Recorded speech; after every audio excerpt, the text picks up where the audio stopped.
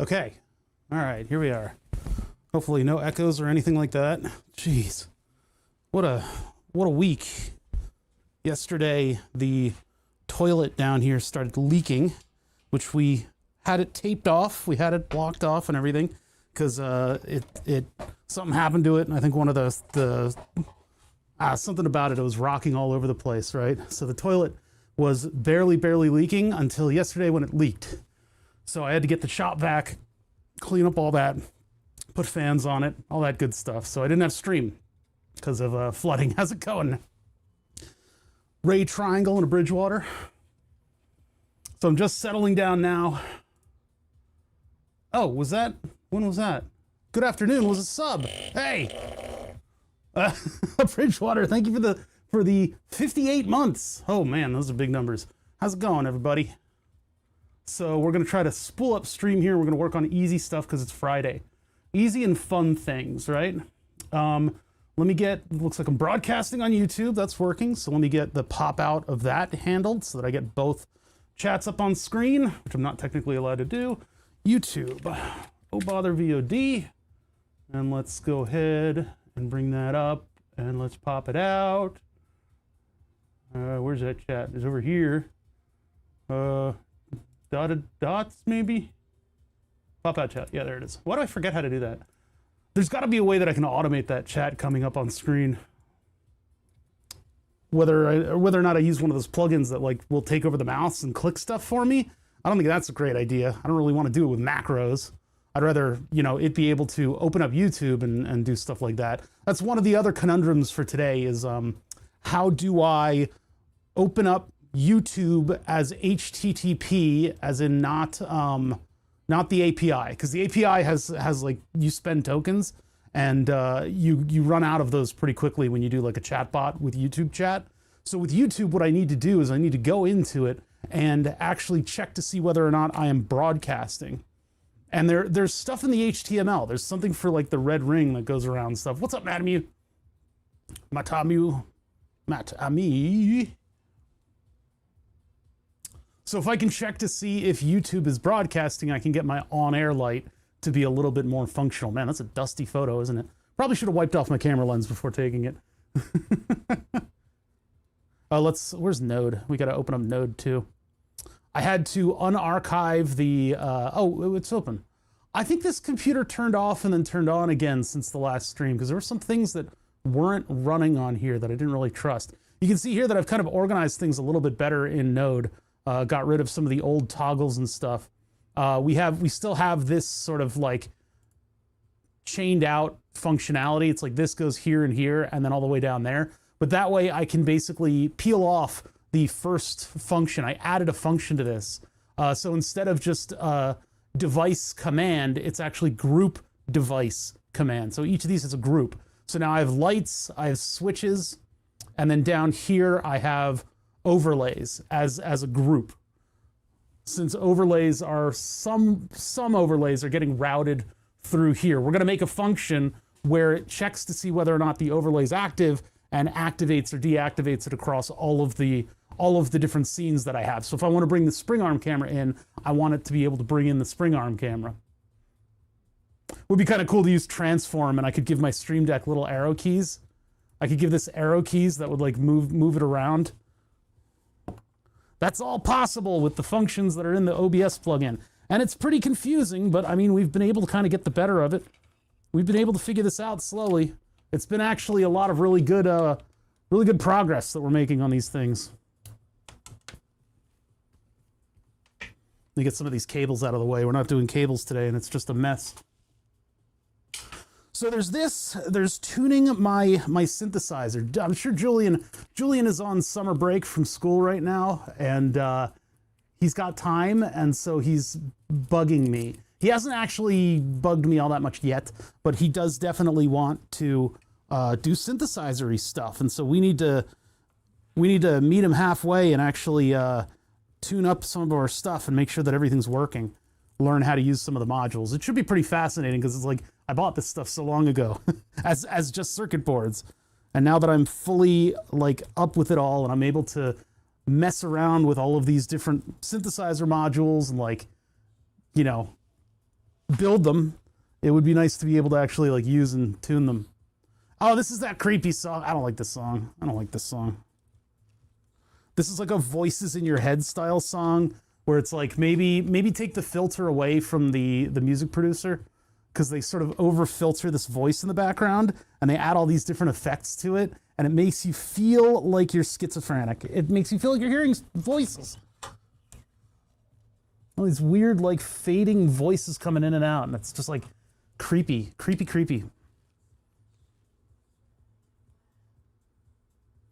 This is not music. I don't know who thought this was music. I can't fast forward it because of SoundCloud. SoundCloud doesn't let you do that. How's everybody else doing? It's science. That's right. We're doing science and technology. That is right. Let's see. Are all my cameras good? Veet Nukem. Rap isn't music either. Now, I disagree with you on that. I disagree with you. Rap is indeed music. And if you really drill me down, yes, this is music too, but I don't like it. But I don't like it. I don't like it. I don't have to. Thank you for the sub, Veet Nukem. This would be 41 months. 41 months. Thank you so much. What's going on over here? Oh, just a mess. Just a big mess. I'm too stupid for this stream, but I love it. You and me both. You know, we can both be too stupid for this stream. Indeed, if you read some of the chat messages that I get on the weekly, I am indeed too stupid for this stream as well. This needs to go with the synthesizers. This is the VCO that I built. I'm not too certain about this. I think with tariffs going on, I think I need to just build up the rest of these to serve as digital modules, and I'll need to build them up with this little edit in the circuit. The little edit is because I got a pin out wrong. I didn't run a trace properly, and yeah, unfortunately that means that I need to do that edit. The other edit was soldering in the power plug upside down because I got it upside down.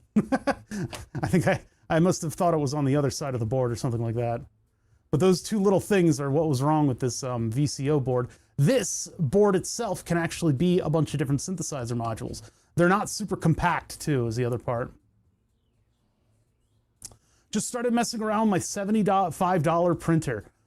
Learning a lot. $75 like pre-pandemic or post-pandemic. Golden Kappa train. Oh, this is a thing where we can actually get like a cold... You'll have a limited time to earn exclusive Golden Kappa emote for 24 hours. Wait, for 24 or 4? It says 4. 30, that's 4 minutes on the Golden Kappa train. Apparently that's the thing. There's a whole like Golden Kappa thing where you can get a Golden Kappa. Although if you had BTTV and you contributed before, like in the Justin TV era, apparently you can get your like golden highlighted name. I don't know. There's something about Golden Kappa on this streaming service.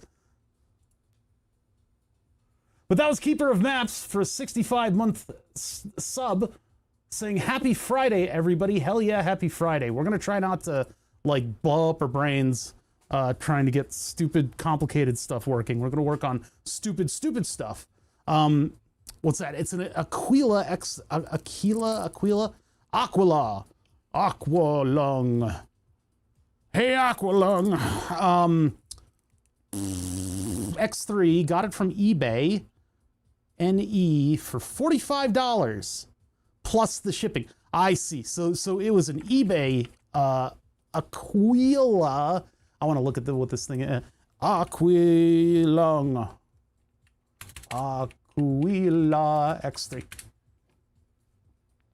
Looks like a standard gantry printer that's based off the Creality one with all the stuff in a tray below, and it has a bed slinging apparatus and a hot end of some kind. It looks like a Bowden tube. That would be the first thing that I would want to upgrade, is turn it into direct drive, because any other tuning stuff you do with it is going to be so much easier. My Creality CR10S, I have done the whole suite of upgrades on. I changed the bed heater. I changed to a direct drive head. I have the Z axes in the back are independent screws that are on sort of like different ball bearings at the top to kind of hold them a little bit more still. I put support rods on the whole thing, and then I went to linear rails. And I'm with only those minor edits. I'm actually happy with it now. I don't even have, so since I'm doing PETG, I don't even have a fan on it. There's no fan. The fan to cool the hot end obviously is still there, but there's no cooling fan for the filament. The company just went out of business. You can get pretty far just buying your own controller if you need to, although that sort of defeats the purpose of the $75 nature of the printer. I just don't like dealing with Bowden tubes. I'm never good with them. I'm too distractible to do one edit at a time and isolate things down to, oh, that's the Bowden tube doing weird stuff. So I just, yeah. I just upgraded myself out of Bowden tube ownership. Wait, did I just see you autofocus? Did you autofocus? Tell me if you autofocused. You did, you autofocused, you bastard. Setup. ARM procedure, activate. There we go. There we go. All right, now we got good video again. There's a whole procedure that you need to do with these Logitechs in order to get them to work properly. Unfortunate though it may be.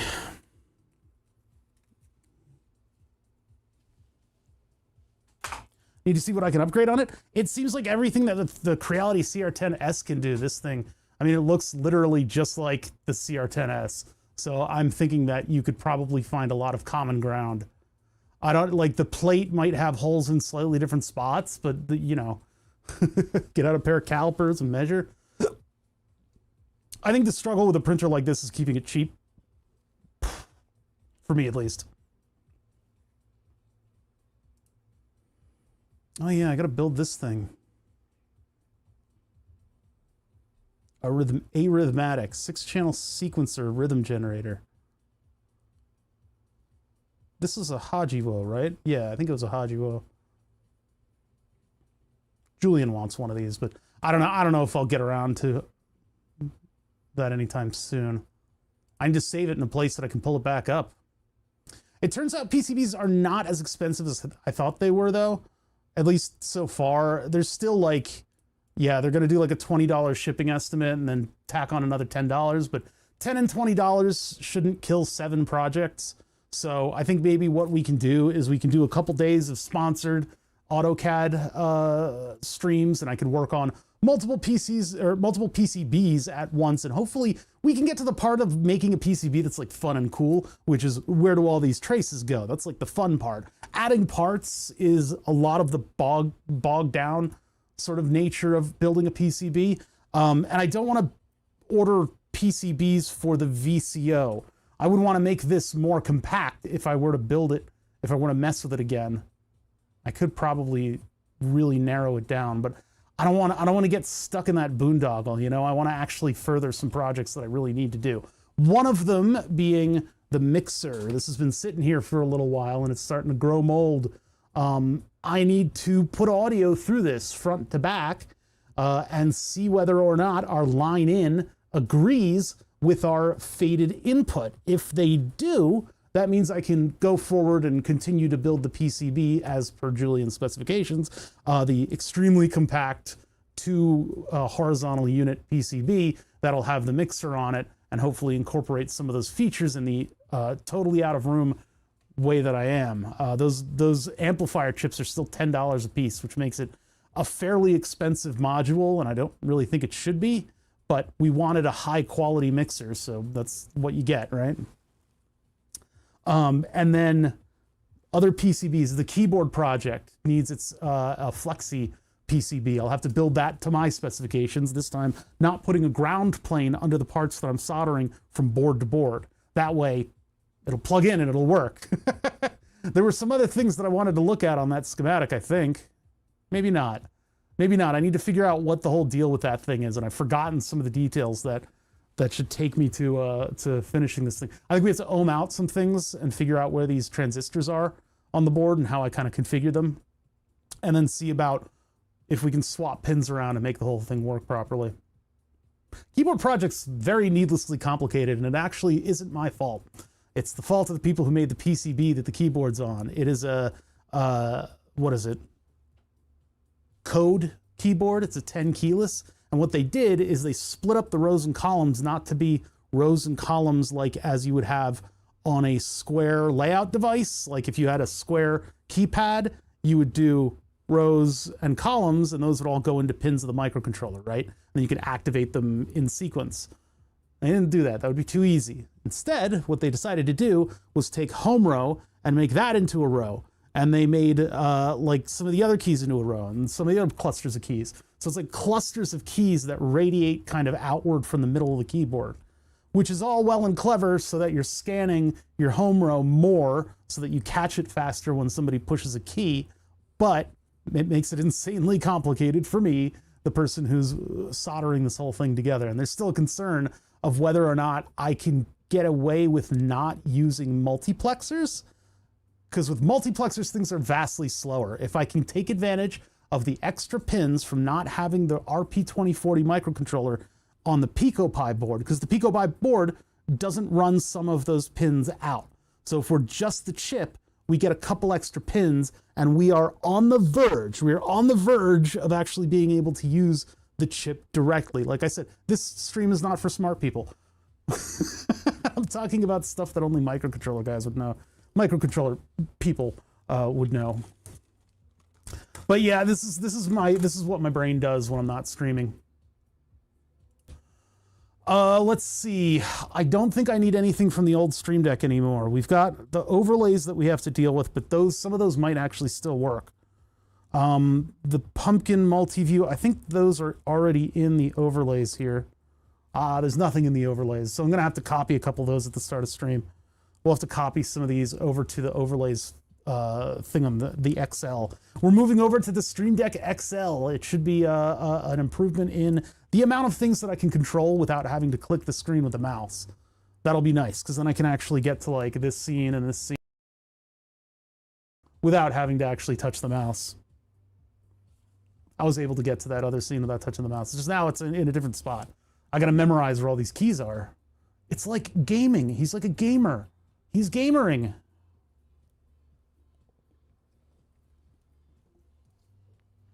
What else haven't I gotten around to? Oh my God, there's so much. The $35 oscilloscope project we need to put together. That'll eventually find its way into the modular synthesizer as a cheap way of visualizing whatever's on a line. Apparently it's pretty helpful to have. And there's a $400 synthesizer module that is a scope, but there's also a $35 scope kit that I can get that I could incorporate. So I'd rather do this and make its own little front panel where it's got the inputs and stuff on it that are all modular style. Yes, sir. It is a hot summer this summer, huh? We have had a lot of rain, a lot of rain.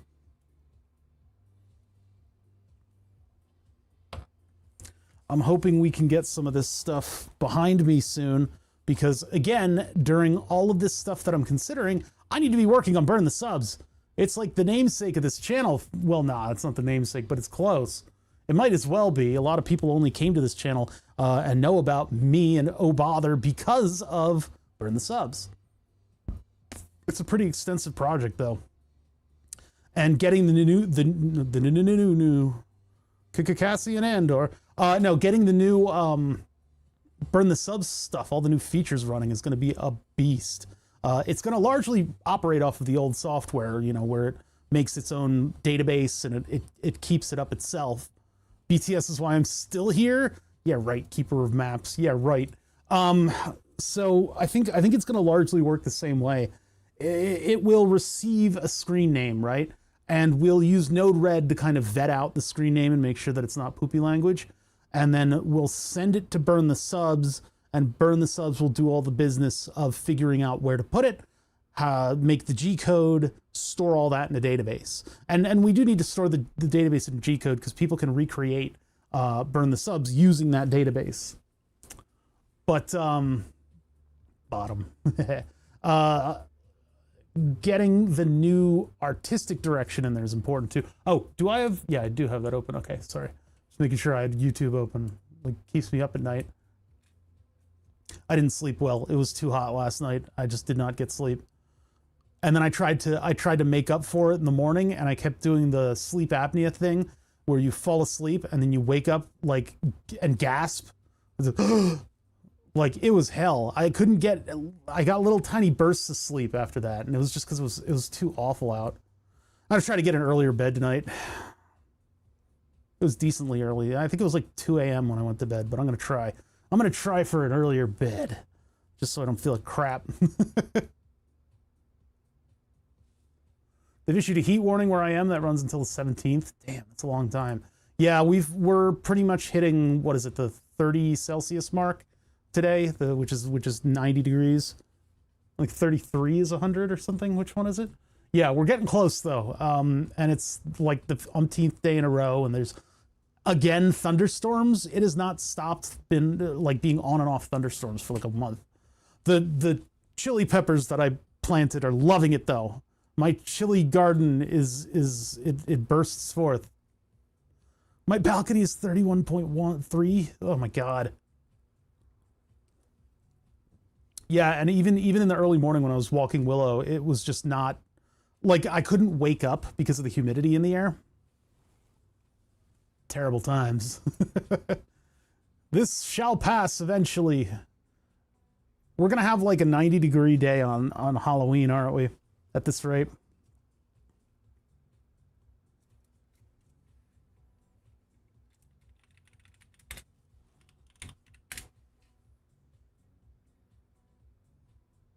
Nah, it still works.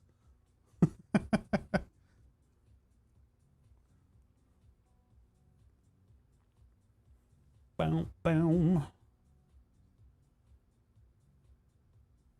Golden Kappa train complete at level 1, 63%. Community contributed a total of 2 sub-gifts and 0 bits. Wait, where are the sub-gifts? I just have sub. I guess people gifting subs have a chance of unlocking the Golden Kappa emote for a while. Yeah, I don't have the Golden Kappa.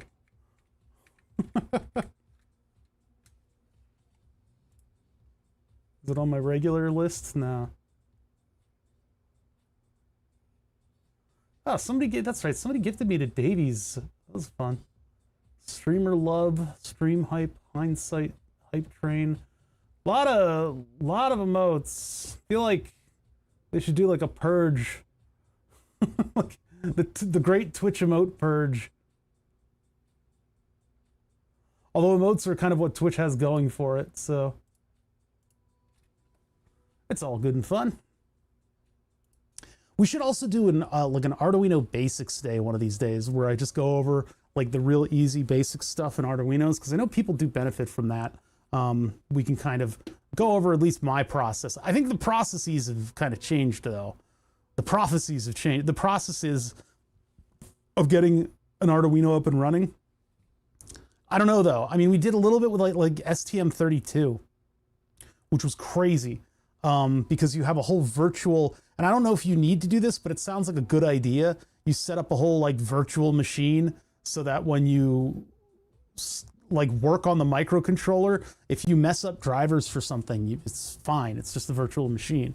And if you install weird stuff, it's just local to that machine.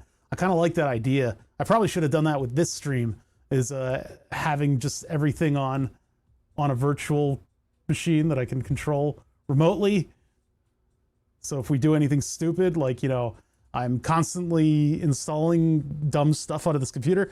Vinesauce, Joel, Varg Skeletor does that content, and that's so clever, and I wish I had thought of that.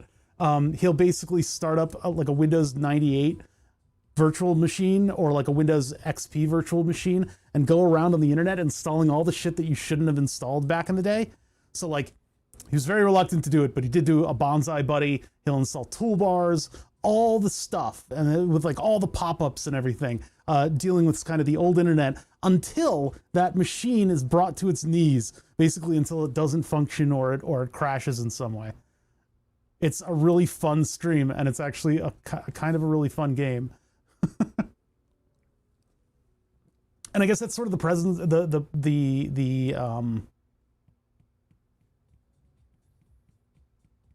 not precedent. The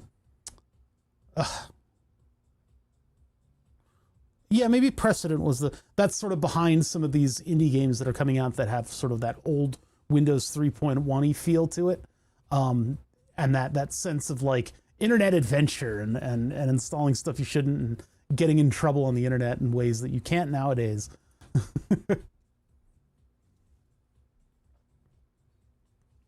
I don't know the titles precisely, but they are out there. One of them, Hypnospace Traveler, is like that. It's sort of inspired by the internet days of old, where you would have keywords and like, you know, you'd be in like the teen zone where you can put your teen web page up and everybody knew very basic HTML, and there were a lot of little animated GIFs that people would put, like the under construction logo, sort of the heyday of Hamster Dance.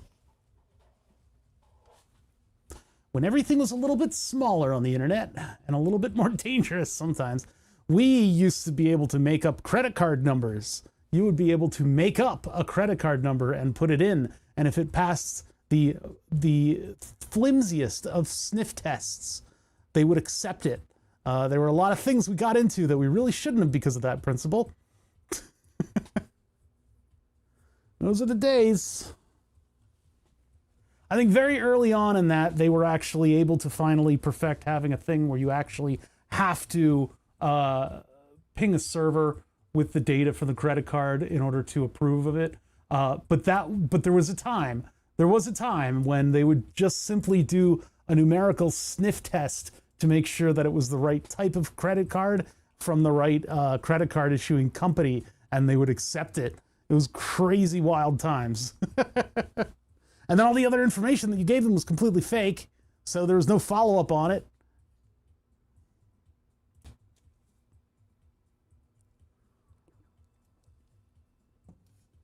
My first programming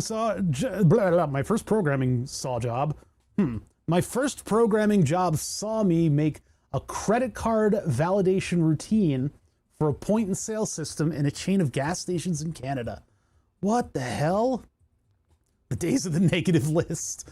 Good Lord. And it was just checking against the list.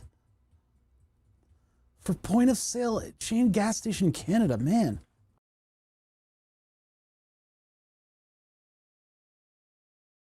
And they just relied on teenage you to do it. Golden Capital was something simple like a 1 in 1,000 chance on user signups date,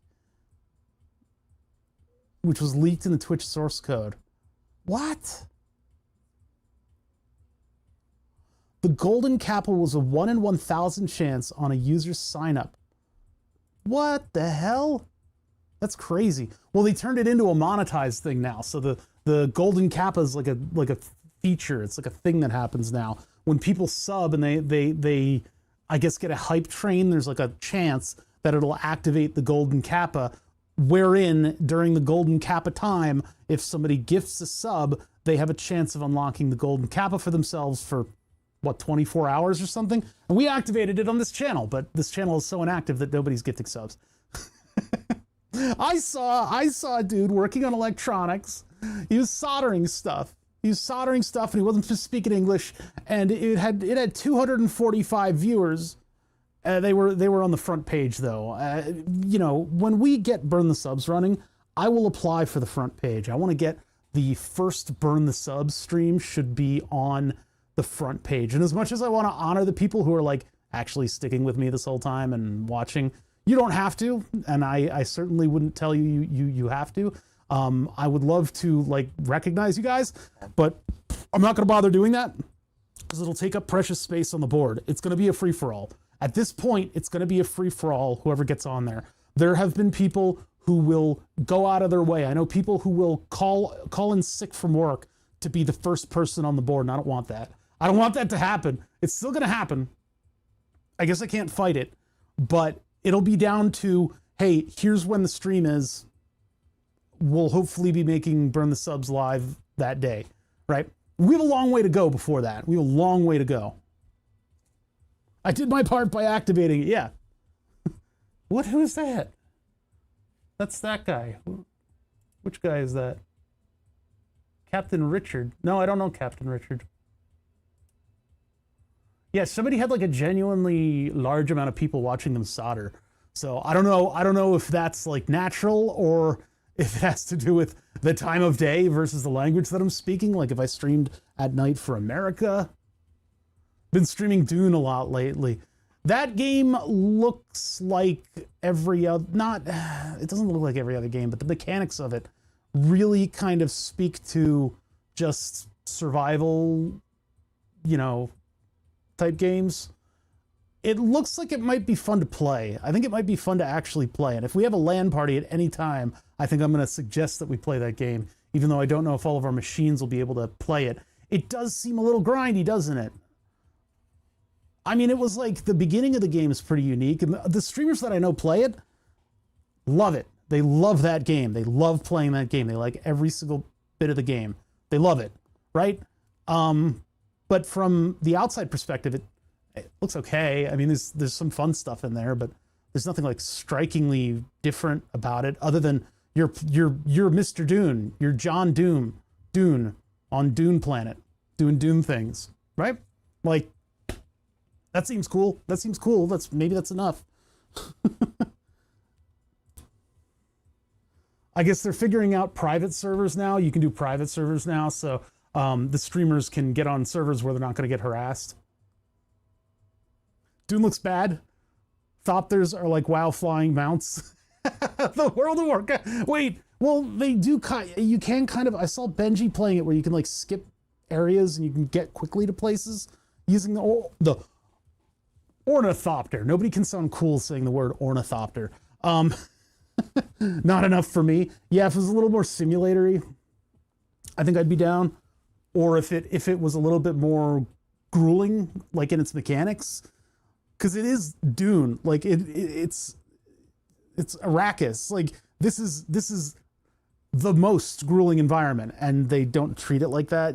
It's kind of grindy. Like ooh, look out for the worm. I better go faster. Spice hell, Kappa. No, your original message. I will not let you correct that. Yeah, it's just, I don't know. Maybe I'm just malding because I suck at it. I haven't actually played the game. I probably wouldn't be that bad at it. We do plenty of survival games. Maybe if I have a LAN party, it's worth suggesting, but I'm not sure. I think we'd rather just go back to Valheim and continue finishing Valheim than Duning. All well and good while there's like, Dune 2 came out. An experiment to see if Denis Villeneuve can create the most boring movie in existence. It's scientifically formulated to be as boring as possible while also being a huge spectacle.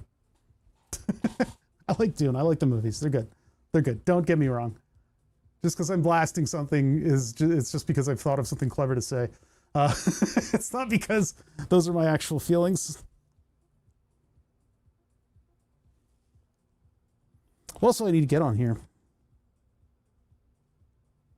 Oh yeah, so if I get mad at chat, oh, it's still broken. Oh, that's right. Those are the flows that we were just looking at that were all broken up. Yeah, these two, my special chat messages.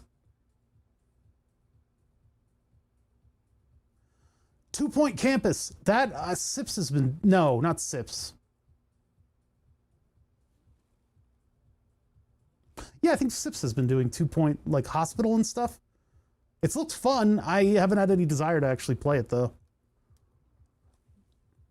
I'm currently being a nerd about Deltarune and Undertale. I need to actually like get back to playing it because I'm trying to get like a 100% on the first 2 chapters before I do the second 2 chapters. And what's that? Campus or museum and muted mic. I'm not muted. I'm still talking. I don't know which one. I think the museum is the one that they were playing, but I haven't gone back and played the games. I've watched other people's like playthroughs and stuff. There's a year until the next chapter, so I'm gonna take that year and take it easy. I am kind of burning out on watching other people's playthroughs of the game, but I'm not too concerned with spoilers. I'm a streamer, right? I won't, I don't really allow people to spoil things in my chat. That's sort of anathema. But in terms of like my own experience with spoilers, if there's a particularly important piece of media, I just keep away from all of the like, you know, the subreddits and things like that, and just try to kind of isolate myself until I can see something. Generally, though, with 99.9% of spoilers, it's not worth the work to stay away from it. And typically, you'll hear a spoiler, and it's like, well, that's neat, but I'd rather just see how it goes down. And you're like, whoa, I can't believe they pulled that off. You muted yourself, yeah. Yeah, it's like the mechanics of how they pull off something that is a surprise in media is more important than the surprise itself, in my mind. And that's something that, as a streamer, I chose to stream, right? I chose that, hey, I'm gonna try to be this big popular guy, and maybe I'll make it. Maybe I'll be this big popular guy. But in doing that, you become a funnel for things like people trying to spoil things. And so that's just part of the job. So it's just, you know, a necessary evil. Things are quiet. We got a quiet stream going on so far. Where's everybody today? They're all taking vacations. They're all just, they've been held up in traffic. They'll be here any minute now. Any minute now, I'll have just this wealth of viewers. Everybody's going to be here. It'll be so great.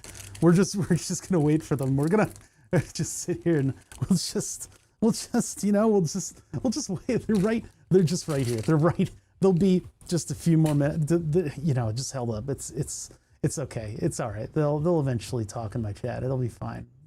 And then we'll all be there. We'll be hanging out. It'll be so good. Just don't worry about it.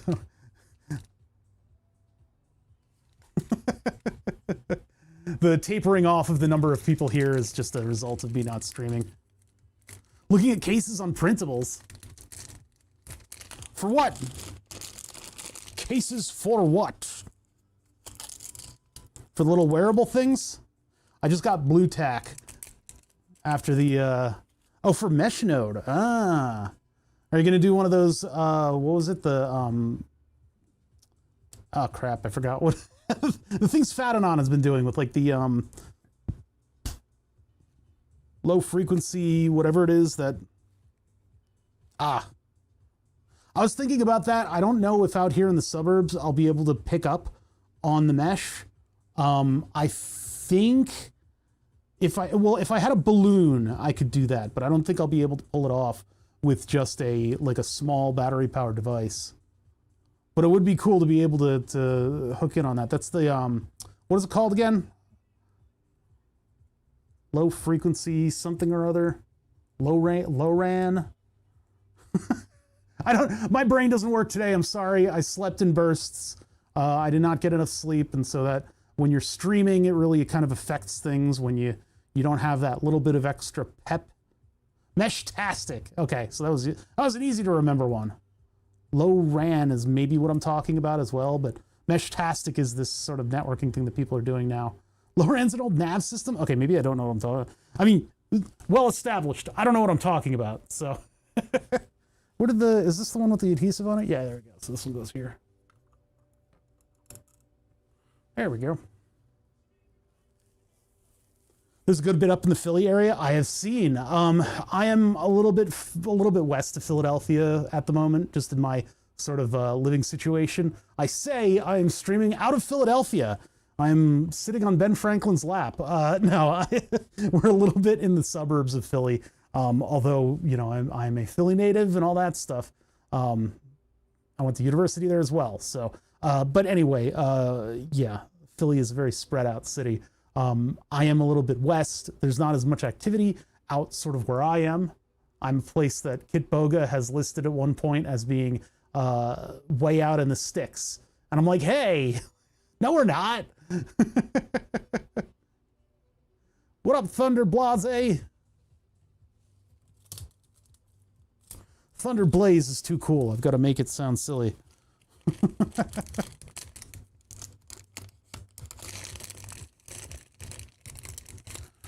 We are streaming on a Friday. My bitrate is weird, but I think we're doing all right. I don't think I've dropped any packets. Yeah, we're doing good. And yeah, we're just going to try to kind of take it easy today.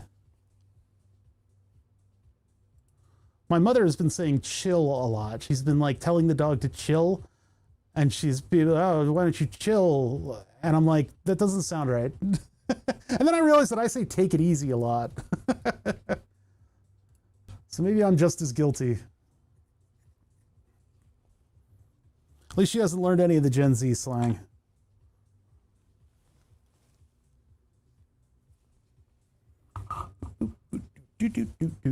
Yeah, what I want to do is finish up those flows so that I can turn you guys off and I can finally be free. So I can turn chat on and off, and so that our overlays work again. And I can turn on and off thermals. That's another one that I want to kind of crack today.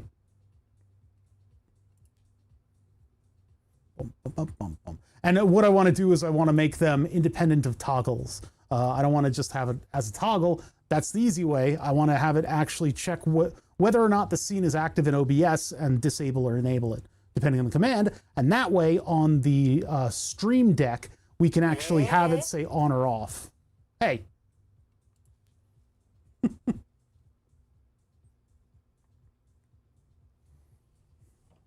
Yeah, the way that that message works is that you're sending into MQTT, but it's been brokered by Node-RED. So when you do the channel redeem in the Twitch API, it'll say there's been a points redemption, and then it looks at the message of the points redemption, and if it's 0 through 9, it will choose that corresponding fart. So that one chose fart number 0 through 8 rather. It'll choose that corresponding fart. If it's 0, if it's 9, if it's like that one is, it'll choose a random one. And that's all done through Node-RED.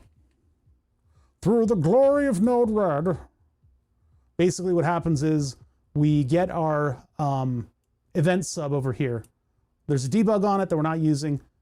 It'll then get routed to one of these entry nodes that I've sort of branched out just to keep things clean. If it's a chat message, we have a couple things that happen to chat messages. There's an activation of one right there. If it's a raid, I get the purple light. If it's a sub or a gift sub, we get red or blue, depending on if it's a sub or gift sub. And this little cluster here just lights it up for a brief amount of time and then turns it back off. You just have to have 2 messages in order to do that. So the message is being turned into the color and brightness command. Then it's being delayed, and then it will be sent off. Now, the reason that there is a filter on this is so that we're not constantly sending light conflicting commands. You can send it on and then on again, right, for the same exact thing. Just send it to the same commands, and it'll flash red for just a second, just a split second. I don't want that to happen, so we have these filters in here. If it's a point redeem, currently our only points redeem is the fart machine. We can, of course, add something later. But then it'll set the message payload, and then this switch basically says if it's just a string with a number between 0 and actually that should be 8, shouldn't it? Because there are not 10 farts. What is number 9? Wait a minute. What happens when number 9 is activated? Shouldn't it be? Oh no, 0 means random. That's right. So if it's 0, that means, hey, I would like a random fart.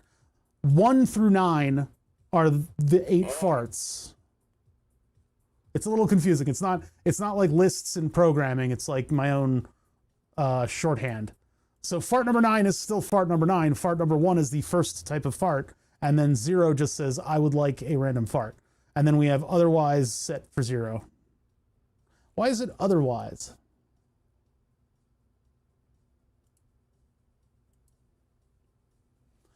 But otherwise does what to the payload?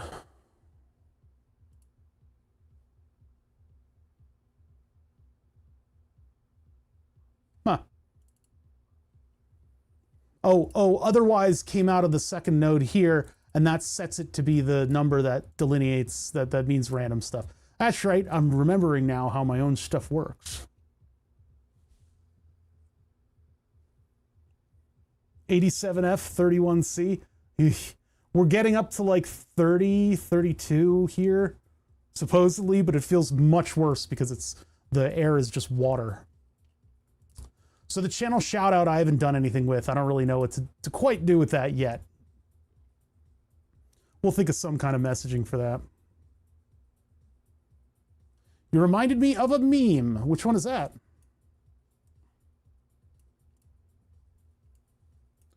It is Friday.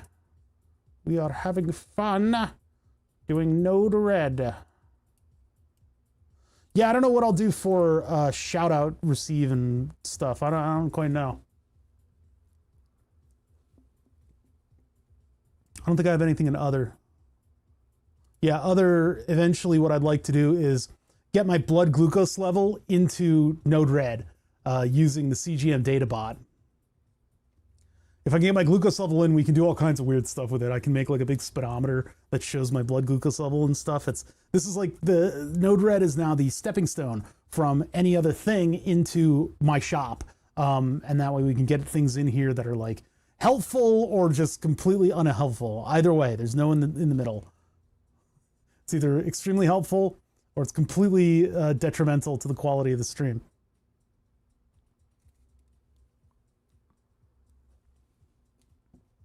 What else are going on? This is kind of a quiet summer for me. Everybody else is doing stuff except for me. It got up to 92 in my garden. Ooh, yeah, I can't imagine what it is in the alleyway without a breeze. I mean, yeah, at this point, doing like lighting is a little boring. Cause yeah, I can have it go from like green to red. Machine ahead. All right, what is this? I'm gonna open a new window. It's a JPEG, so I don't have to be cautious of audio.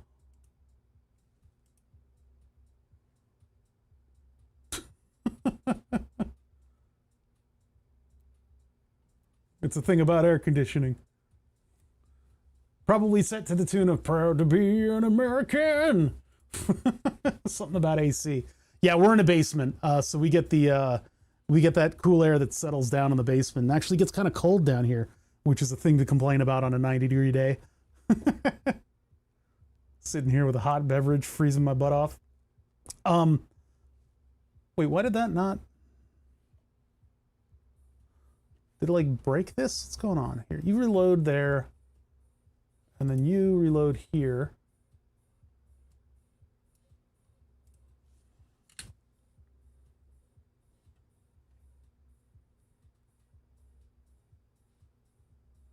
Oh, it's because the keeper of maps messages.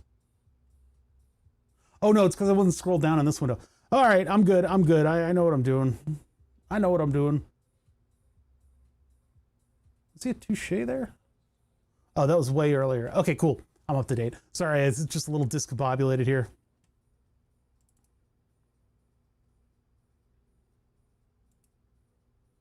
I didn't do anything. No, you didn't. No, you didn't.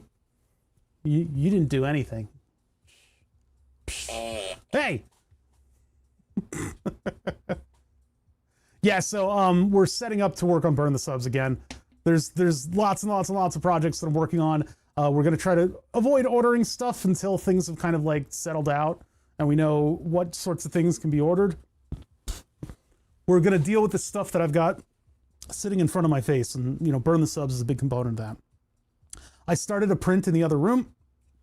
It is the water shroud for the laser. We're gonna see how this laser in its shrouded state did kind of sitting around for a while, see if the chrome is still intact and all that stuff.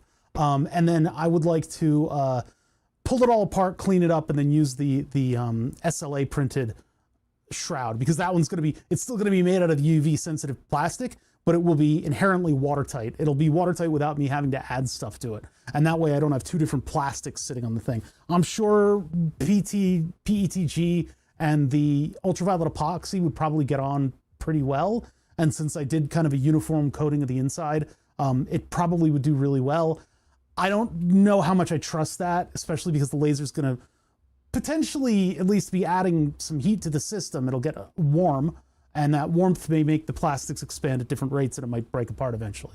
The longevity test, get it? Longevity test. I haven't worked on it in like a year, so that's the longevity test. I'll take it though. I'll take it over anything else. We can just see what the state of things are, if water got in it or anything like that. I know it's been in contact with water. It hasn't been pressurized or anything like that, but we'll just see what the state of that is and whether or not I put it together right, and take those lessons into putting together the SLA printed one.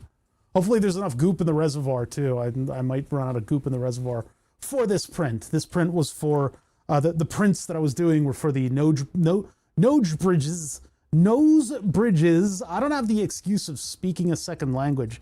There's streamers out there that mess up words and then get annoyed at themselves that they messed up a word because they're speaking English as a second language. That's not me.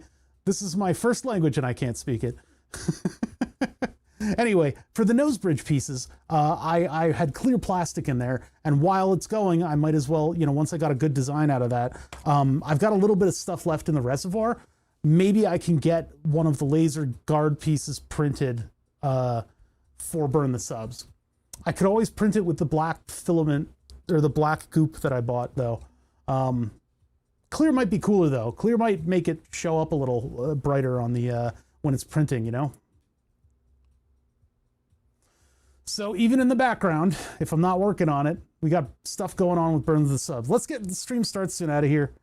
I'm like losing my brain. I don't know what's wrong with me. We got to fix some stuff with Node-RED before we're actually back at square one with this thing. I would like to basically, okay. I bought the Stream Deck XL many years ago. Like really, like many years ago. I've had this thing for a while.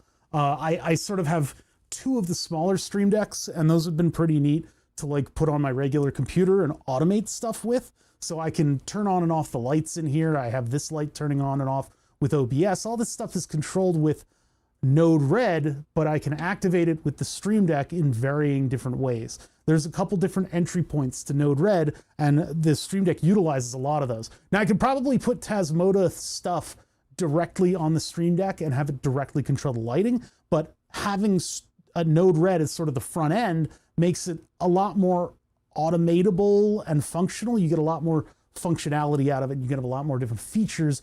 And all I need to do is ping Node-RED with HTML. It's the same way that I get chat interactivity. That's why I have, chat controlled as part of the thumbnail for this thing, is that we have the Twitch API in Node-RED, and now it's able to control all the same stuff. If I wanted to give you guys the ability to turn on and off the lights in here, I could do that. Now, keep in mind, I've been doing stuff like that for some time.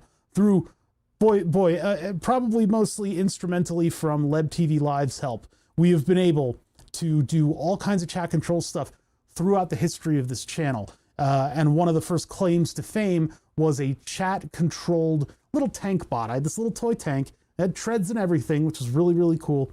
And we were able to plug it into an ESP8266 that had a little motor controller on it. And so we were able to put in commands in chat to go right, left, forward, backwards. And then there were some other alternate, like 45-degree turn commands and stuff like that. And so the tank was able to roll around here with those commands. The big problem with the tank, though, was that the motors on it were not exactly like making it scale. So at that scale, this little, I think it was a Tiger 2? I forget which tank it was. Anyway, the point is, the treads were not really able to grip the surface here.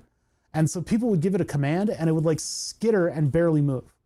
And we timed the output from the motors. I probably should have put a PWM in there to slow it down, but we were able to get the thing to be marginally ambulatory. I taped an X-Acto knife to it. So we actually had a knife on the desk that was wandering around. This is during a big Rabaz raid, back when that cooking simulator game was big. He, I think, was playing like a PC building simulator, and he kind of had a crash out and raided my channel with like 1,000 people. And so I had this tank that was wielding a knife. It was holding a knife at me. It was like, whoa, okay. I actually had it stab one of these rolls of painter's tape and make it look really dramatic, like it was really out for blood. And chat in turn was also out for blood. They were trying to stab my fleshy hands with this blade. I actually did get hit in the knuckle, and it hit me, and it had absolutely no momentum behind it, so it didn't even break skin. With an X-Acto blade, of all things. These things, you'll know. You won't even know. Sorry, I'll say, you'll know. You won't know, because this thing is so sharp. Ridiculously sharp blades. If anybody has suffered a significant X-Acto cut knows, you only feel the discombobulation of the two pieces of skin coming together at a slightly different angle.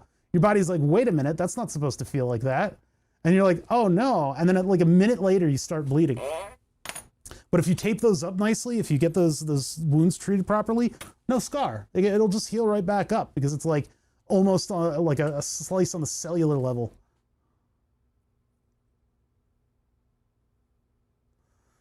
Points redemption to pan and tilt the laser on BTS. That would be nothing but chaos. That would be an insane amount of chaos. I was considering whether or not I want to use the laser level on Burn the Subs. A font selection? Hell no. No. I'm in control of the art. I don't know. Twitch giving you guys, I'm sure you guys are like amazing artists and you're really cool and all that, but like giving Twitch control of stuff is it's the gateway to cringe. It is the gateway to cringe. It's welcome to Cringeville population Twitch chat. If you've ever seen stuff that's in control. Second channel, Burn the House. Actually, if I had Germa money, if I was Germa, I would love to set up like rent a warehouse, small, just like a small warehouse. You just need tall ceilings and a little bit of wide space. Put together a set that is a kitchen, maybe even run gas to it. Put a robot arm in the middle of it and have Twitch makes breakfast. And you would give a command set or have an app where users could pay money, because you've got to make money, pay money in order to control a robot arm. And the robot arm, the joke of it all is that the robot arm would just completely destroy the set. It would just be down to like bits and pieces by the end. But you would of course have to program in some limitations on the robot arm, and it would have to sort of devolve into basically is a small smoldering fire with maybe some water shooting up somewhere. But it would be something where you would allow it to like start to do its job properly, and it would eventually like give full control over to the app in some way. That would be sort of the artistry of it, would be making that so that it's fun to control, so that whoever gets control of the robot arm feels that they've done something. Because in the end, it will just blow up a kitchen. Pee Wee Herman Breakfast 2025. Was that, no, not Pee Wee, I was thinking Ernest.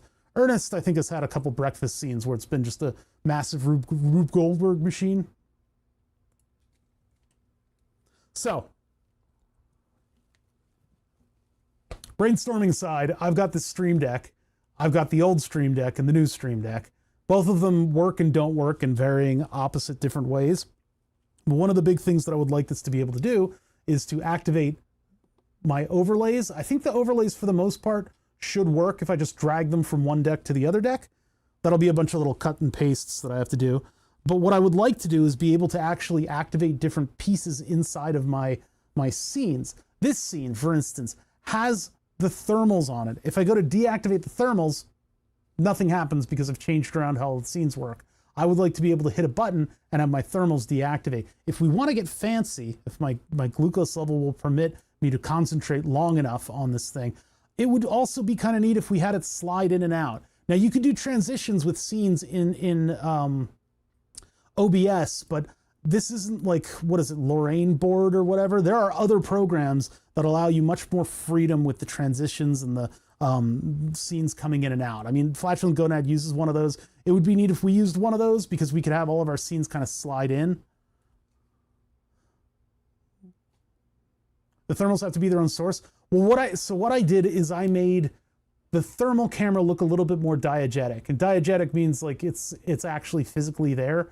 I made it look like it's actually physically here because it has a drop shadow and it has a border on it. So now it's a lot more visible and it sort of interacts with what's behind it. That shadow, of course, isn't a hard cutoff. It just looks a little bit more like it's an actual physical element. And I do that by dropping a shadow on the scene. I have sort of the border plugin and then the scene plugin that allows me to do that. But this is a different scene. This is this scene. It's gonna go quiet. That scene is all I call on to put it in here. So what I could do, well, what I need to do is I need to deactivate this element, not that scene. And the button that I have turns on and off just the thermal camera source itself. It's all in the way that I organize Node, or organize OBS. Jeez. Oh, my brain. So the plan today, if I can keep my brain working, linearly, and I don't get too ahead of myself or behind myself, what I would like to do is build in a system where this thing can check to see whether or not the scene is active or not. Whether or not this active or not is seen or not. So what we have is we have our HTTP requests come in for the overlay. Basically, the grouping is the overlay grouping. Yeah, we're doing Node-RED. I figured we'd do Node-RED today because I'm not able to drop this until I get it done. Because when you're like an engineer, master of all trades, jack off of none, you're asked to hop around programming languages quite a bit. You could be using totally different CAD software from the day before. There's a certain, like, you kind of lose it a little bit because you really get to know these programs and how they operate, and then you have to learn a new program and how it operates. So while I'm here doing Node-RED, I would like to continue to do Node-RED until my brain turns into some form of jelly. Yeah, had to get it working. Oh, wait, no, never mind. I'm going to move on to something else now. Yeah, so that's why we're doing this again. We would be working on Burn the Subs. I promise you, we will be working on Burn the Subs before you guys know it. So what happens here is we have an HTTPS like get, and the URL is streamdeck and then colon. And I guess what's happening here is that colon tells it that this is going to be part of the message, and then device is going to be part of the message, and then command is going to be part of the message that it puts together. It's putting together an HTTP into Node thing.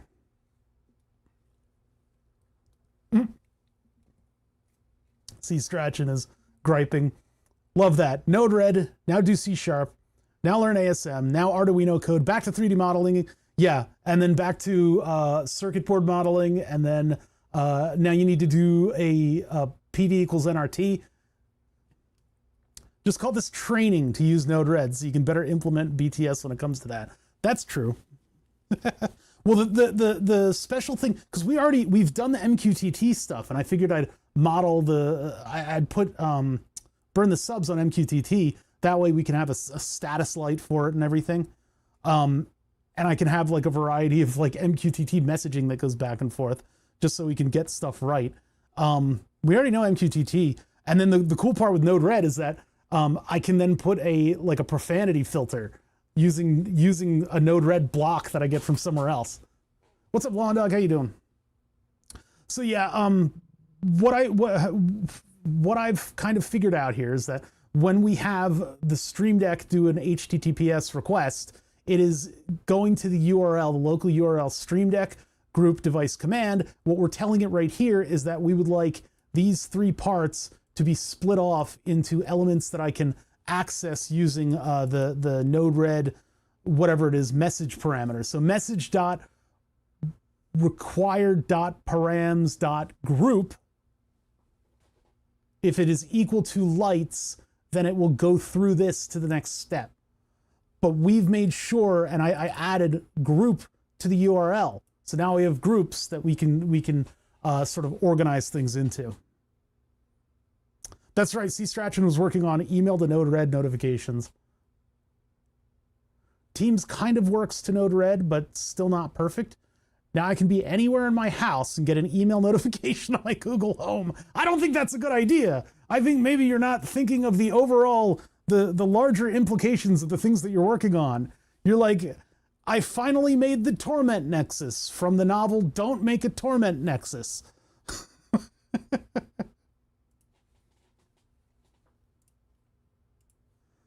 You should really think about the big picture. Maybe think about the implications of what you've done. So yeah, I basically have split these out into a bunch of different things. So I have switches, I have lights, I have down here, we just have the third thing, overlays. So when I want to control the overlays, I hit a button. Like up here, I'm just concerning myself with all the Tasmota stuff. And these toggles are here in case the Tasmota thing is in the wrong state, because these are physical devices. And if I don't want to walk over and find the button on the Tasmota device, I could just hit the toggle from here. It's a little sloppy. It takes up a lot of room on the thing, but it works. So we have one location. Leb was telling me that last stream is saying that if you have two of these like HTTP input things, they can kind of run over each other and cause weird stuff to happen. So it's best that you just have one, and then I'm just using the links in order to put them into various places. And I figure I should probably only have one link per tab of Node-RED. So if I need to, maybe I'll have to link from tab to tab, probably put a note next to it. I did put notes on a lot of the different like blocks of areas that I'm working in, kind of, you know, cinch things down, make them as small as possible, and separate them enough so that if I need to mess with it, I can mess with it again.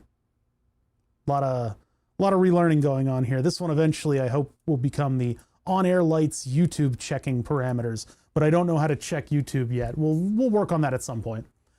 So this is for enabling and disabling chat specifically, but I actually have a second one there, which will be overlays. So we'll work on chat first. We'll work on overlays next. So chat takes on a couple different forms in my stream. There are two different chats. One has a frame.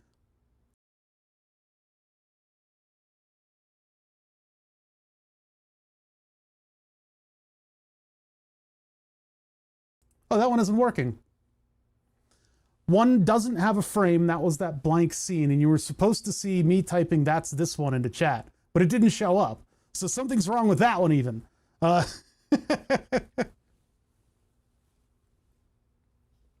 Black screen, no voice. Yeah, those scenes don't have my audio parameters in them. No Teams. I really don't want to attend a planning call on a Friday in the afternoon while I'm watching a bother. Yeah, there's, for the Fusion 360 sponsor thing, there's a Thursday session, which I would love to go to, but I stream on Thursday. So I have two scenes. One of them has a frame around it, the other one doesn't, right? The one that doesn't have a frame, this one's working just fine though. That's what I'm wondering. What happened there? Because frameless chat is not... One sec, I'm gonna look at it real quick. Okay, so there you can see it working. I don't know what happened. It started working again. One of them has a frame, the other doesn't. I want this button to disable both of them, because if I'm disabling chat, you have to think, well, what's the scenario where I'd want to disable chat? It's basically if you guys are pissing me off, which happens a lot, and I just want to like stop influencing my stream, go away. I want to bat it away with my paw, right? Go away, leave me alone. No, I'm not specifically talking about C. Strachan's comment. I mean, just in general, chat, when they get a little bit much, I want them away so that I can continue to run my own stream, right? So what I'm gonna do is check to see whether or not chat is on or off, because the situation could occur where things get discombobulated, right? And I have to hit the button twice. If it's just a toggle, fine, but I'd rather it check. So before I blank out chat, what I would like to do is check to see if it's active and deactivate it. And so instead of activating it, and this is the tricky part, I want to deactivate it like the scene in other scenes. If you look at the way that I've got my OBS. Whoa! Okay, hold on, let's get a little smaller here. I have not, like usual, I have not done any homework, and I have no idea how I'm going to accomplish what I want to accomplish today. But I think I'll be able to do it. I think I'll be able to. Anyway, this is OBS. This is how I'm mostly controlling everything and monitoring everything that I'm controlling for this stream. What I have are scenes that have been brought into scenes. Now, OBS can do all kinds of crazy shenanigans, right? They can do OBS can do all kinds of manipulation of animated elements and cameras and audio. And actually, Julian was very surprised. He thought that you could only have one input device, but it turns out with a workplace like, or sorry, a workstation like OBS, you can amalgamate tons of different samples. It's basically an everything mixer that then broadcasts. So I have all my audio sources in here, I have all of my scene sources in here, and I have all my scenes over here. OBS can tend to get a little bit confused with newer features, so I'm doing kind of an old school way of doing things. I have all of these scenes, and then in my actual scene that I want to broadcast, I have other scenes in there, and that allows me to put filters on the scenes for rounded edges and shadows. The problem is not that it can't be done, it's that everything could be done.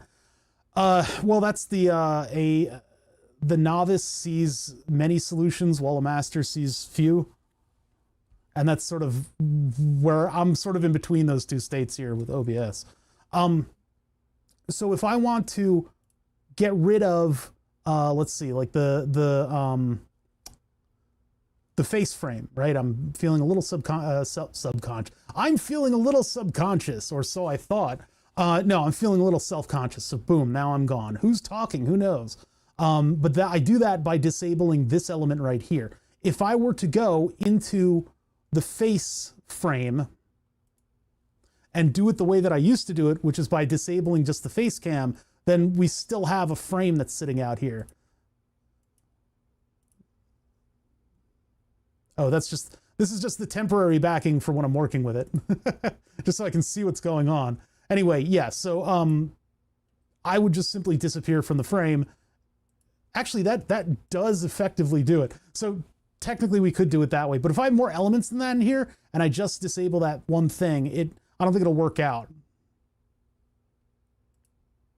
Yeah, so if I disable that, then actually I do go away. But I kind of want that in there because this is like the standby, like broken video screen. I could add text to that too. Hold on, let's add text to that. That'll be funny. Text, where's my text? Text.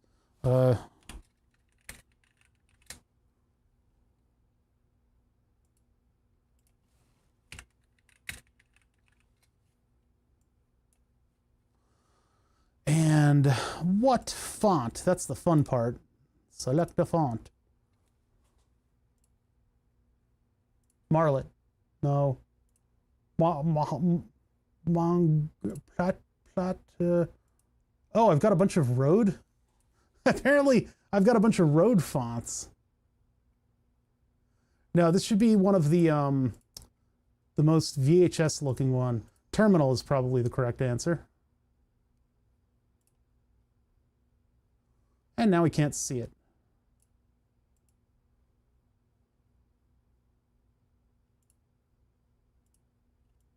Did that change? Ah! That scared the shit out of me.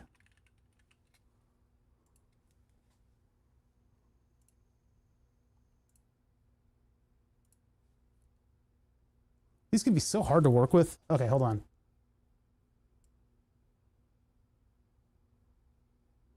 Oh, I see. It got really tiny. Why is there so much vertical?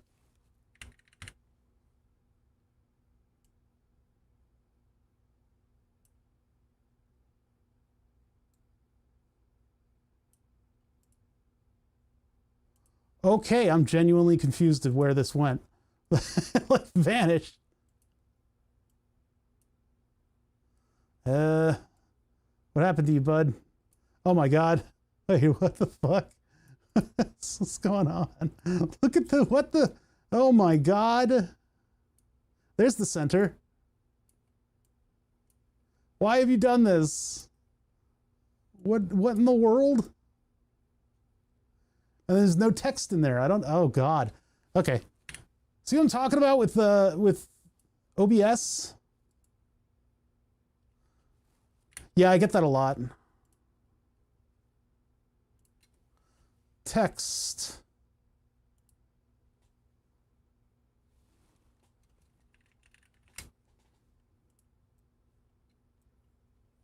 OBS needs a property box with XY. OBS needs a new thing, right? So now there's another thing to break it. So if I select system,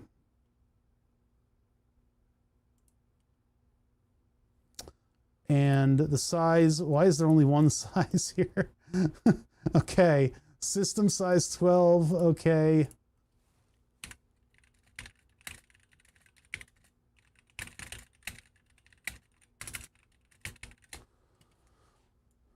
Type a bunch of stuff.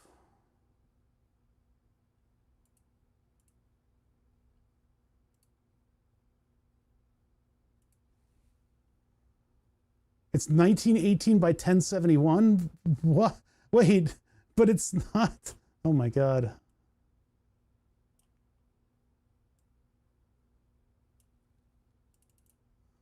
Where is the, wow, this is fascinating.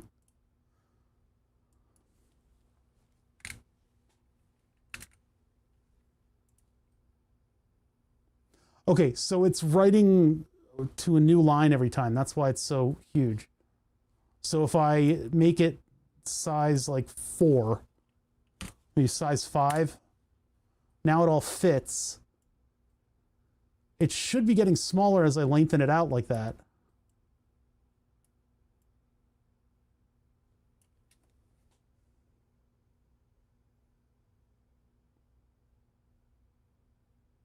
Oh, it's outline.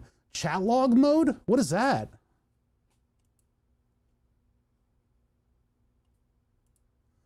Oh, that's if I want the chat log from OBS to go in here.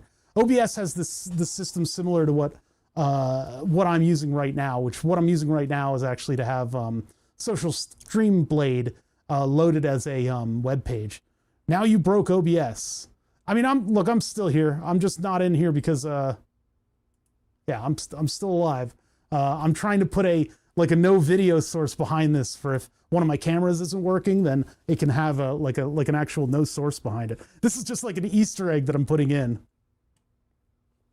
Was OBS not broken before? Yeah, you got to be more specific. Well, I don't understand what's going on with the text here. This font, I guess, is just cursed. So we'll just put it in like normal text and it'll just look fine. Remove. Go. Yeah, all right, so new text.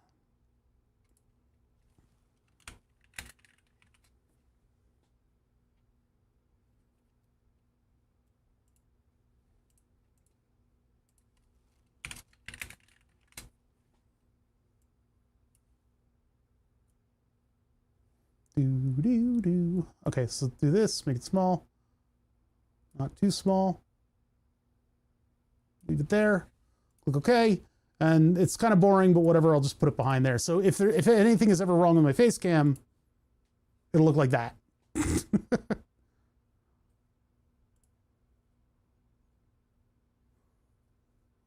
you still max other chats on your screen chat?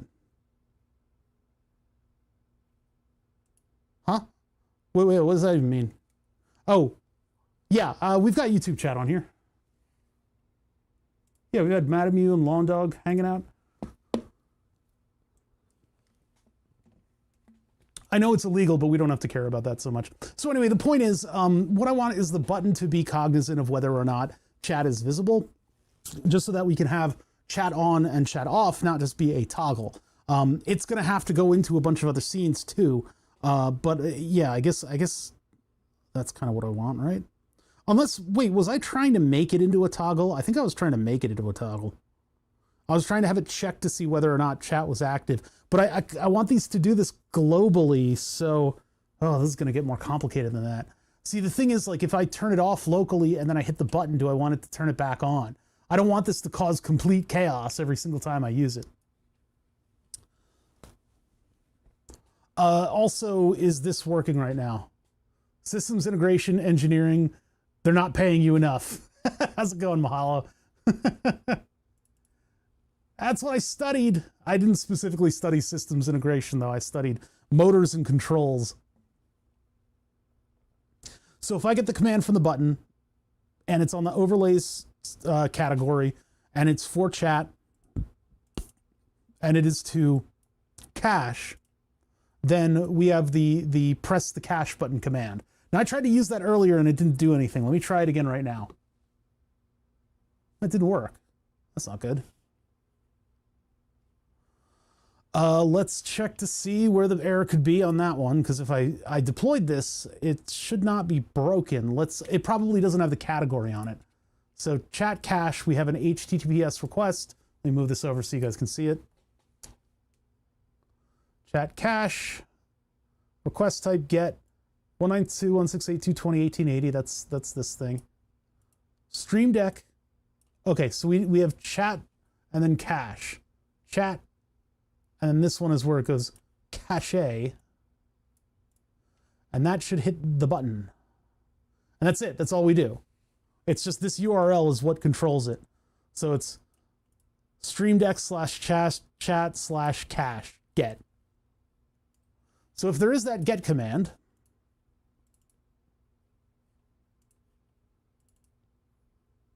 cache here, did I spell it right?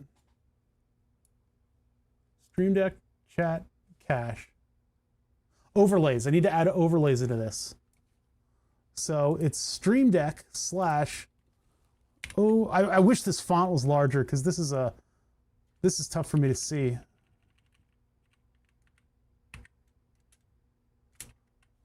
Overlays. It's like a really squished font and it's really kind of small. Streamdeck overlays chat cache. There we go. So those are all the categories. Yeah, the bar rater tools could have a slightly larger font. That would be nice. Okay, so now if I hit this, the chat over there should go blank.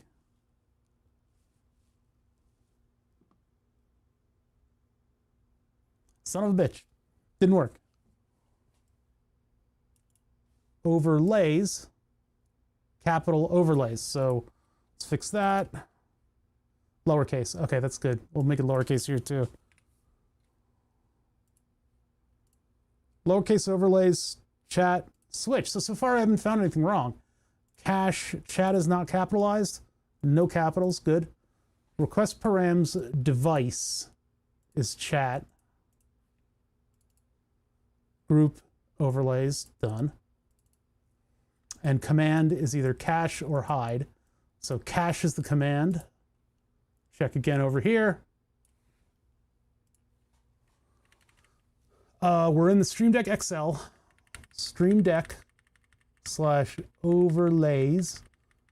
Overlays, overlay. Overlays. Double check in the thing. Overlays. Plural. Plural overlays. Catch. With an E. This is the kind of pedantery that we have to deal with here.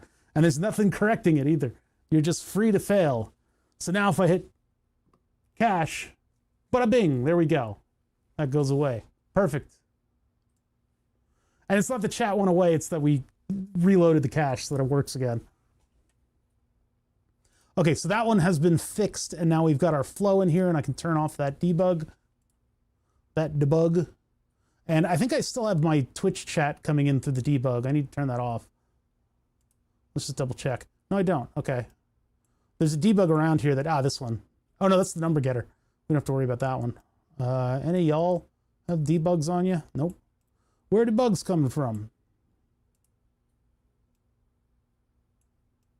You're just deactivated. Does this one enable me to turn off the time switch? Huh. That's neat. Weird. Okay, I don't know where those debug messages were coming from. That's fine though. What the? Fatanon just subbed at a tier 3 for 76 months. I need to have like confetti come down. Thank you for subbing for 76 months. That is significant. Thank you so much. Fatanon, thank you. I don't have a pay to moderate scheme, but Fatanon is a tier 3. Bonk. All right, we're figuring stuff out. I'm trying to get to where we started from. Now, why do I need to check to see whether or not this scene is active? I guess if I want it to be a toggle, because OBS gets commands to turn it on and turn it off. It doesn't have, from what I understand, it doesn't have a, on-screen. There's the on-screen celebration that he's triggered for himself that you can only see through the Twitch API, the Twitch front end. I don't think it affects my, it doesn't affect my monitor view that I have on the other monitor over here. Thank you, Fatanon. I really do appreciate that very, very much. Tier 3 sub. I mean, that's incredible. It shows on the screen, but I have that turned on for myself. So I don't see it. You don't see it. Only the people who are masochistic enough to be opened through either a phone or a browser window can see it. People like Short Lurker, who's viewing through some other thing, I forget what he uses, won't be able to see that either. Thanks, Twitch. Cool feature. I need to get an overlay for myself. That's the confetti over top. I need some of those joke overlays.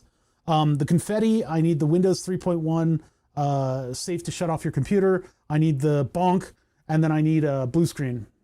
Older blue screen, not the newer one. Those are overlays that I have to go out and find. You just made the ID light go off. The ID light is not visible on the face cam. I guess that's okay though. But the ID light is part of the interactive layer of the shop. It's one of the things I showed off on the thumbnail for the stream.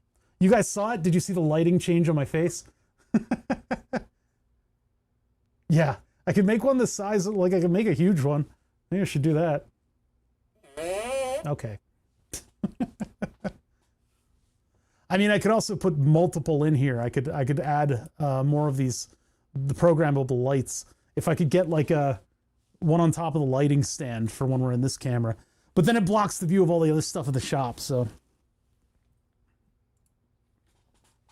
So yeah, let's say that we want to turn off chat. So here I need to see what the status of the scene is. So we have another OBS thing. And the request is not get stream status. We need to find out if the element, I guess, is active or not. So I got to think about this in terms of like how all of these different scenes use that chat overlay and how I can disable the chat overlays in them without the frame being visible. Because if I go to the actual chat scene, I'm guessing asking for a Horse Girl stream isn't going to happen. Let me be real with you. Let me be real with you for just a minute here. The Horse Girl game is a easy thing for streamers to have as sort of a foil so that they can shout over it the whole time. I don't know if the game's fun or not, but I don't want a bunch of anime girls on my stream. And I don't want an excuse to make like horrible screaming noises for you guys. It's just not the kind of content that I do.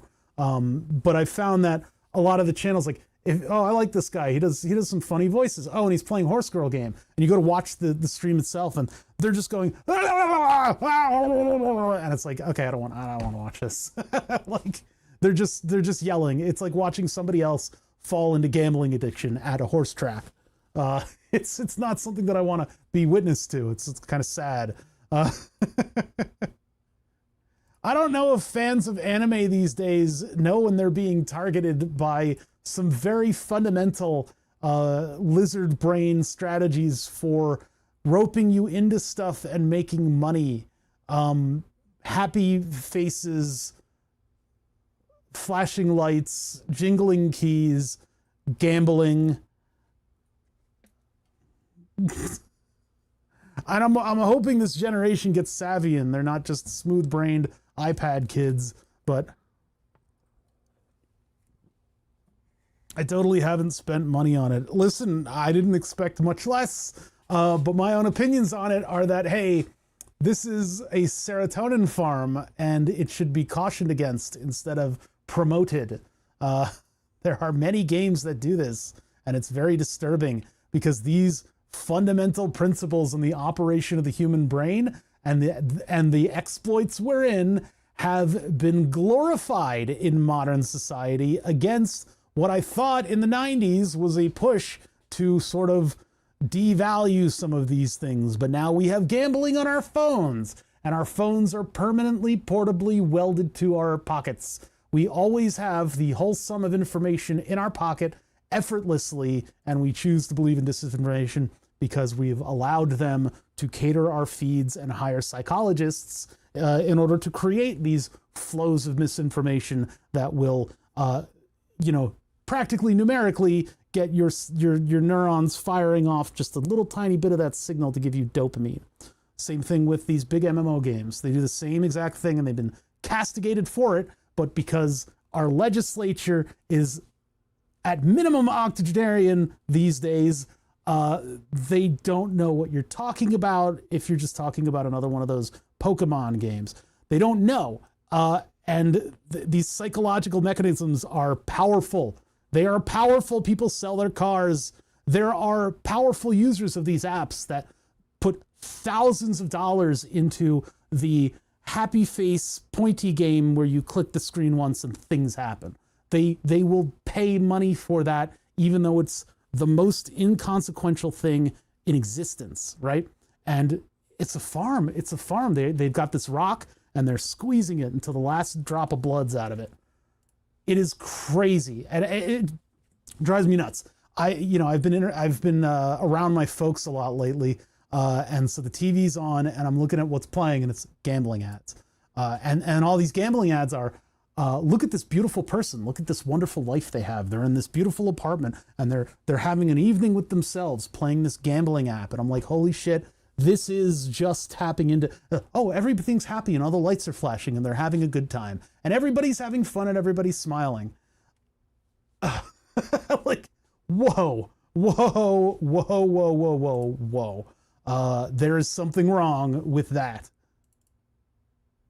And I mean everybody smiling and having a good time. There's something very wrong with that. I am very much against that.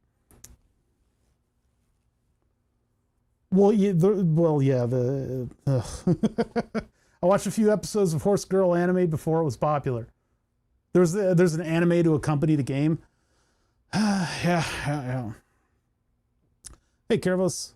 All right, so we need to find, and unfortunately these are by category. They're not alphabetized. So somewhere in this massive list of things, there is get scene active, maybe? We need to see exactly what we're looking for. It's not that the source is active, because in OBS it's sources and scenes. The sources are contained within scenes, and we have scenes within scenes. Circles, cells within cells, coordinated. I hate that they're gambling ads now. Having a good time equals yay. I just lost $50. I made $100 of the $10,000 that I've spent on this app without knowing it, until the bill comes in the mail, and then it's between me and the gambling app. Just remember, kids, if you owe a low sum of money, it's your problem. But if you owe an extremely high sum of money, it's their problem. So if you're in, you go all in. You know, be so far in debt that the numbers have to be made up because they don't have numbers for those numbers.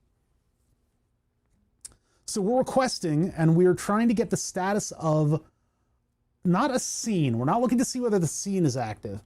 We need to look in a scene and see if a source that is a scene is active, because I've got scenes that are sources in scenes. Do you get it? Do you get what I'm saying? Do you get it, chat? Do you get what I'm saying, chat? Do you understand? It's a little weird. So I've got scenes that are just blank, right?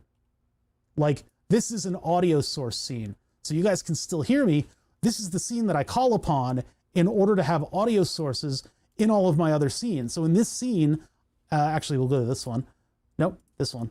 We'll go to this one. And in this scene, I have frameless audio source. There's frames and no frames is how I'm organizing these things. So this is frameless audio source. So in here, that's where the audio comes in. That way I can have all of the audio sources in a thing without using folders, because the folders are just broken. Yeah, gambling ads where people are gambling in extremely inappropriate places, like it's normal to do so. The thing is, with cell phones, that's everywhere. That's everywhere. There will be people who, and I'm sure there already are, they've done studies, and like apparently people like a little younger than me are incredibly addicted to gambling, and that's because of these. You can bet on everything, and you can do sports betting on your phone. Like, boy, oh boy, boy, oh boy. Something's got to give, you know? Is your synth up? No, we have to tune it. I ran into troubles where I thought it was 1 note per volt, but it's actually 1 volt per octave. And so we were tuning to the wrong scale. That's why everything was crazy that one day. So we'll come back to that. We'll come back to that.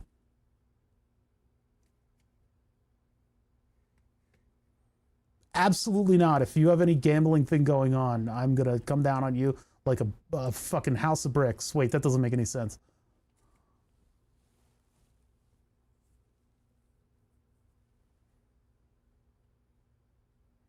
Sounds good. Can't wait till it's done. It's been a fun project to watch. You know, I have a lot of fun doing the synth stuff, even though chat will give me bullshit for not getting Burn the Subs done. We have been working, I'm printing something for Burn the Subs right now. So I have been working on Burn the Subs, but I need to fix up a couple of these things. Stop joking about that. I just went on an entire rant talking about how anathema gambling is to me. That's not the right word. Whatever, how much I hate gambling. Father out here using $2 words, thinking he's all smart and shit, using them big words. So multi-3 PC programming is the scene that I'm in right now. It's the one that I designate as having the view of my PC and then having other windows in there, right?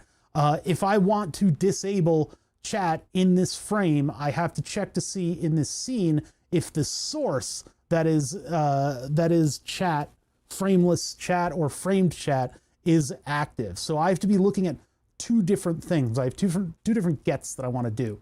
So first of all, we need to see, should we see whichever scene is active? Yeah, we should see whichever scene is active. But then if there's no chat on that scene and I hit disable chat, I still want it to disable chat. Disable or enable, depending on which one it is. Would you be able to give advice? Typically, no. Would you happen to know if a Pi 5 would be good enough for a DIY NVR with 2 cameras? I don't know what an NVR is. I don't know what that is.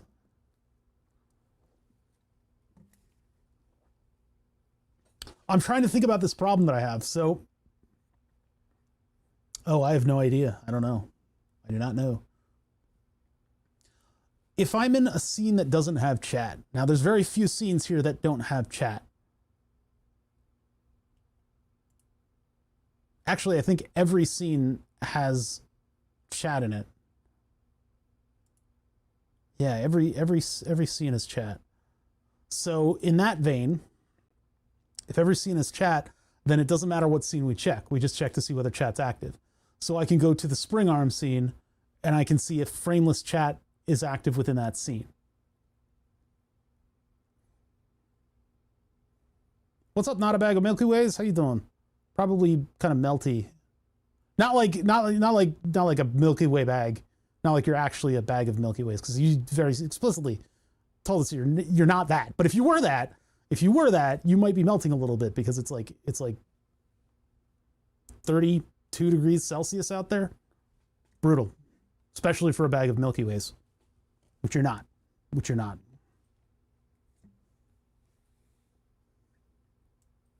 Okay, put you guys back over there. Back in the box. Where you belong. Okay, so there you guys are back over there, and I'm back over here. And I'm gonna burp. Okay, I burped. So we need to see if a source is active. See, I'm just wondering if I get source active, and it is active, it has to be on the screen for me to see that it's active, right?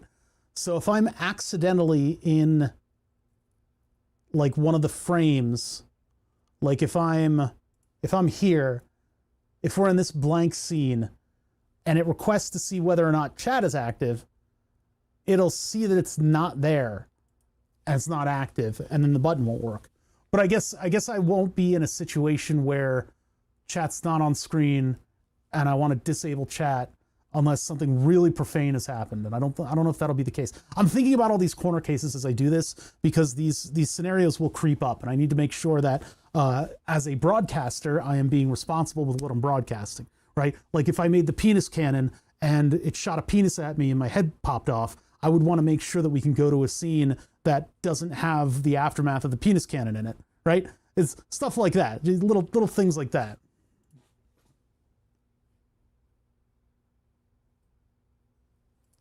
So if I request to see whether or not the source is active, wait, but oh, I see. Wait a minute. So I can look at what the active scene is, and then I can request the source is active based on the message that this thing gets in. Oh no, okay, so I can set the message here. Okay.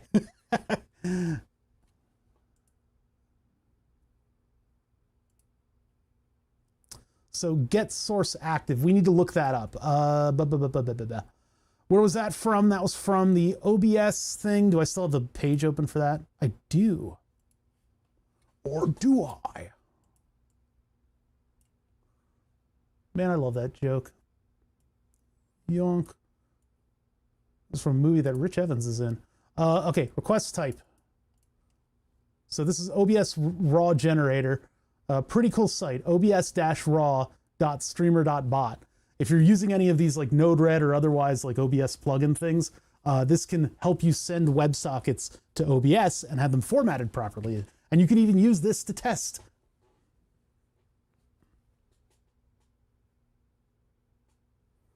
So I guess what we need to do is see which source is active first.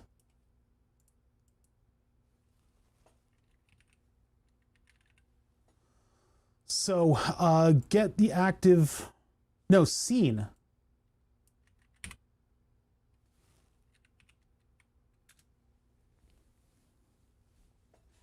Get scene list, get scene transition override, transition list, scene item list, scene item ID, scene transform, get scene enabled, locked, index, blend mode.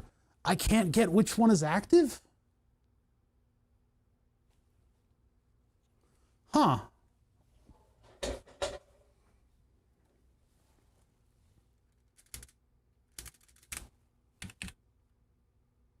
Yeah, there's no request, it's get. Call vendor request, sleep, scene. So of the commands that have scene in them, let's blow this up and make it big so we can see it. So scene collection list, current scene collection. The scene collection is, I think the, yeah, that's like this thing here. It's like a totally different stream setup. So we don't care about the scene collection.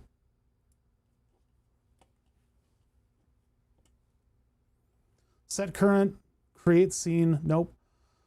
So get the scene lists. Get an array of all scenes in OBS. We don't really need that. A group list, an array of all groups.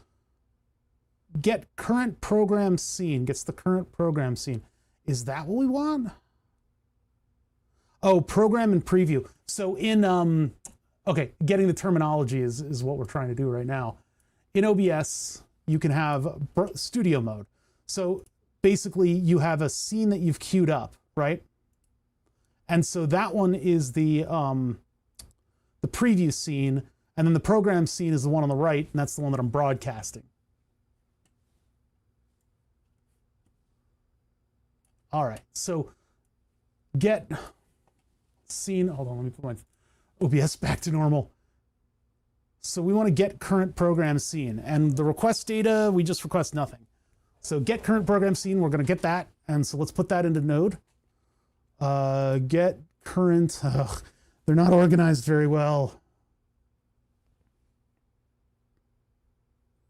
Get current program scene, done. And then what we'll do, get active scene. Get the active scene, and we're going to take a look at that in the, wait, what's the other flow? Is that an error? Yeah, that's if there's an error. So the result in the error. So let's just get a monitor on that, and I'll put both of them in. We probably shouldn't get an error. Everything's connected properly, but we'll just in case, we'll just load those two up to one another and turn this on. Let's clear this, and then we'll deploy. Oh, what's going to trigger that? Oh, that's if I push the button. Okay, so if I push the button, it'll get me what scene is active. So using the debug command, we can kind of step our way through a lot of this very complex interaction and hopefully uncover some of the things that might go wrong. I got to get a haircut. I'm getting like super mullety back here, aren't I? Jeez Louise. Yeah, I'm starting to get kind of annoyed with my hair, so. All right, so if I do hide chat, haha. Nothing happens. Hide. Let's just toggle. The command will be toggle. And the switch is the command. The group is overlays, and the device is chat. We'll call it chat device. Oh, no, not there.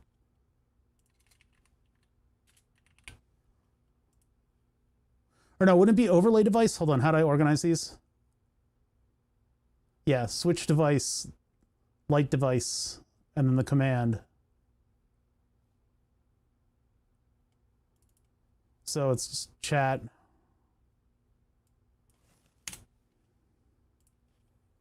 It would be overlay device, but I guess I'll just leave it the way it is. So of the chat commands, I have cache and then toggle. And so toggle should be going down here. So let's see what I've got in node red, because that's probably the one that's got the typo in it. Streamdeck, chat, hide. Yeah, so streamdeck overlays. No capitals.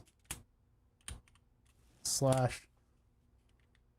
Streamdeck slash overlays slash chat slash hide. Believe me, this will be very organizing. So now I pushed a button, and there's our message. Payload. Object. So message ID.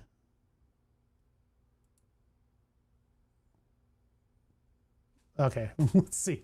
Readable state object, events object, 1, max listeners, undefined, socket internal. Oh my God, there's all of this stuff going on. Result? No. Function, function, function, function. Oh my God. Okay, so payload object.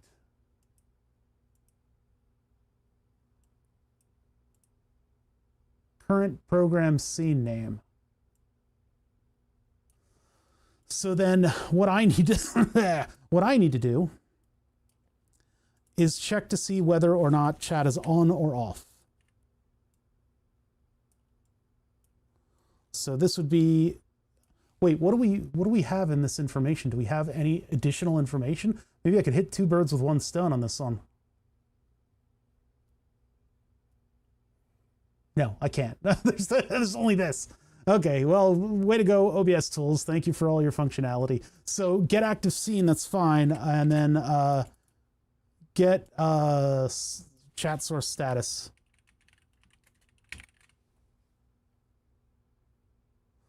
So I need to do 2 of those. And if either of those are true, on those switch ones, you can have an overflow of anything else. That's what I'm going to do once we know whether or not chat is active. So we've got our active scene. We know which scene is active. The thing is, like, in some of the scenes, one will be active or the other. Like here, I've got a framed chat, and I've got like frameless scope in here too that I can add. And then in this one, I've got frameless chat, but not framed chat. I have to check for both of them. I don't know if I need to do it independently, or I could check depending on which scene is active, but I don't think that's going to be very fun. I think it should do all of the checks at once. It would be nice to see if it had like a list of available scenes in there. Maybe I can build it into the flow, but I'm trying to think of a way to do this elegantly and quickly.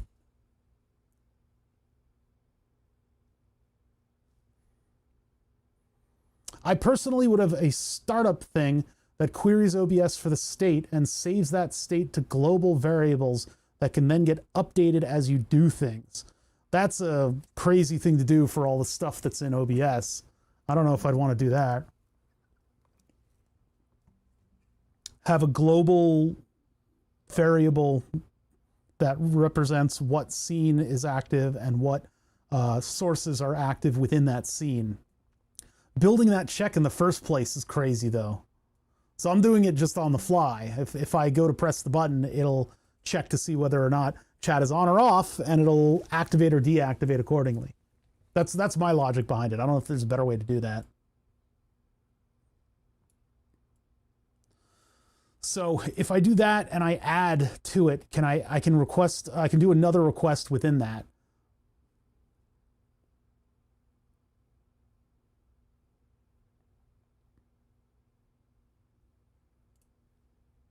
Huh, that's interesting. Batch execution, serial, real-time, serial frame, or parallel. This is new to me. This is an interesting and new thing. So if I pass the packet onto this, of course, I don't have any error handling. That's the weird part about it. And I take this and I do get source.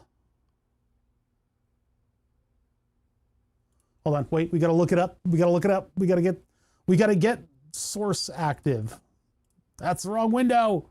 Oh my God, what am I doing? Get source active. Source name null. I mean, I guess maybe even I wouldn't even need to check what scene we're in. Yeah, okay, so we could just do the two source names. So if I do source name for both of them, we can just do that. We don't need our active scene. And we can add one to it.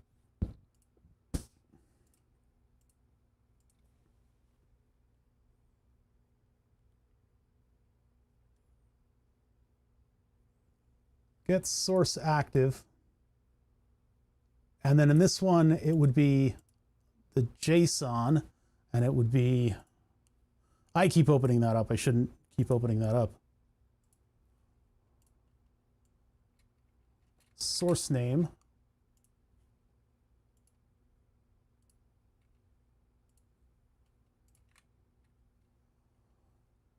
Format the JSON. Oh, let's steal it from somewhere else. All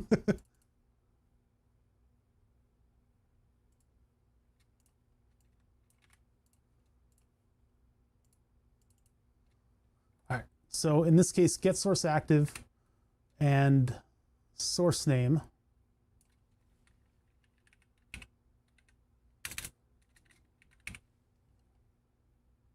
We don't need the property name.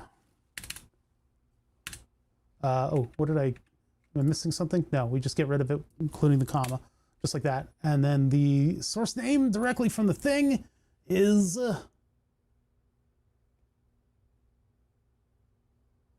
frame chat.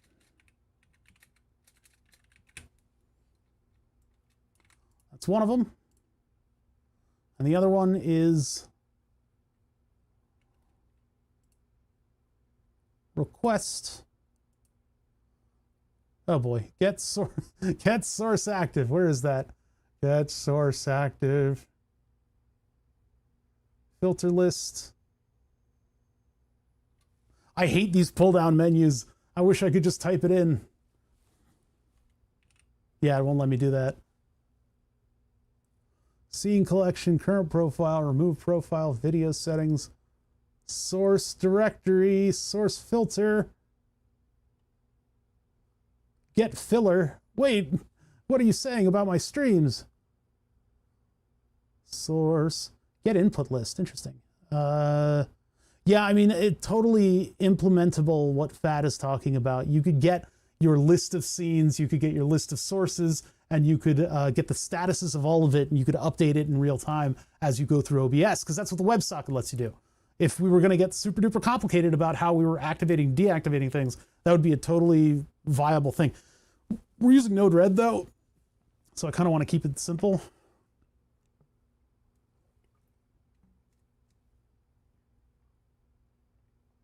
I probably scrolled back past it, didn't I? It would be the same back and forth, right? Wouldn't it?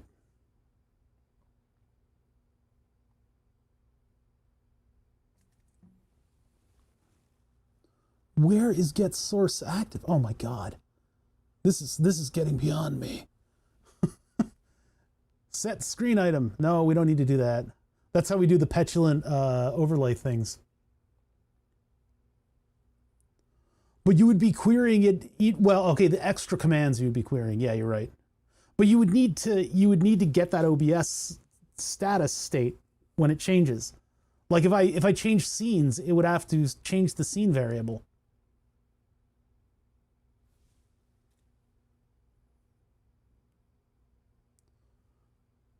Get source active.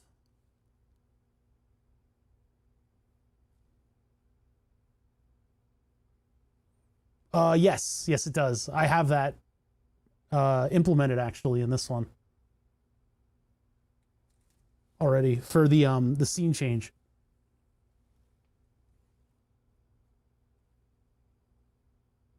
Get stats. No. Oh, I hate doing this, man. Input settings, input mute, toggle input mute, set audio sync. No, this is all audio. Get input properties list, virtual cam, get replay buffer.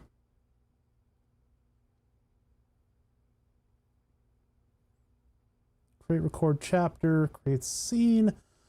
We're getting there. I'm getting there. Get source active. Because it's one or the other. We're basically making an AND gate. Or an OR gate. OR gate. Get source active. Huh. We did it. We did it. I did it. I finally found the pull down menu item. That'd be in the bother RPG. That would be a major fight, is finding the pull down menu item. And the next one is frameless chat. Is that capital? This one doesn't have a frameless chat. One of these does. All right, let's go to this cam. Frameless capital C. Capital chat. Done. So get source active. I don't know if real time or parallel. I don't know how this handles it. We'll figure it out in a minute. So we're essentially just doing this from the get-go. Even if I'm on a scene that doesn't include a chat, then it's fine. It'll just error out. We're just looking to see whether or not we have an active scene within whatever's active. And I guess that's how it's probably checking it. So we don't have to specify what scene we're looking for.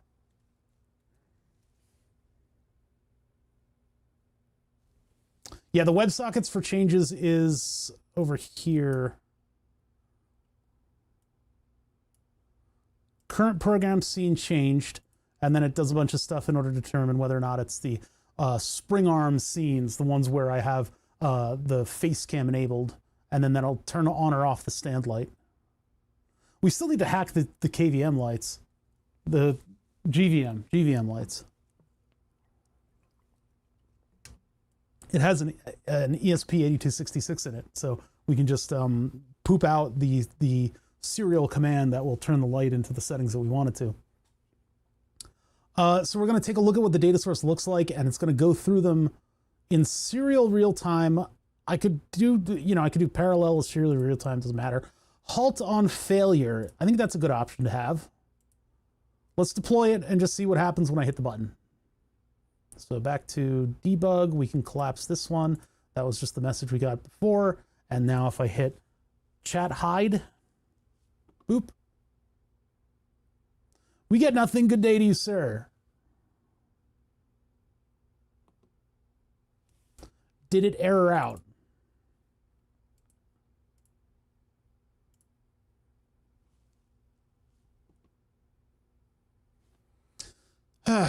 Okay. Okay, now it just doesn't work. Cool.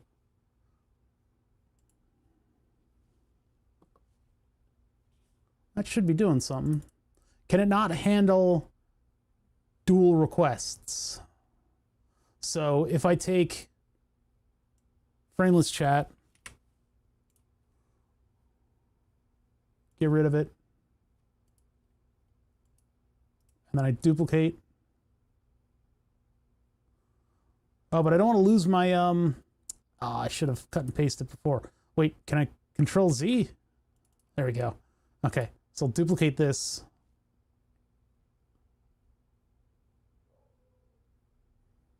What am I doing? Copy, paste. And then the error would go into this. And this one would check the frameless chat.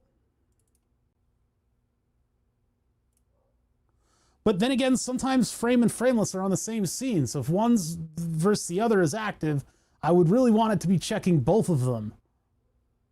But does that even come up with an error? All right, let's just get rid of that and just test one at a time.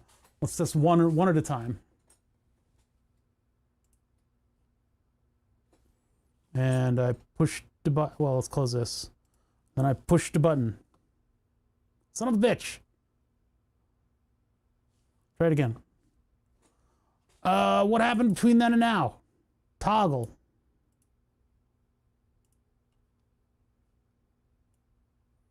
Overlays chat switch. Or overlays chat. Overlays chat.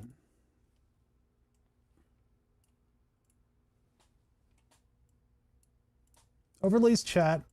Hide. Oh, hide versus toggle. I'm smart. Toggle. Okay, now I hit the button. There we go. All right. So, object, payload, true, video active, video showing. That's interesting. Active and showing are two different things. Video active, video showing. If I go to this one and I hit the button,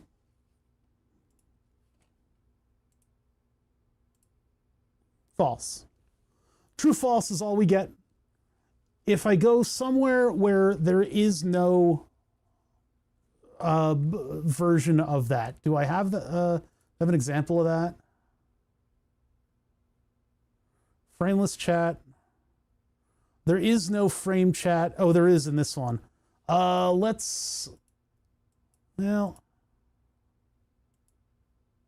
why do I have frameless chat available on this? This one should be framed. So let's flip the script and get rid of this one and put this one in there to see what happens when it gets a request, but that scene does not exist, or that source doesn't exist.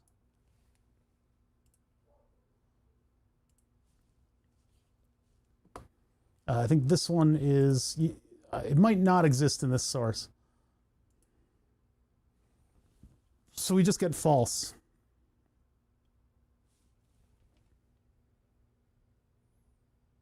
Frame, frameless blood glucose. So if it is not in the scene, it returns false. Okay. Interesting. So I can't use the error stuff to get around it. Well, that means that I don't know for which scene. Oh, this is getting back to what Fat was talking about too. Each scene is a different combination of the two. And so if it is in the scene list, I want it to activate or deactivate. But if it was in that state before, this is. So I think I need to do it on a scene basis for the individual scene, depending on, and then if I change it, it's not going to change. Oh, no.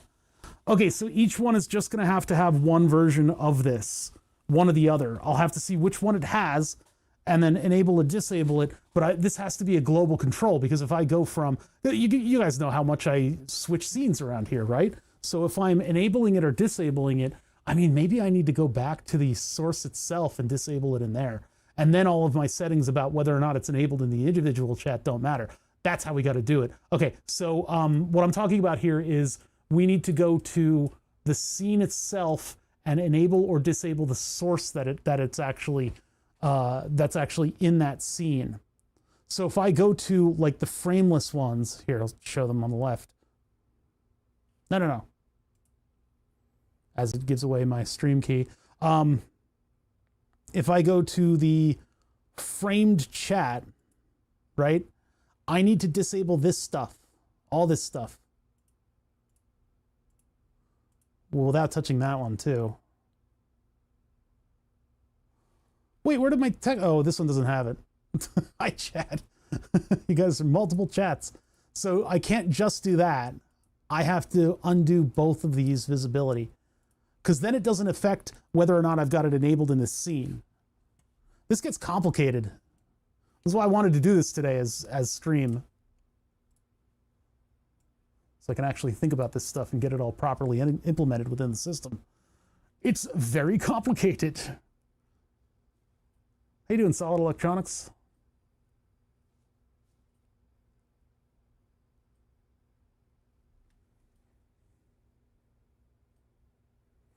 Flowchart, maybe so. Isn't this is a flowchart? Isn't that a flowchart? I guess what I need to do instead is I need to get the status in the scene.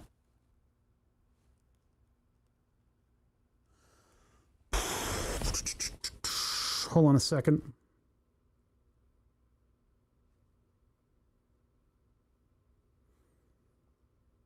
If either of them is yes, then disable both of the scenes. If both of them are no, enable both of the scenes. That's it. That's the logic. That's the logic. So if either of these are true, then the other one is lying. How do I want to do that? What happens if I add the other one to this? Did we look at that before? Did we get like a true and a false out of this?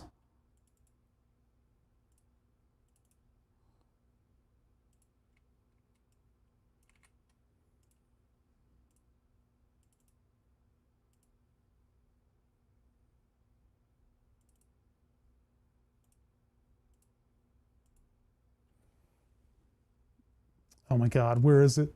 Where's get source status?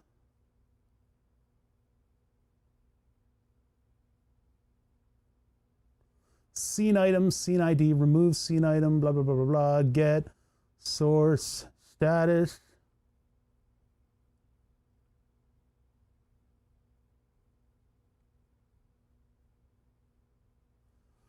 Get source, or it's get source status. Yeah, source status.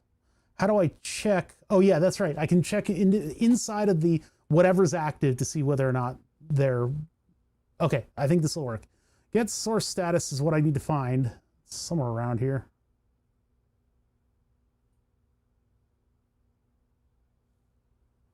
Get.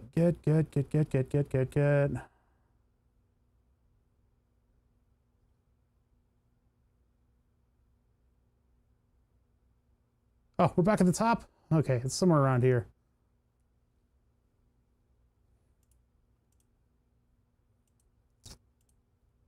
Oh, towards the bottom.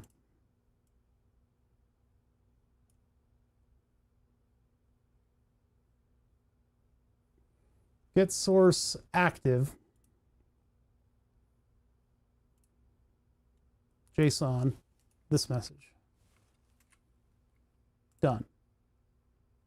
And serial real time, don't hold on failure. Okay, so this is, well, this should be giving us both at the same time. So in this scene, I have only one of the statuses. I have only the framed chat. I do not have frameless chat. So let's try that here. Let's deploy this and then activate it and take a look at what we get. So payload is an array, and I have two objects in there, 0 and 1. And they have request status true, request status that true. What do you mean they're both true? Hold on a second. Wait a minute, that doesn't make any sense. Oh, did I cut and paste the wrong one? I didn't. No, frame and frameless. So one of these is false. I have two objects in the payload. They both say false, but that ain't the truth. Oh, no, wait.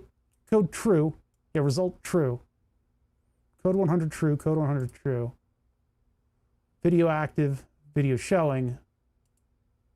Oh, there it is. Oh, sorry. It's in response data. So, oh God, how am I going to find that? I guess I can copy the location. So if either is true, then I want to disable all of the sources in those scenes.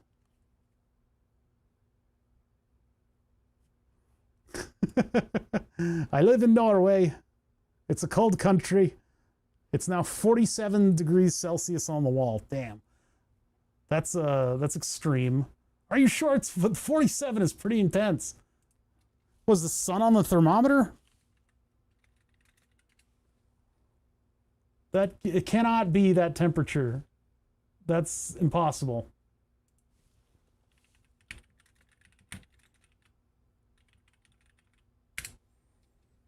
It's like 78 degrees in Norway. So that has to be in the sun. It's 29 when I woke up. I don't believe you, Celia. You're spinning lies. Unless you're actively like on a stove or in the sun. It's nuts here. It's like 33-ish out. And the humidity is like all the way at the top. It's terrible. Had trouble waking up because of it. Okay, so we're getting the source status for two things at once. So that's going to return two objects that I need to then put into a switch to see whether or not either one is true or both are false.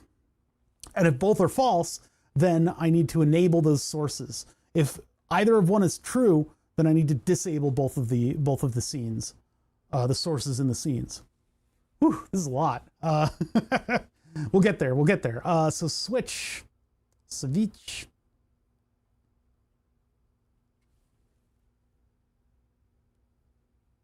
On this, there we go. And we are going to look at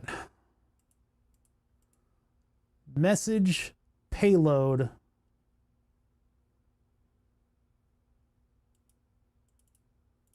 How do I, it's one of these buttons.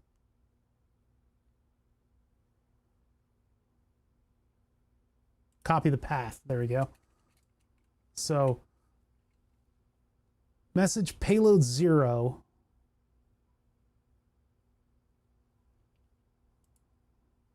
And the result is how do you do true and false? I can't do true and false. Oh, here we go. True is true, is false.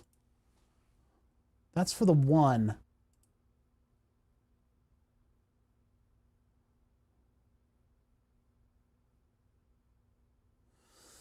Okay, hold on. I'm trying to think about how to implement the logic here.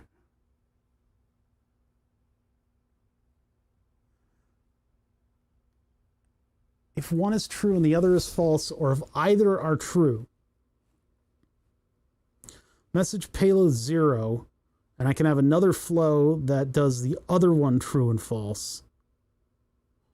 But then can I do like logic elements? Do we have that? I think they do exist.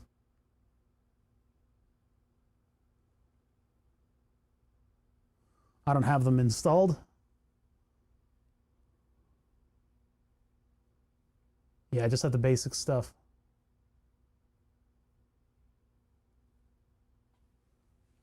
There's got to be a way that I can implement this, though. I'm an engineer. I think in logic gates. So if either of those is true, so if I took this status and I put it in here, this one is only checking 0.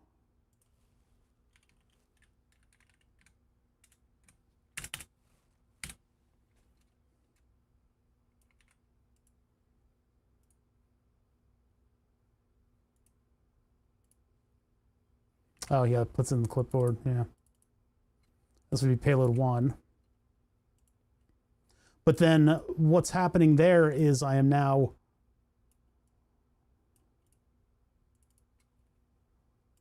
stuck with, I don't have my logic yet.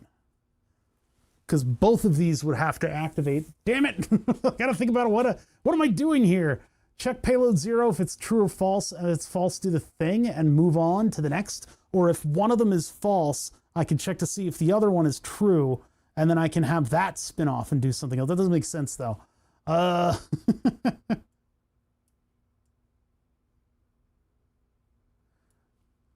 Is there, I mean, I could probably import logic, but I want to avoid doing that.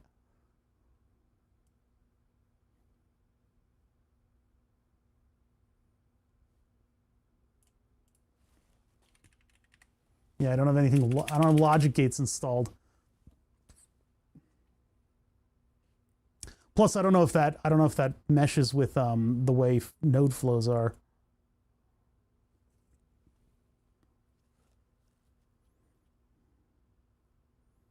A custom function node? Yeah. To check them against each other. That's how I think most people would probably do it, but I don't know how to write those either. I do have like a custom function. Message payload, input name, frame interval, parseInt. Yeah, so I don't know anything about this programming. I think it's Java, which I don't really know that much about. I would rather stick to the flows. Basically what I'm trying to do is there's multiple ways that chat can be represented within the scene. It can have a frame or it could not have a frame. So when I toggle on or off, I want it to, turn the chat on or off. And as I flip through scenes, depending on which chat I have visible in the scene, I would like to have that toggled on and off appropriately. So for instance, here we've got chat is represented as a frameless overlay to kind of just get the flow of everything to be proper, right? But if I have it like this, where it has the overlay there, I still want that to toggle as well. Yeah, staying away from the custom function makes it so that you can read your code later and not tear your eyes out trying to understand how computer languages work, because they've all are just slightly different with their own little foibles that you have to then load up into your brain before you start reading that specific type of code. So in lieu of Obother's future I forgot the word.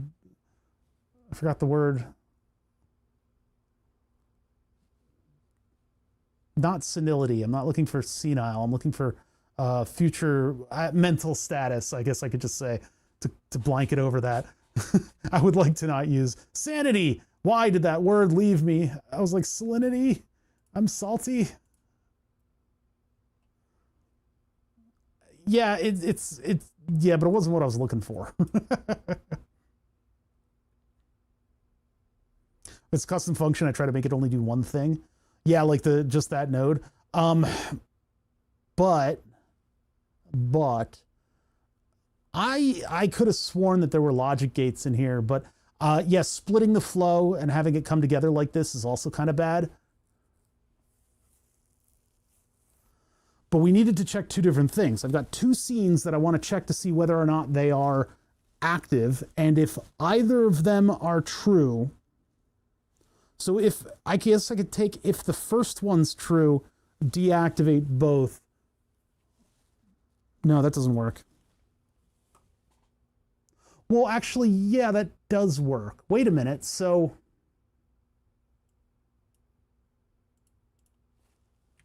if payload, we did this in Burn the Subs, actually.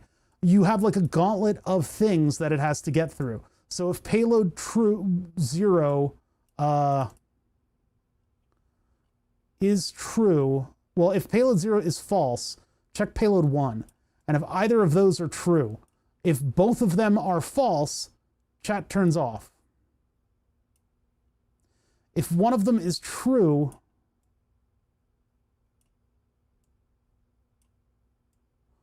chat will turn on. So there, we've just made a logic gate out of it. This is essentially an OR gate. Am I doing that right? OR gate. Very helpful. Let's see what AI says. An OR gate is a fundamental logic gate in digital electronics. It outputs a true signal if at least one of its inputs is true. If all the inputs are false, the output is also false. Okay, so kind of got that right. Did an okay job on that. I was hoping that it would be wildly incorrect. Yeah, so anyway, if both of them are zeros, we get a 0. If either of them are 1, we get a 1. And so if both of these are false, we get a 0. And if either of these are true, we get a true, and sometimes we get a true. And if there were an event where they were both true, I could actually just put a filter in here that filters same signals so that it does not send the same thing twice in the event of a true. There's our glorious logic gate. Gemini does a pretty good job lately in giving factual info. I think a lot of people lost sleep over that. But generally speaking, Gemini has been complete dog shit. Like, it's been really, really bad at giving a correct answer. I guess it's probably getting better, but I've decided to stop using it already, so. So we don't need that. We do a dual get source status. We look at payload 0 and payload 1. And if one of them fails,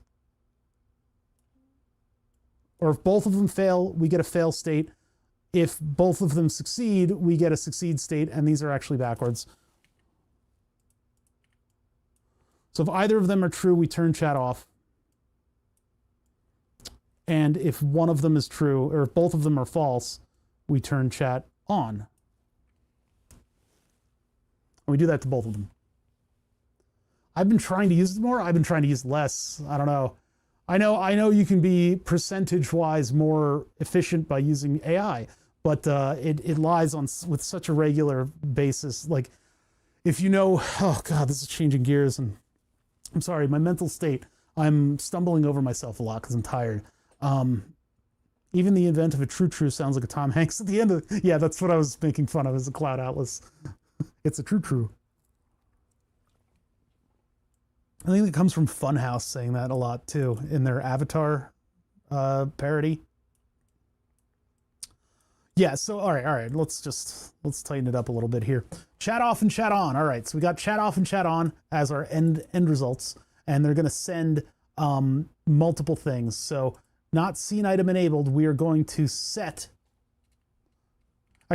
scene item available, but instead it's going to be. That's interesting. How do we do it in a scene that's not active? How do we set the scene item available? Okay, so let's scene item enabled rather. Scene item. Let's get rid of these windows that we don't need. I want to keep that one up. Set scene item enabled from.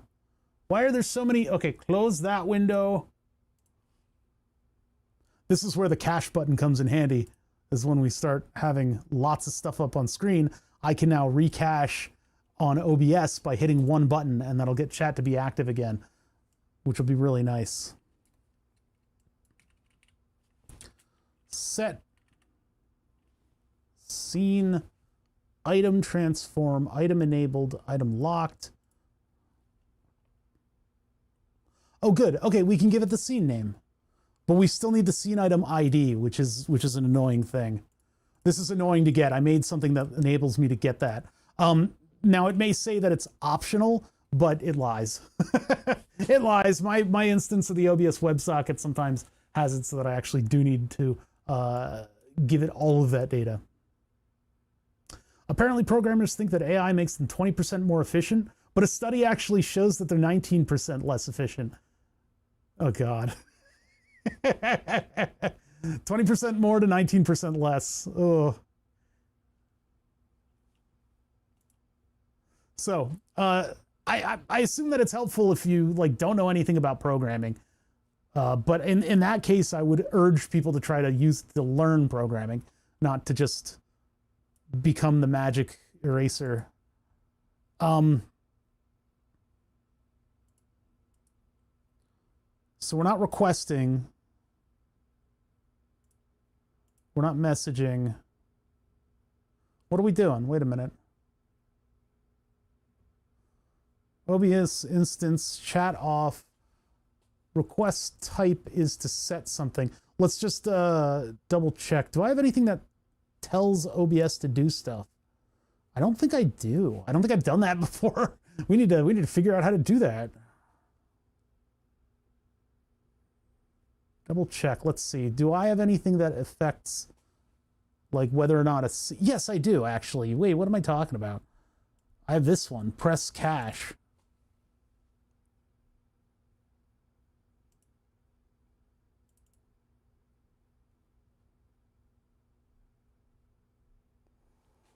So it's still a request. You're requesting that it presses something in this one. So in this case, what we're doing is we are requesting that we set a scene item enabled, and the request data is going to be the JSON. Nope, wrong thing. Yeah, this is not what we're looking for. What we're looking for is this data.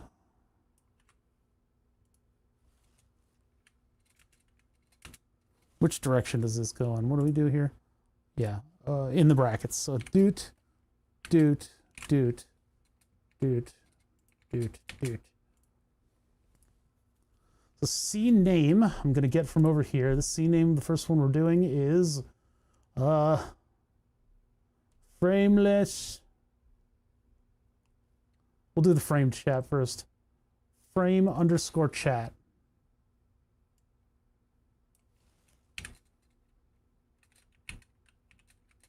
Capital chat. Frame chat. And then I need to go to studio mode. And then scene item ID. It's probably going to be 0 because there's only 2 things in here. But let's use the thing to get the thing. Recently made... Sorry, hold on.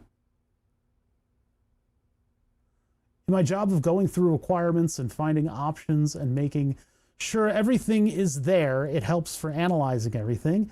Recently, it made a test class for me that was very comprehensive, and it matched our style. That's pretty cool. It still doesn't replace people. You still need someone that knows what they're doing in order to make sure it's right. Yeah. Well, that's, I think, part of that article. I didn't read the article. I saw the title, the title of the article that Keeper of Maps is referencing. Let's see, frame chat. Inside frame chat, we have chat window solid BK, and we have chat panel. Those are the 2 items that I would want to enable. So I need scene item ID, and I need scene item, well, that's the status that I'm giving it. And then the scene name. Oh, wait, but that's not the source name. Hold on. It's scene item. What? Wait a minute, that doesn't make sense. Scenes are made up of sources, and sources can be scenes, but if it's scene item enabled, are we just checking to see whether or not that exists on the list of scenes? I need to set a source. Set scene item enabled.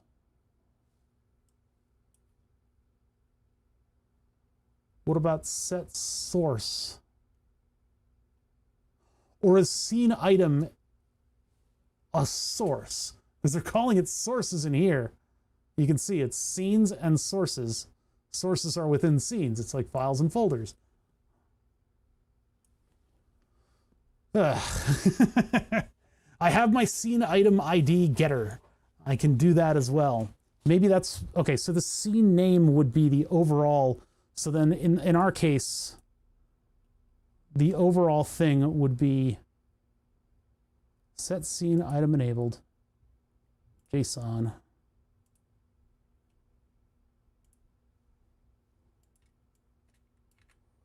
And then it would be this stuff.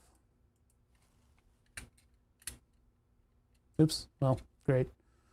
All these typing helpers are getting in the way now.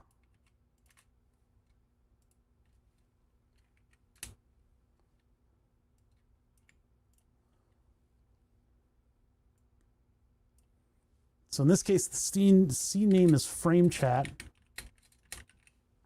Scene item ID is 0, and then we're setting it to, I forget which one this is. I think this one is set it to false so that it turns it off.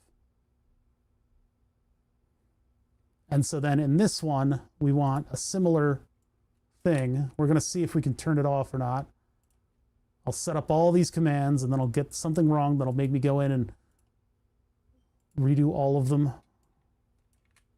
So this one is frameless chat. Frame chat and frameless chat, that sets it to false. Cool. So now I'm going to copy this.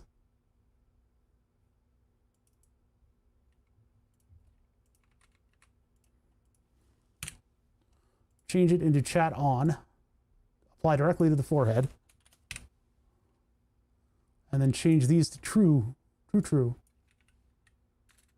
This is just for scene item ID 0. I may need to make another one for any other scene item IDs that are in there. But the first item in both of these is the chat itself. So the panel for chat might remain, and we'll just add it on. Apply directly to the forehead. What's the project about? I'm trying to make my Stream Deck do stuff.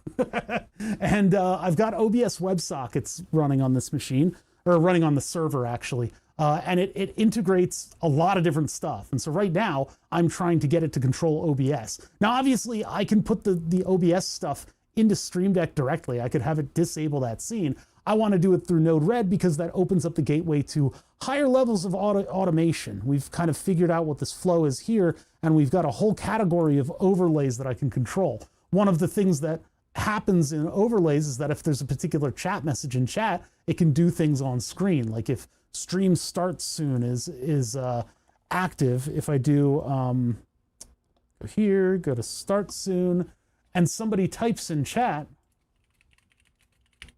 asking about start soon, I can have it do things like make it giant on screen for a second and then go back. While that's inactive, nothing should happen, although I'm not sure. I think that still works. But so I'm putting together Node-RED flows that help me do that kind of stuff. Right now, we've got one that helps me refresh the cache of chat. It's actually pressing a button in OBS that refreshes the cache. That's been something that I've had to dig down into menus to get to when chat's going on and I've got like Fusion 360 open. It can use up a lot of the memory of the computer. Chrome parks these pages, and so I have to refresh the cache to get them back. Now I could get Chrome to not park the pages, but I need that RAM, so. I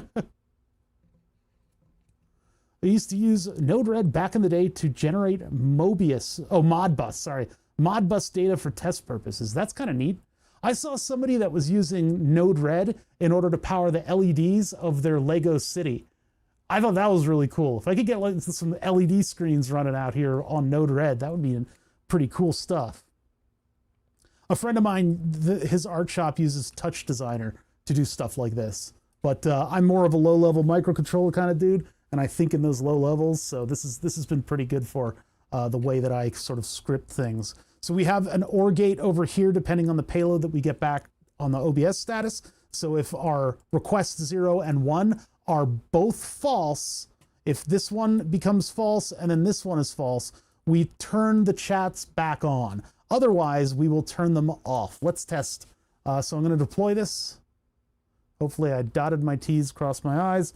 And then if I go and I say, I am sick of you, chat, I'm turning you off. Nothing happens. I'll turn it again. Damn it. Okay, so that didn't work. Let's see what's going on here.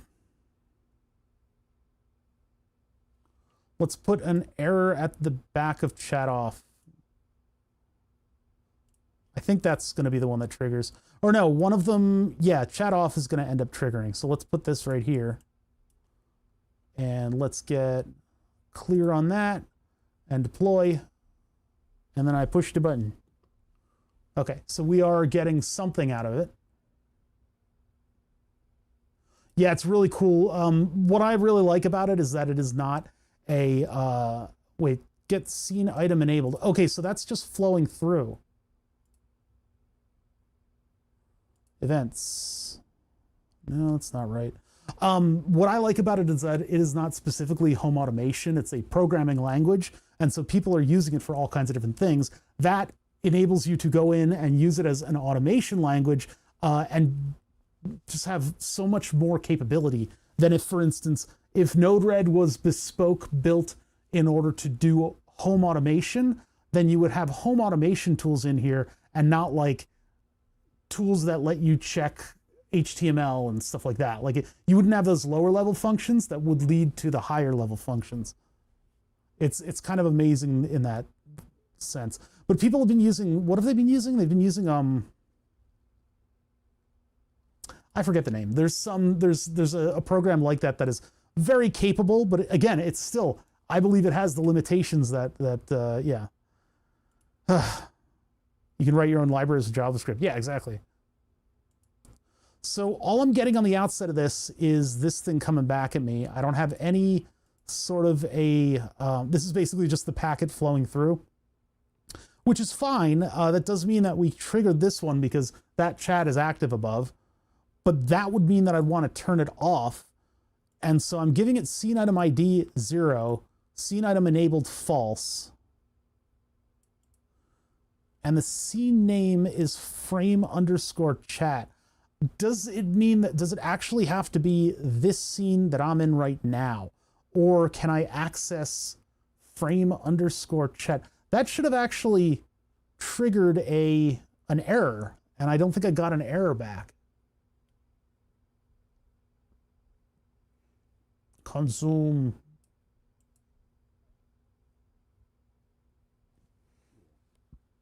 Interesting, okay.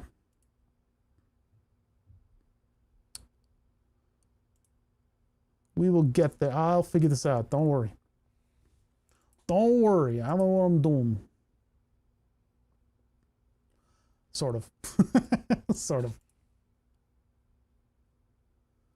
Scene item enabled. Request scene item enabled.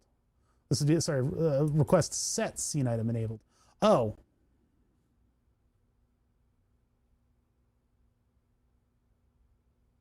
Yeah. Scene item enabled as false. So disable the scene item. The ID I'm setting is 0 because I believe that the 0th is the first one in the list, but we can also check whether or not. So how do we do that? How do we use this thing? I built this the other day. I think it's on the other flow. Whoa, too far. Scene ID get.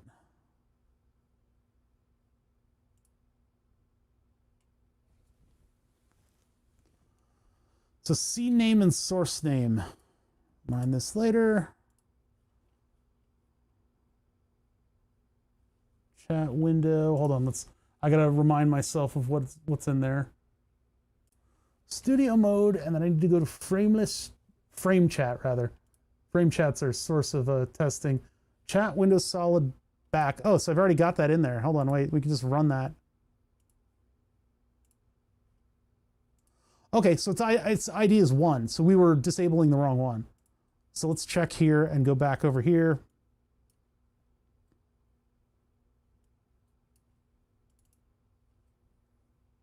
And we'll make both of these 1, even though they might have a different one. I'm just going to set them both to 1 for now and just see what happens.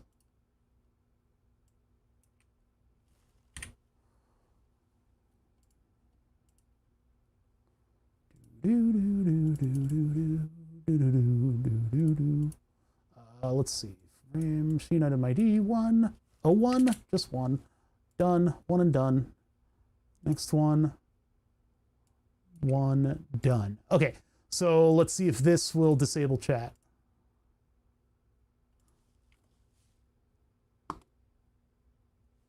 No, it will not. I was so clever. Payload array, objects. No scene items were found in scene frame chat with the ID of 1. Result false. Okay, well that's progress. I mean, it didn't find it. And so the result comes back as false. Frame chat doesn't have an ID of 1, but we just checked over here and we got,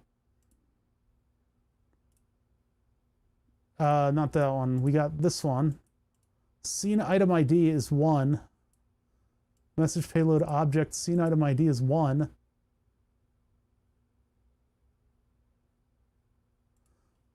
Copy the value maybe? Or do I need to put it, I don't think I need to put it in quotes, right?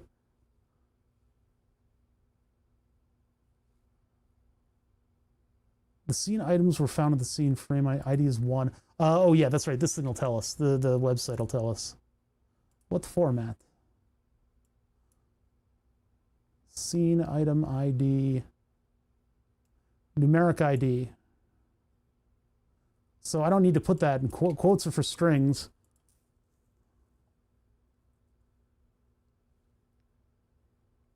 This is set scene item enabled to false. Scene item ID 0 and 1, etc. When we check frameless chat, source name, chat window clear back. Oh, this just gets the source because it's giving us the ID number. And the ID number that we get back is 1. But then it says it doesn't, it's, huh? Wait a minute.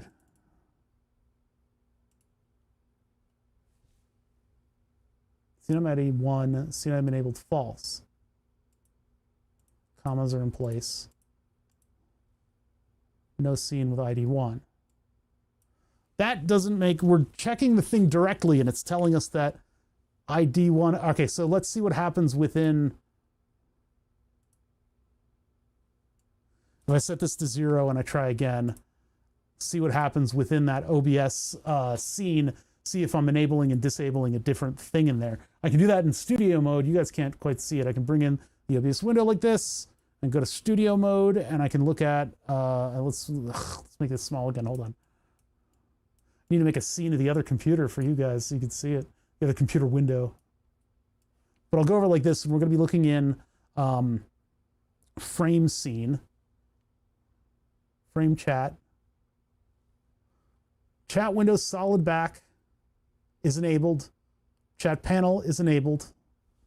And so if I hit the button, nothing happens. Oh wait, I didn't deploy. Deploy.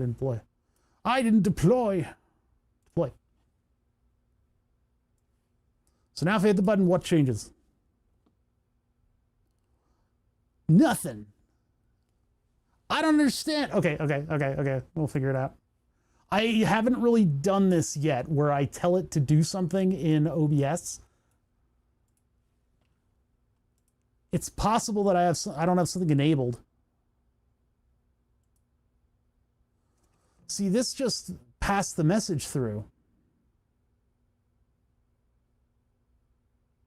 No scene items were found with ID of 1. Wait a minute. That's the same message. Okay, I didn't open the right message. This one. Payload, array, 2, object 0. Request type, set scene item enabled.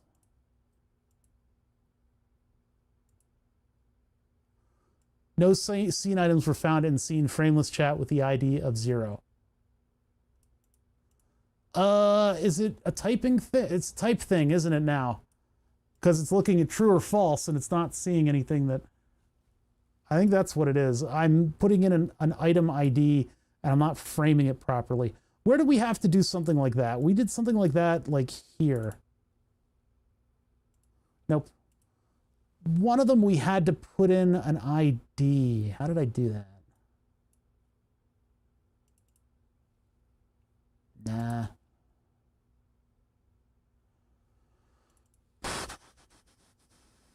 Not there.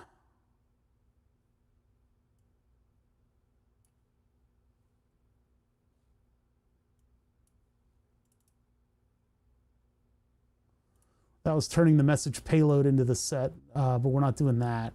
We're doing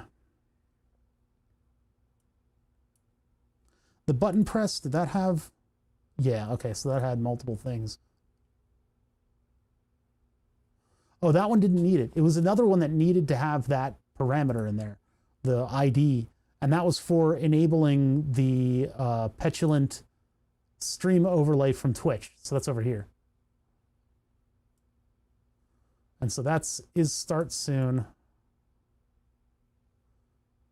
Something on, something off. Batch request. That loads up the payload. Yeah. Frameless overlay.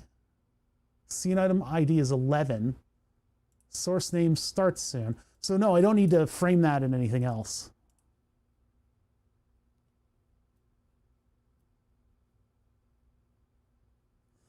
Source name maybe I need to have in there, but this just said the scene item doesn't exist.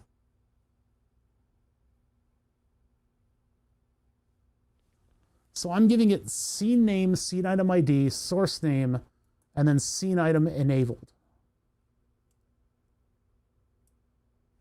So maybe I need to have scene name and source name. Okay, let's go back to the other one now that I know what a working one looks like.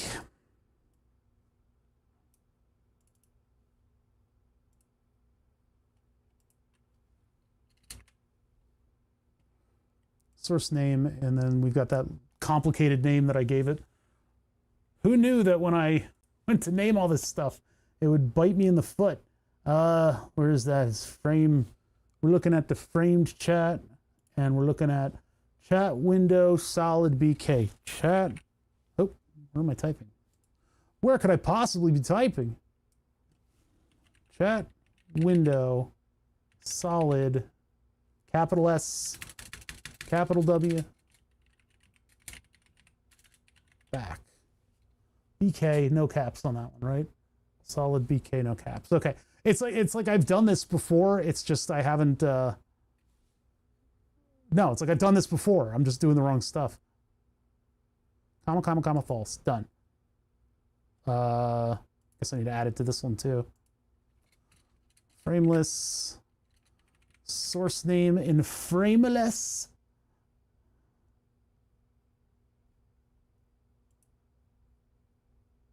Oh, it's disabled in frameless. Oh, wait a minute. Wait just a minute. We might not need this. So we need to check it in frame chat and see what the ID number is. Okay, hold on. Things have changed.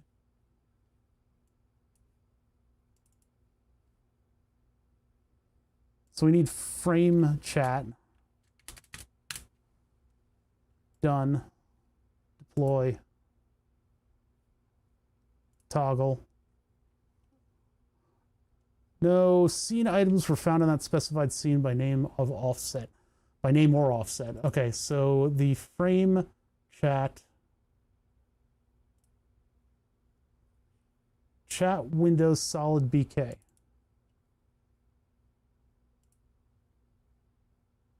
Oh, solid. Done. Done. Deploy. Toggle. 3. Okay, so one's 3 and the other one's 0. Okay, that would have given us our positive. So I'm not crazy. Actually, what I should do is do it by name instead of scene item ID. Source name, and then this one is in the framed chat. So it's chat window solid BK. Way less confusing if I can avoid using the numbers. They're given index numbers, but I don't know when those index numbers change. Chat window solid back. Turn that one off. Then in this one, it's in frameless. And it's not start soon. Get rid of the ID, and we'll do frameless. And that's chat window clear black. I should not have done this way.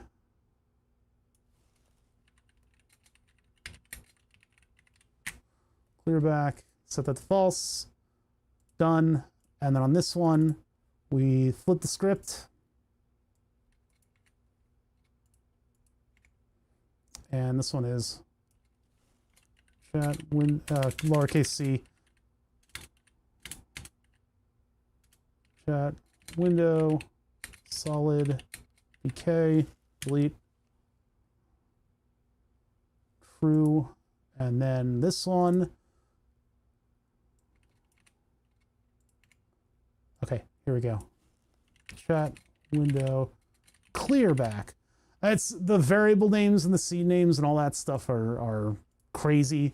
Okay, so now if I go to the face cam, that's not the face cam. If we stay in this camera, get out of studio mode, so I'm less confused. And I enable chat and I hit the button. Oh wait, did I deploy? I didn't deploy. So now if I hit the button, chat should go away. It did not. If I hit it again, it did not. Okay. Requests, payload, array, request object, state of object. That seems to be okay. But if I check my frame chat, that one's still enabled. Chat window solid BK, lowercase. Frameless chat, it's disabled. If I enable it, I'm going to enable it and then hit the button over here. Yeah, it didn't work. Do I need to do it by index? Is that, maybe that's what that thing was telling me. But this is the same exact command as I'm using in the Twitch overlay when I do stream start soon shenanigans. So when I, well, or when I do, where else did I do it? I don't think I have done it anywhere else.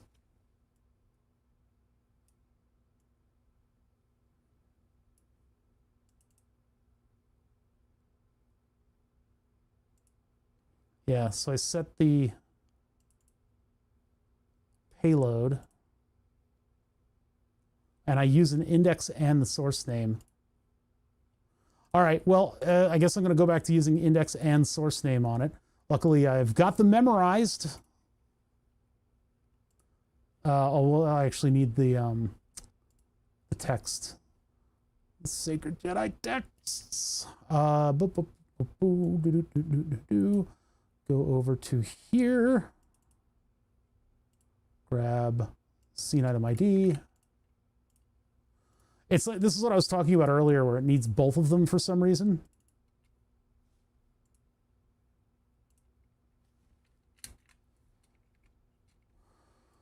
Which one was 3? 3 was the one with the frame around it. And then the one without the frame around it was 0.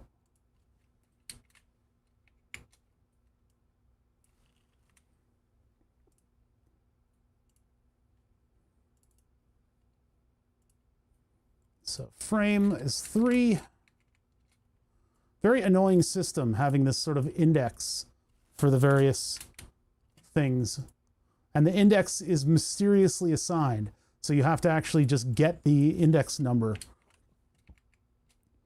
Which I suppose I could make it automatically do that, but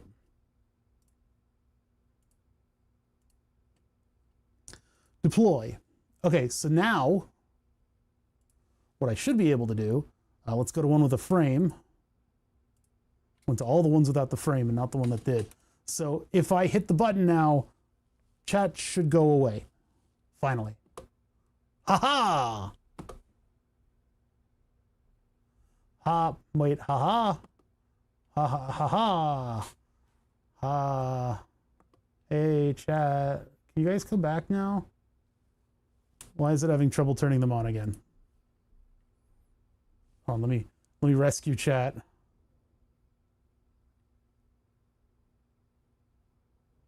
Oh, I thought I switched the panel, but it was in studio mode.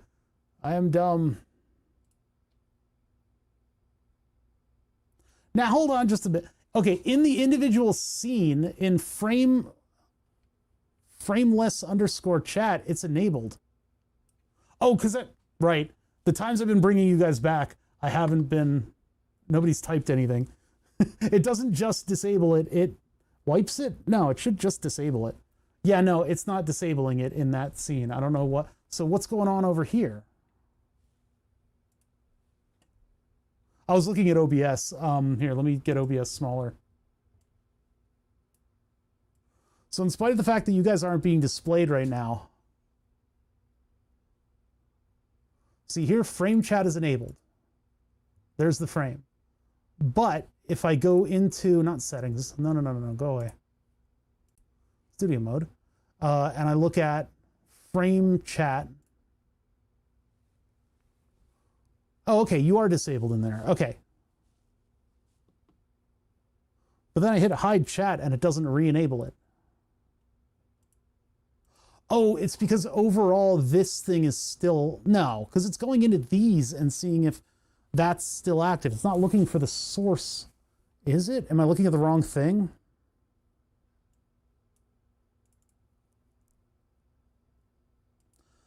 Okay, it's, so the source is frameless chat. That's still enabled within the scene. Oh, okay. So it actually needs to go into,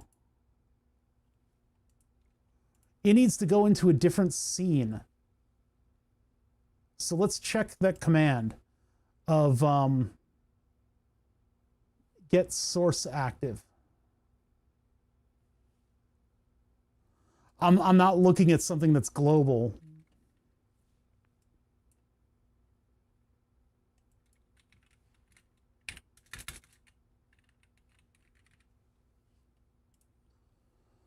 Get source active, source name.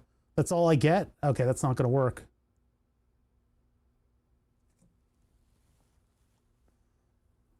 Oh, that's obnoxious.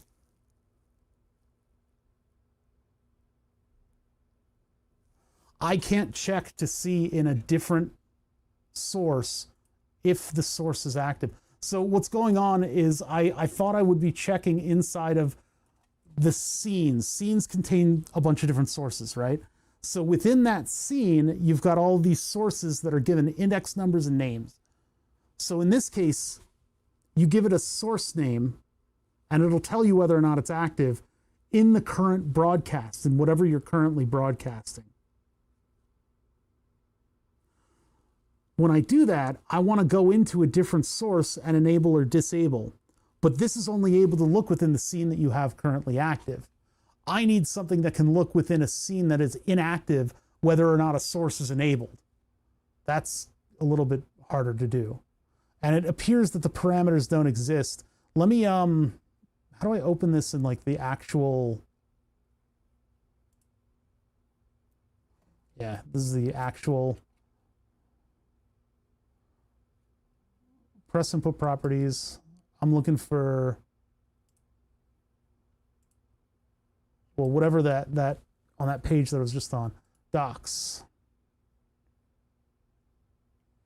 Oh, dear God.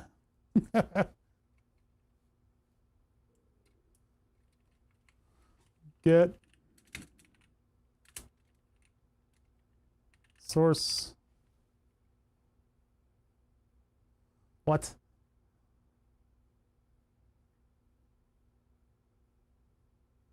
Oh my God.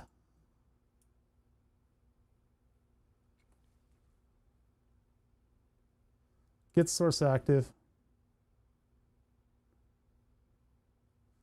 Did I not click?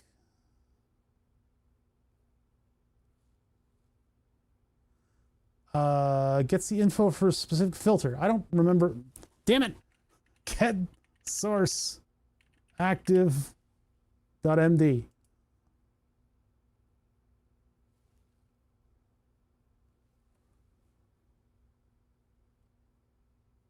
Parameters, string,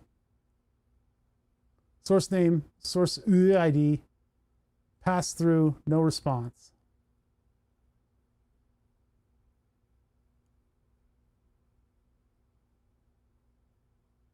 Huh. Gets the active and show state of a source compatible with the inputs and scenes. I want to know in an inactive scene. Get scene source, scene item ID, scene item index locked, scene item source. What's it? Scene item source. Jeez. Scene item source. Gets the source associated with the scene item. That doesn't make sense. UID, numeric ID. Yeah, that's okay. So that's for the numeric ID. Scene item transform, scene item index, list. Get scene item enabled. Isn't that the one that we just looked at?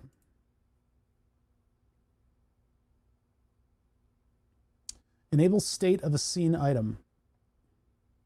They're using item to mean source, I guess. But that may be the right one. That may be what we're looking for.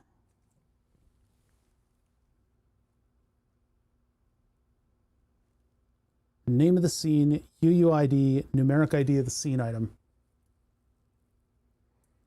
If set will return the information that would otherwise be sent to OBS.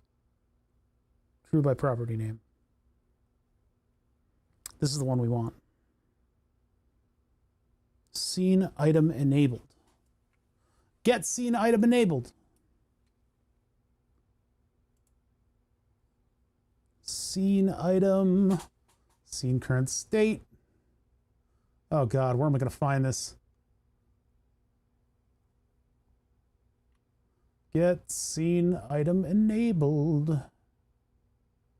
There it is. Get scene item enabled. And this would be in the scene. Okay, and so we need the other two pieces of information on this. We'll get that in just a second. I need to just get these to the right one. Get scene item enabled. Go. That's for these two. And it's the similar information, but we need to use the indexes that we're using over here. And so I need to grab this. Make sure that that is 0. Wait, was that frameless or not? Ugh. Okay, I'm getting there. This one is frame. So I want this one for the framed one. Frame chat.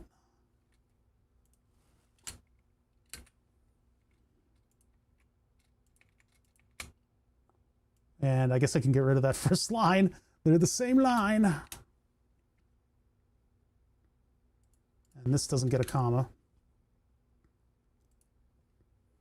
Okay, and then I can go into the other one.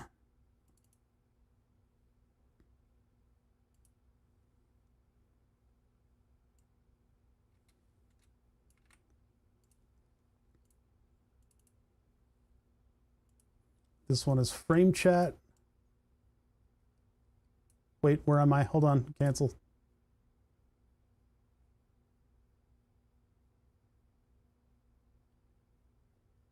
Set scene item enabled. Get scene item enabled. And frame chat, item 3, that one, see if it's enabled. Frameless, there we go.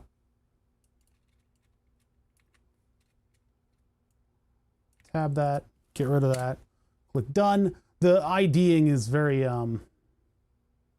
specifically done, isn't it? Get scene item enabled. Get scene item enabled. Okay, so that gets whether or not the scene item is enabled, and then I've got payload 0 and 1, and they check to see whether or not it's true or false. And so if either of them is true, then we will send one message through here where it will set scene item enabled to false. If either of those are true, we set it to false. If both of those are false, then we set this to true on both of them. I think we got it. Now they can get discombobulated and the button will be useless, and I'll have to go into the scene and fix it. But I think this'll work out. So if I now go and deploy, see, we weren't using the right family of commands. It was the wrong thing. We were checking to see whether or not in the current active scene we had chat enabled or not. In this case, we're looking in the scene items. So we have specified a scene and an item. So I can turn off, and then I can not turn it back on. Okay, Damn it. Son of a bitch. Okay, so we're getting there somewhat. I mean, I've made it able to turn it off. I think something ain't right. Something ain't right. So right now in the scenes, I am in a state where, hold on, I hit settings again. Get out of here, settings. Everybody's tired of looking at my stream key. Back to studio mode, and let's look in frameless chat. So frameless chat has it enabled. If I disable both of them and I hit the button again, okay, so it's not coming back up. So framed chat has that disabled. I enable it, I hit the toggle, it disables. That worked. When I turn chat back on, it does not work. Oh, is it false and then true, and then that goes in through the filter? It sends it another, no, that can't happen because it'll get filtered. That filter won't be able to send the same message twice. Oh, but then it disables it sending it at all ever. No, that should be fine. It just means I won't be able to turn chat off again. So maybe we get rid of this, and this is both of these. Well, I can also have the filter, hold on a second. I can have the filter be a little bit more intelligent than that.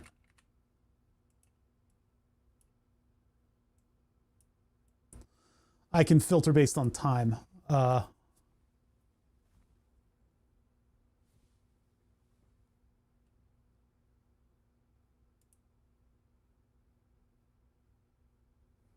Block unless value changes. No, I guess not.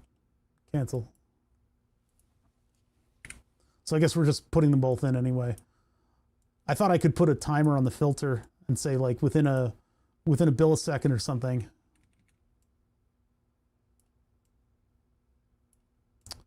So my chat off works for one, but not both. And it is being triggered whenever I push the button. And then I guess it's getting filtered after that. So what happens if I hide chat again? I still don't know what the state of things are. So the frameless is still active. Frameless is frameless chat. Scene item ID in frameless is 0. That's correct. Chat window clear back because it's that one. Scene item enabled is false. That's for turning it off. Chat on. Frameless. Item 3. Clear back. True. So for chat on of the framed chat, it's frame chat, item 3. Chat window solid backing. That should work. Okay, so it's maybe my logic is what's dying here. What message are we getting out of here? Get chat. So it's get scene item enabled.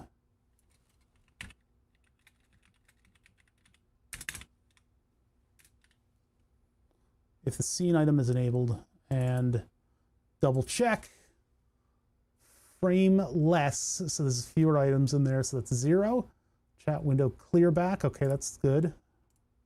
Oops, didn't have to click through that. This one. Framed chat, it's item 3. Chat window solid back. I don't see any typos. Done. Okay. All of my titling seems to be correct. Let's deploy, and let's test the button again. Boop, and we get our message. And our message is an array of 2. We have item 0 and 1. Get scene item enabled on both of them. One of them doesn't have response. No, response state. No scene items were found in scene. Frameless chat with the ID of 0. What? 0. No. That's in little quotes. Okay. What do you say? Get scene item enabled. Scene item enabled is false. Frameless chat. So go back to Twitch. Go back to here. Frameless chat. Source name, chat window, clear back. Done. Deploy. Toggle. Now it's scene item 1. What the okay, I won't get mad. Why did it change to 1?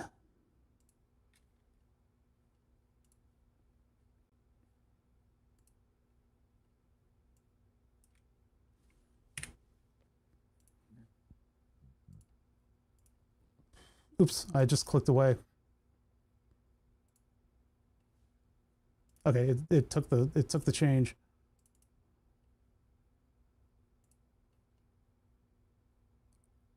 Frameless. Wait. What did we just check? Oh my god, I totally lost my play. Everything has very similar names. This is my fault. So frameless is 1. It looks like I mixed up the numbers. Frameless 1.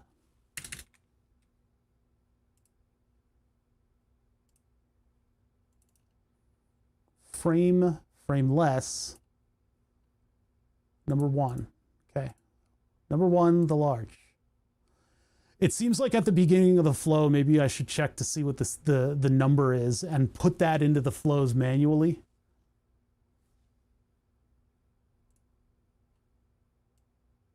Because it seems to have switched from 0 to 1, and it's kind of frustrating that it did. That might be something that I need to write in. So let me put a comment in here.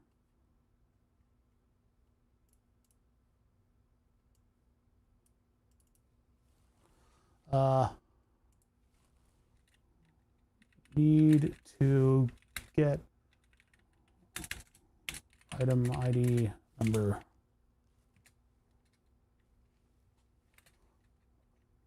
Each call. That could be just the cut and paste that we put in there later.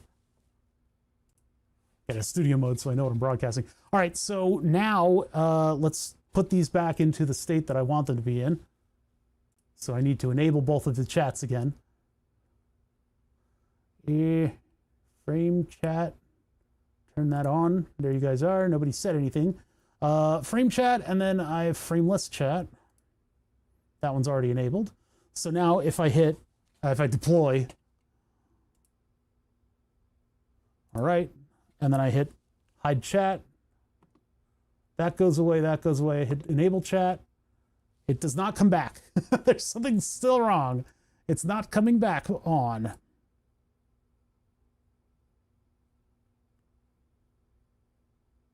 That should come right after the thing. What does the frameless chat have? Framed chat, rather. Frame chat did not come back on. Frameless did not come back on. Both of them are still disabled. So that should mean that payload 0 is false and payload 1 is then true. What did we get as a result? Array of 2, object 0,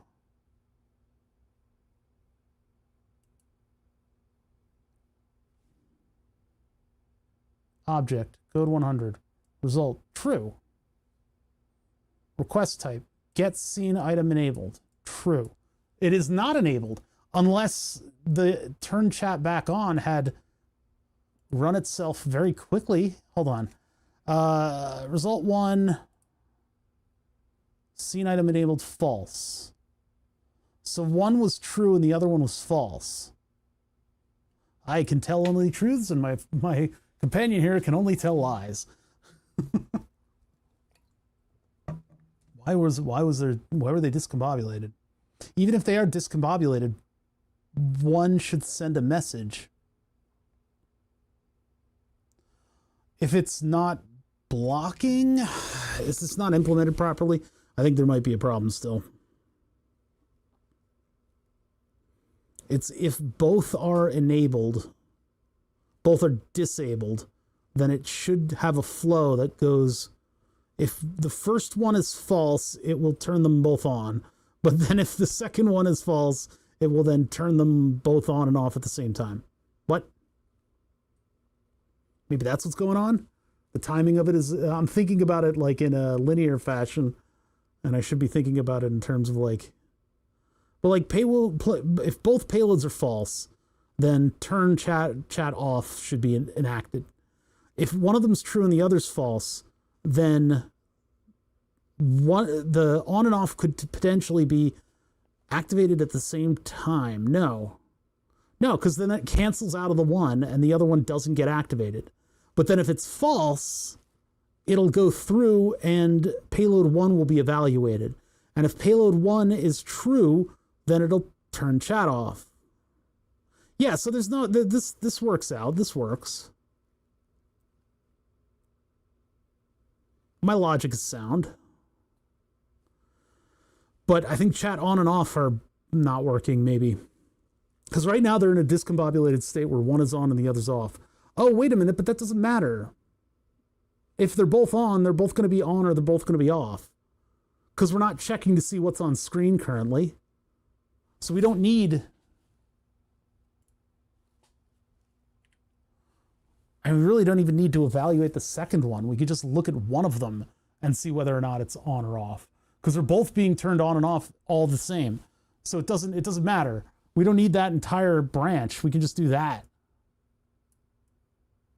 If one's enabled, they're both enabled. Or at least once I get my code working.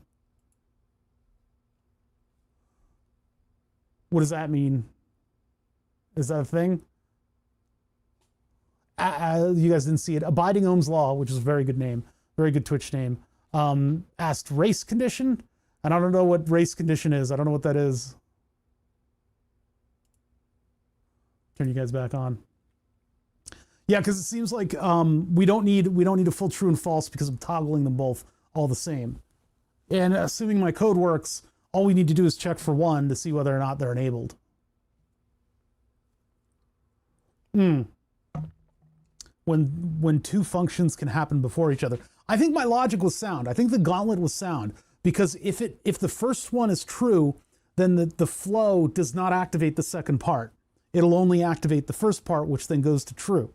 And if it's false on the first one, but true on the second one, the flow will then go down to evaluate the second one, which will go true or false, and that gives me the condition. I think my logic was perfectly sound. If I Control Z this, just so that you guys know what I'm talking about. So if payload 0, the top one is true and the bottom one is false. Just to double check. True, false, right? So if we have a true, then true does not go to chat off. True goes down and around to payload 1, right? And then payload 1 gets evaluated to see whether or not payload 1 is true or false. And if payload 1 is true, then the flow would go up and say chat off. If it's false, it would then go to chat on. So the condition, I think my logic is sound. I just forgot, just blanked, because we were looking at what was the current active scene, and it doesn't matter what the current active scene is. If I do get scene item enabled, that was a very spicy burp, hold on. If I do get scene item enabled, I'm going into inactive scenes to see whether or not the thing is active or not. So I don't actually need the logic conditional. All I need is a true or false on one of them. So if I only evaluate one of them, I actually don't even need to do this.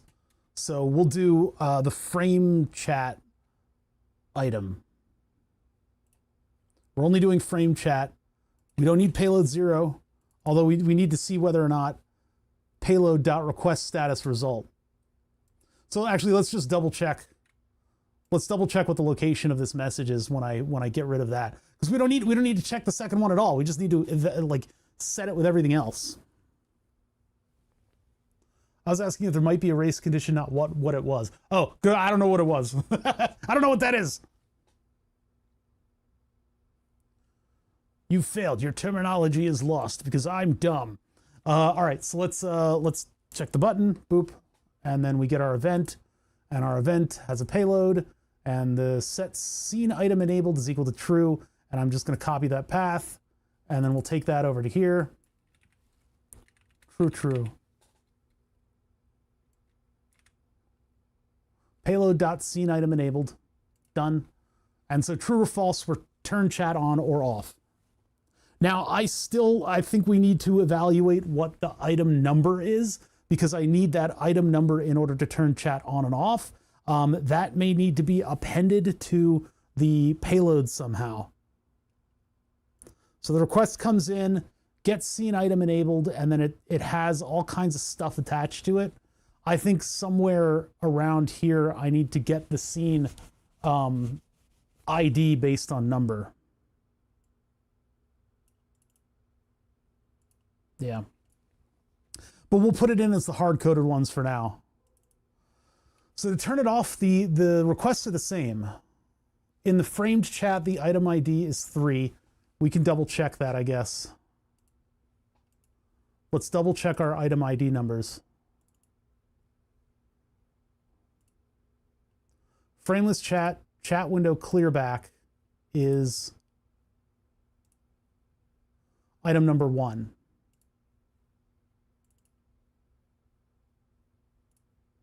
Item 1, chat window clearback, frameless chat.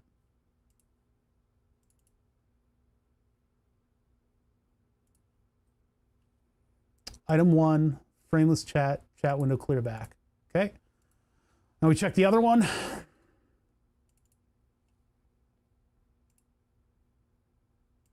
This one is called frame chat, and it's chat window solid back.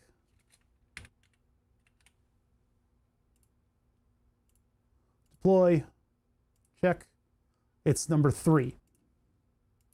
It's back tier. Frame chat number 3. Done.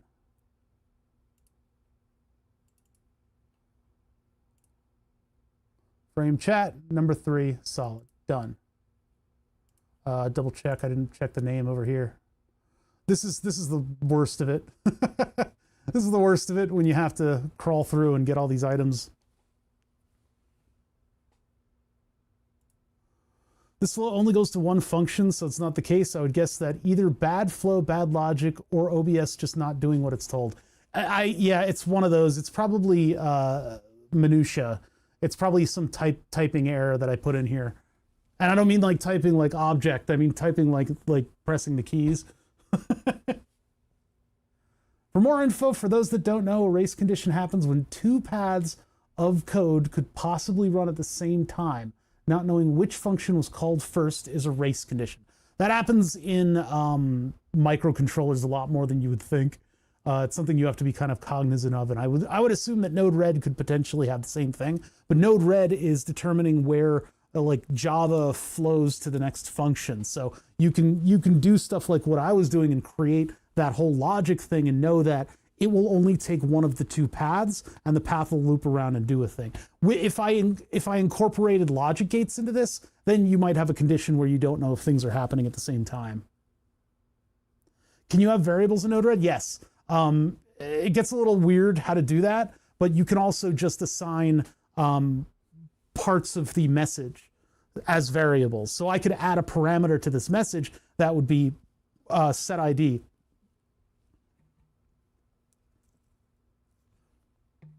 Yeah, what I would do, the way I would do that is I would have a request up here in the flow that would get this, basically do exactly what this is doing. So I can just take this node and get scene ID get, and then I could have the request data, I could do something with the request data. The request data would be appended, so it would have scene item ID as 3 here. And then I don't know how I would get that back out. I think I could, well, if I assign the scene item ID to the object, I can just assign to the object both the name and the state and those things, all that stuff that was in that JSON message. And then I can just send that JSON message out to the stuff. So actually, this might be easier if I think about it this way and use the scene item ID get in order to request the scene item ID from frame chat and frameless chat at the same time. I could have it split into 2 flows that would toggle pretty easily. And then if it's just, it would just set one single object to on or off, and this would just send the entire object. Shit, I want to do that now. Wait a minute. I want to do that now. Wait a minute.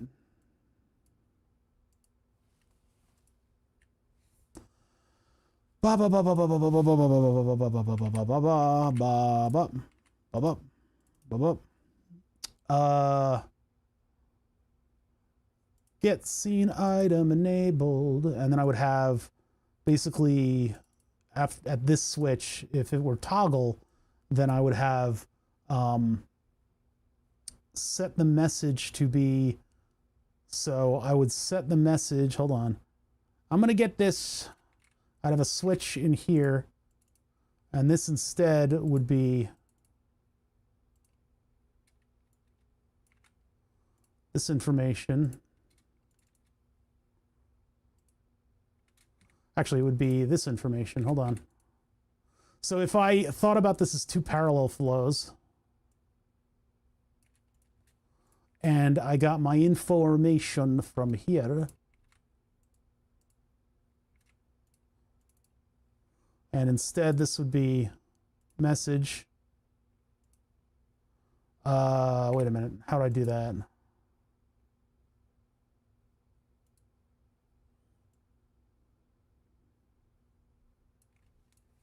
I would have to set a bunch of different object properties. One sec. Scene ID get, then get whether or not it's enabled, and then I could set it to on or off.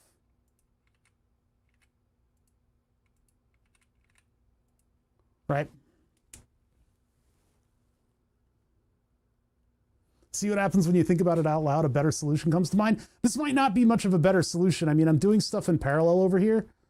I don't know. Because this will toggle not both of them, but it will check both of them. And it'll put their ID numbers in. This is not necessarily better. I don't think this is better. This may be a little bit more involved, but it's probably the proper way to do it. Because we'd set the message payload to be the scene ID information that we have so far.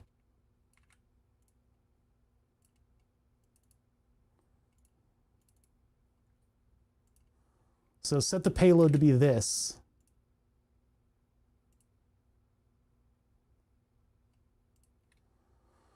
We'll just test it. Before I delete any of this, I want to test to see if this works. So we'll set that, and then we'll scene ID get. And what I want this to be is the message payload.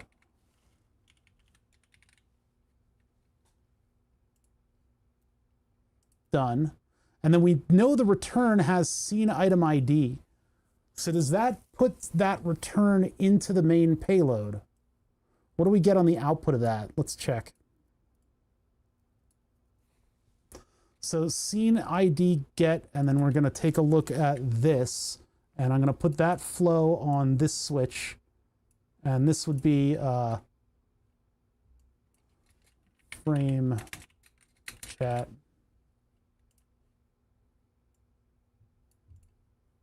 So we check frame chat to get the scene item ID, and we see what the output is. This is more node ready, right? This is more node red flowy. Flowy? Okay, do that. Hit chat. Okay, there we go. So we have a message ID, we have a payload, we have an event, and we have an object. Payload is scene item ID 3.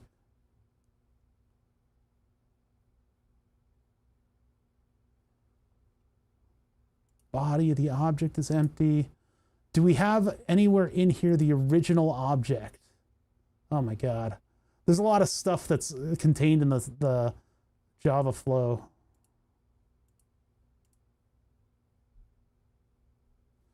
So how do I get it to then append that to the original?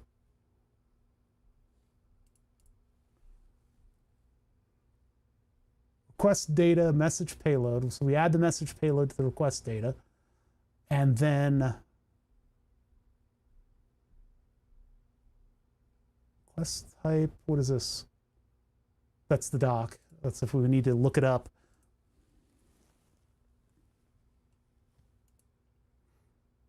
So, I mean, there's a way to access the original object.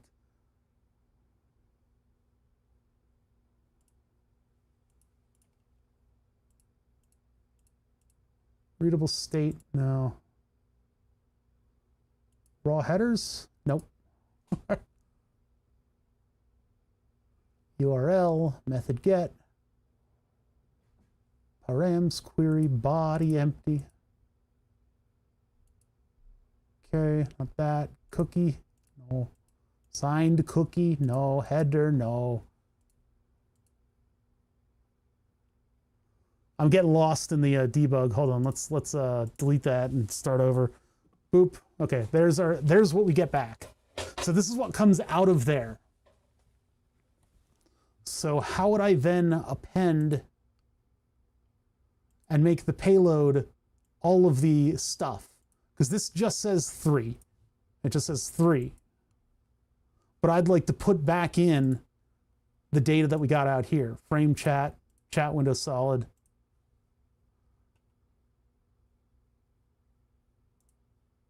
That's the raw headers, trailers, upgrade, URL.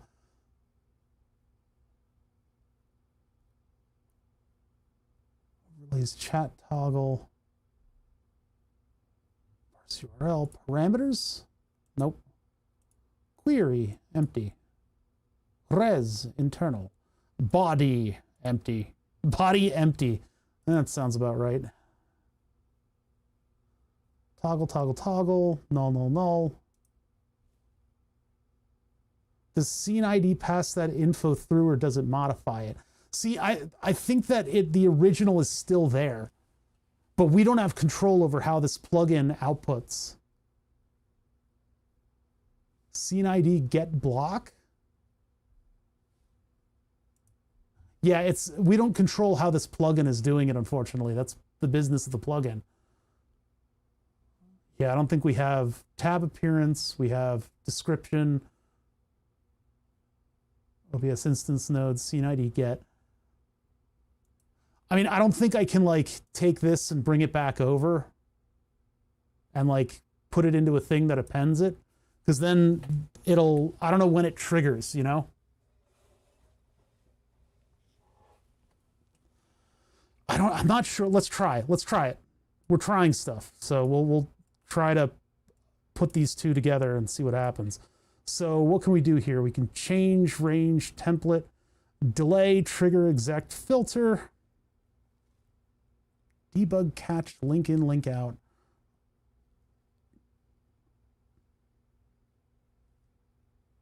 Sequence, split, sort, batch, no.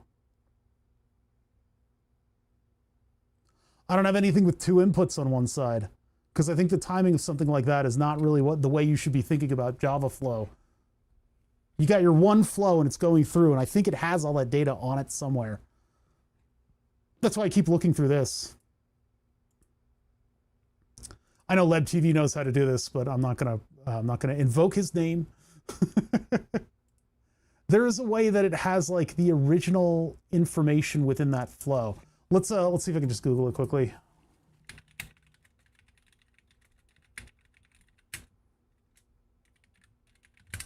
Original payload. Node.flow works by passing messages between nodes. The messages are simple Java objects that can have a set of properties. Messages have a payload property. This is the default property that most nodes work with. Node-RED also adds a property called message ID. So it's the identifier. The value of a property, blah, blah, blah, blah. The structure of a message.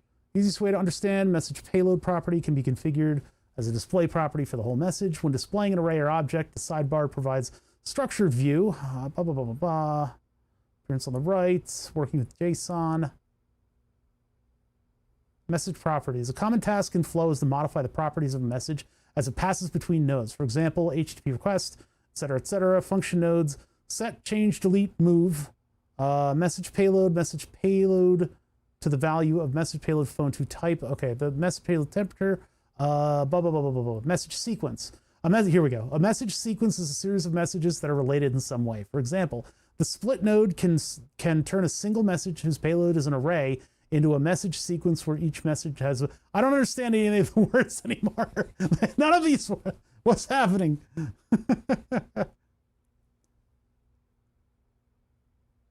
Yeah, hold on. Yeah, have it like hold on to it and then have it parse in.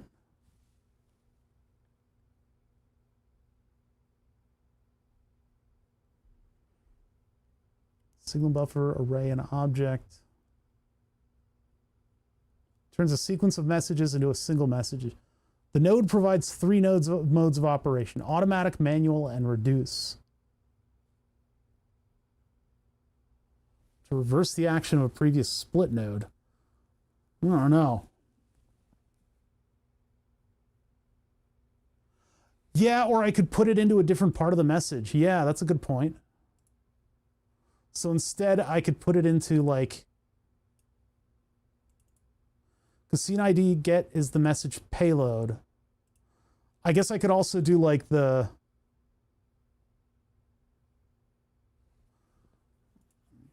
okay, so before we do scene ID get, what I'll do is that's a good idea. So change, I'm trying to make this so that I can, make other scenes work this way. Message dot like pre-payload.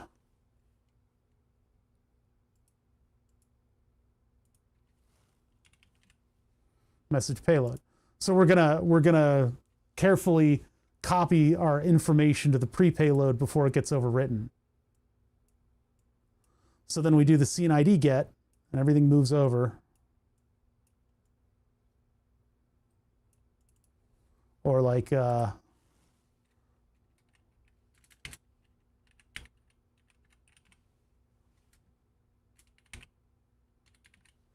preload. So they preload and then we scene ID and then we can get 2 properties here.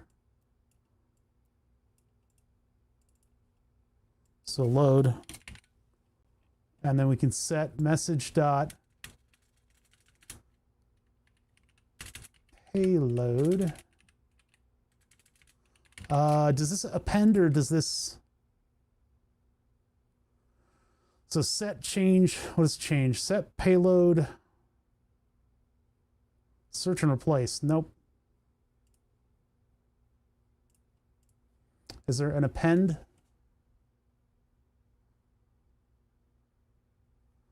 Function switch change. If we could do it within change, that would be nice. That would be nice. Join. Join sequences of messages into a single message. I don't know about that. Well, let's just see what we get on the output when I do it this way.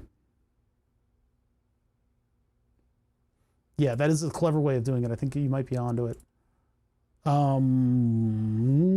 Oh yeah, clear. I don't want to get confused. And do the thing. Okay, so payload, object, scene ID, pre-payload, frame chat, chat window solid back. Cool. Okay, so that's what we did. We just appended that information to the end of the message. So now if I want to change what scene this goes to, I can change the information here, and it'll get the scene ID, and it'll keep these 2 values that I've created, because it keeps it in a special place. And actually, what we could do is we could just set the message. What is it? Source info. So we'll just set that as source info, and then this one will do. If I do source info here, we don't need this. If this will just overwrite payload.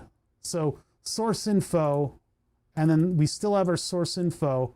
We're getting the request data is source info. And I think that the payload that we get back is going to be message payload. Let's just double check that. Everything broke.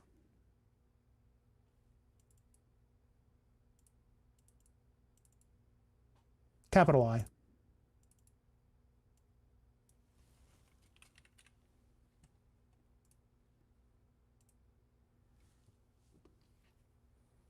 So in here we now have source info down here. Yeah, okay. So we didn't need to add like a variable.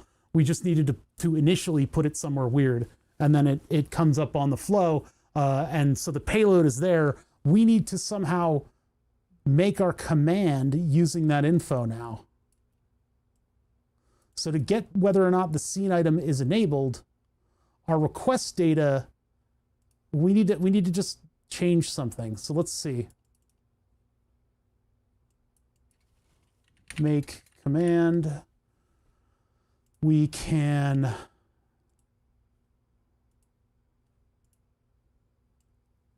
message payload to the value of message dot source info.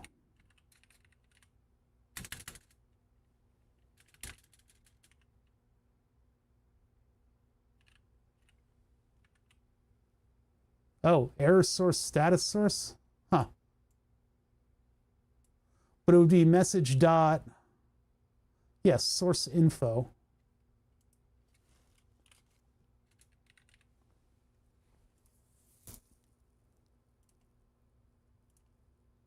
See, search and replace, that's not what I'm looking for. I'm looking to mash the two sets of variables together. If my request, can my request be multiple?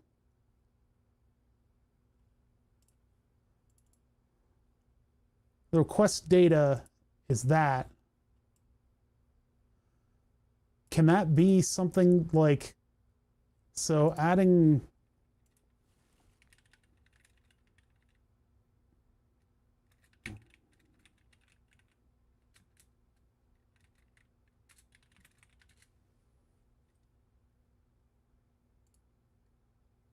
this is the same, this is the 101 level page. Turns a sequence of messages into a single message. The node provides 3 modes of operation. For a join, let's see, do we have join? Join. Mode. Combine each message payload to create a key value object using the value of message topic as the key. Oh my God. So hold on a second. Mode. Combine each message payload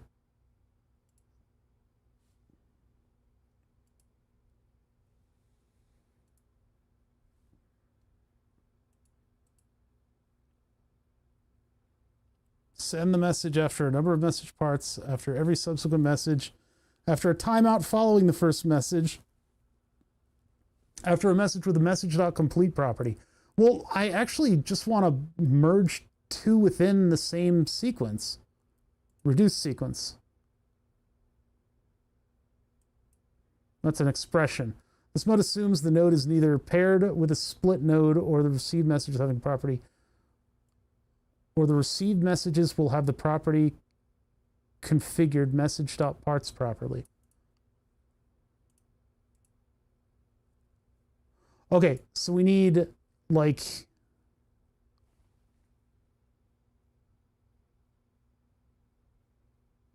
join. Joins an array of component strings into a single concatenated string. No, I need, wait, what are these things called? This exists. We can do this. We can do this. It's just a little confusing right now because I'm dumb.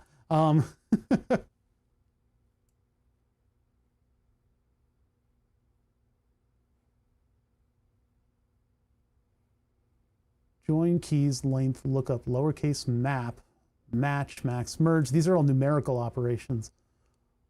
We need to add these things together. So I don't think this is the right thing. J Sonata? What the hell is that? That's the first. Reduce sequence. So automatic manual and reduce sequence. I don't think this is the right thing. So get rid of the join. Delete. split, join, sort, batch. I need to, I'm going to get this. Set, change, move, or delete. Hold on a second. So we should be able to do it with a switch.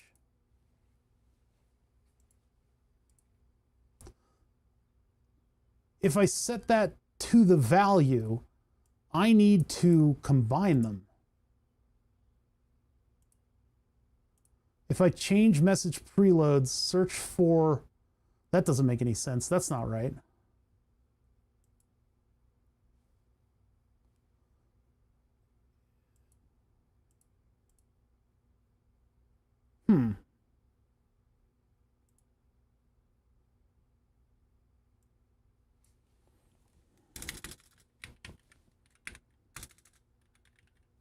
Change message.payload, search for message.scene name.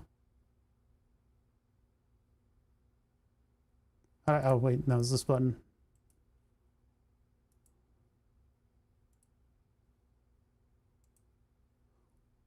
Source info scene name, replace with.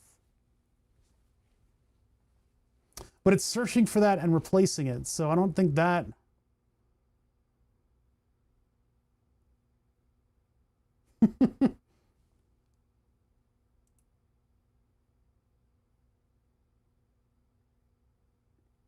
You need to join it. It is a separate block in the message. Won't it go all the way to the end to pull it out later, like in a function block?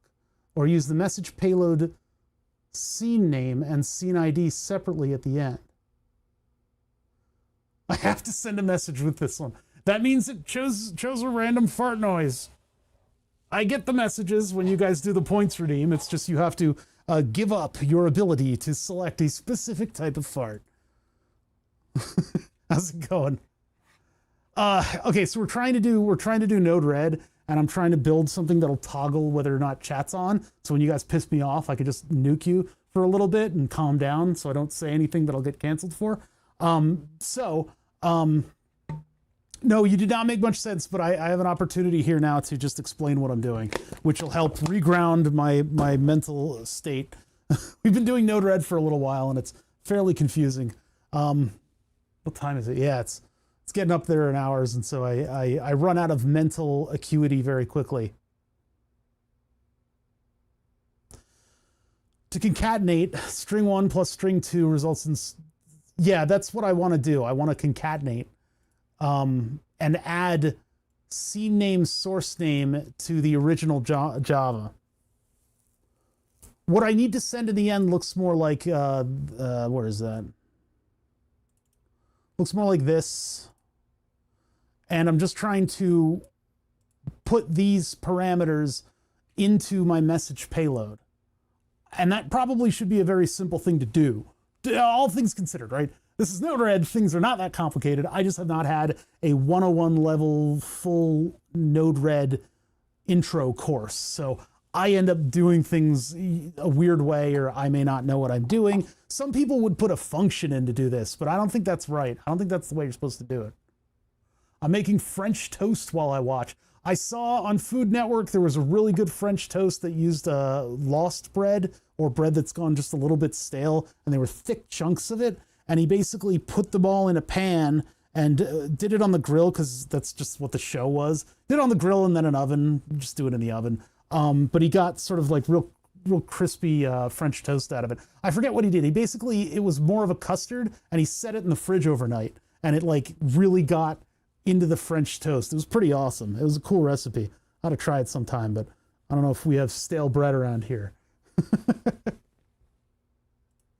What was the one I really wanted to try? There was a recipe that I wanted to try. I need to smoke ribs. That's what I need to do next.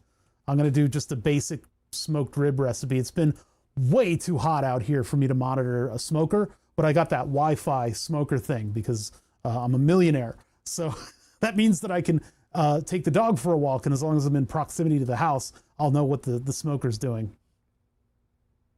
You've been doing oven ribs? We did crock pot ribs, and they were okay. They were passable. But smoked ribs, you get that bark on the outside. They're so good. create that payload in the beginning, empty, and just fill it out on the way. Then you can just send message my message. Captain, my captain. Okay, so what you're saying is that over here, when I create this, actually, we're just putting it into source info. So this would be message command build. Well, let's just do source info.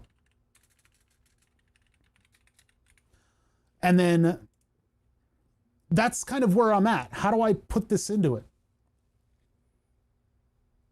1 hour, 300 degree. Then I barbecue and set the oven to broil for like 5 minutes. The crust is, there's a little crust to it. I didn't do the broiling step. I should have done that. I should have caramelized some barbecue sauce on top of it. Yeah, I gotta figure that out, that process. But what I really want to do is like full smoke ribs. See, this is set something to the value. What is deep copy value? Deep penetration. No, oh, no. Copy. Curse the keyboard project. The keyboard project is a little bit on hold because I need to get a batch of circuit boards together to order because of tariffs. Because of my country's fucking just got a brain injury right now. So in lieu of that, I need to do a batch order. So I will do the revisions to the keyboard project, but until then, I'm using the tiny little, my first keyboard. It's the compact keyboard, and it kind of messes me up when I'm programming. We program burn the subs on this thing. It is fairly capable. It's fairly minimalistic. I like to have just a little bit more space on a 10 keyless keyboard. This will do. This is okay. It's just when you try to like get to the tilde key, you have to hit 4 buttons at once. All values of the new variable are copied to a new variable and disconnected from the original variable. Okay, so yeah, we definitely don't want that. There's a way you can access previous versions in Node-RED. It's kind of a really cool piece of software. Because all this stuff is like, kind of trivial. Oh, move? If you move, move versus change. That's in here. That's Control F and move. Really? You're just not going to elaborate? Move a property. That's it. That's the only place it's mentioned. Hold on, I have a phone call. Hello?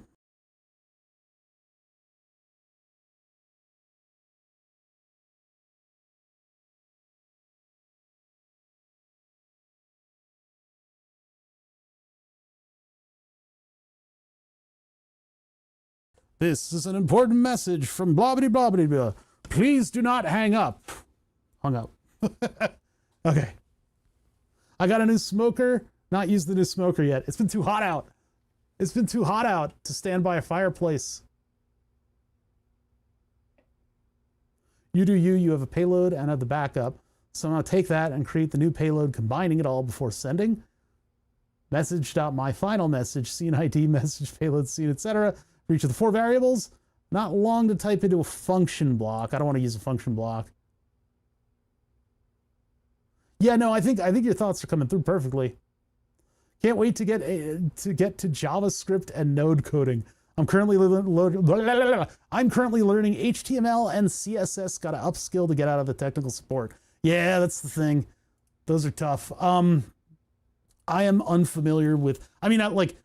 I had an engineering 101 course where we did a little bit of Java, and then I had some employers try to make me do stuff with Java, and every now and then in engineering you run into Java. But in this case, I have not had a lot of experience with it. I'm vaguely familiar with it. I've done a tiny bit of programming with it. I have no idea what I'm doing, and if I knew Java a little better, this would probably be just a little bit more easy. And there's probably some function where this is totally trivial, right? Payload, temperature 90, temperature C, 32.22. So that's using expressions. What does move mean? For the set operations, you first identify what property you want to set and the value you want to have. That value can either be a hard-coded value, such as a string or number, or it can be taking from another message or flow global context properly. It also supports using some JSON data expression language to calculate a new value. So we don't actually wait. If we want the message payload to be set to be message dot another thing, and where do we put that in? This is really just JSON manipulation as far as I can tell. A lot of JSON strings passing around. Yeah. This is baby shit that we're doing right now, and it should be much easier, but again, I'm dumb. I'll be able to figure this out. It's going to be messy. I'm in the shallow end right now, but I'm up for a challenge. Coding is a lot of fun. It really gets you to like think about puzzles. There's little puzzles all day. Using the debug node's ability to determine a message element's path, you can paste the path straight into the to fields, message dot selected from the list, message payload to the value of message payload dot phone to dot type. What does that even mean? Oh no, that's just to get the value, right?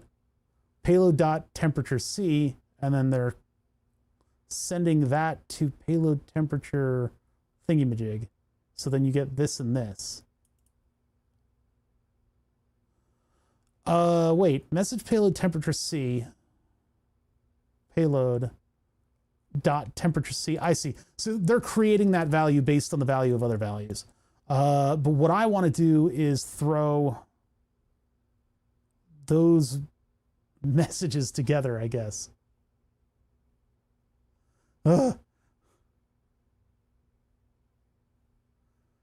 Right, that gets the value, but I want to set the message payload.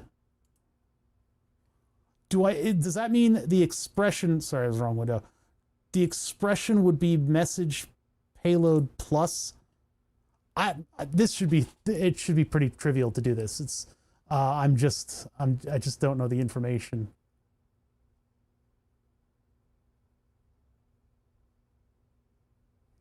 Time interval and concatenate sequences. See, we don't need to use these. These are all the reason that I looked at like join. The join command is talking about two different messages joining together, and so you have a couple parameters in there. You have the timing of the whole thing. When does that message come in? When is it valid? Is it a number of messages, or is it a time between messages, or is it like everything always gets one sent out? That's not what we're doing. We're not doing that. We have a payload that has all the information that we want in it, and we just want to combine that information so that we can send it through a different command. And I can point that different command to all kinds of different stuff.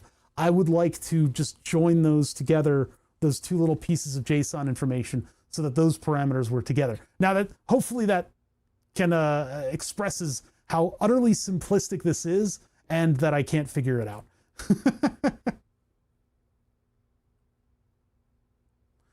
If I put it together as an expression, so payload dot temperature and then payload dot the other thing, then I could set,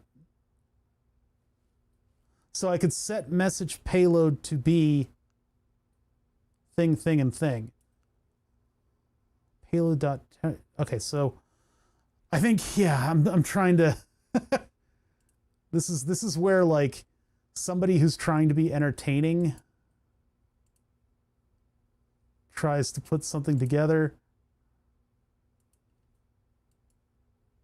Wait, there's no expression in there. Oh, set. So the message dot payload to an expression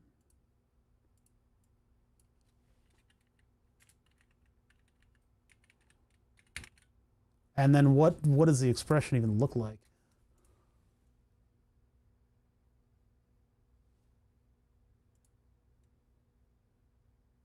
These are all changes of numbers. I'm trying to concatenate, but I'm not really concatenating. I'm actually just putting in a different thing.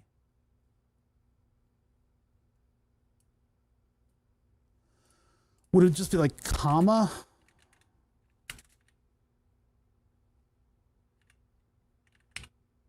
It would be message dot, what was it again? Free payload. Maybe something like that? That's not right. No, there's all kinds of terrible shit going on there. Source info.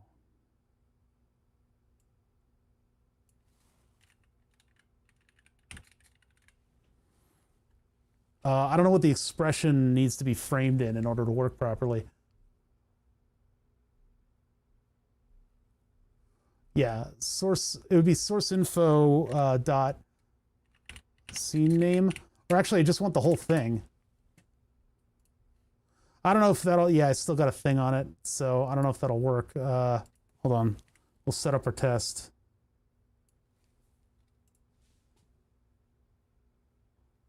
Huh. Computer sounds like the fan's been on high for a little too long.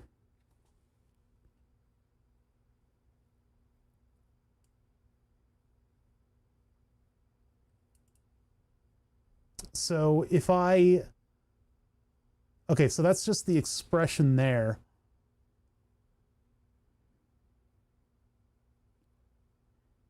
Payload temperature. Can I just do it this way? I might be able to. Are you taking JSON messages from different sources and trying to combine them into a single JSON message? Yes.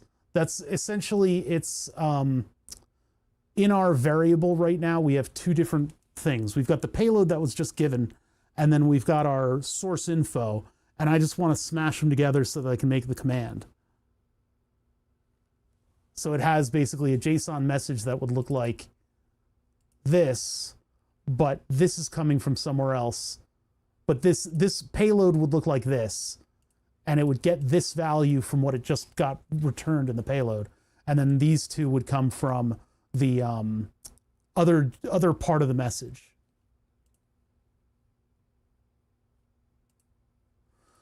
I don't know this. Oh, do I have to put parentheses around it? Does that work? No, it's still got an error on it.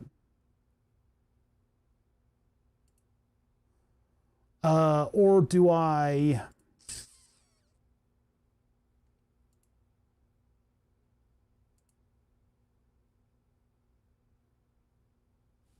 If I move it, does it add it or does it replace?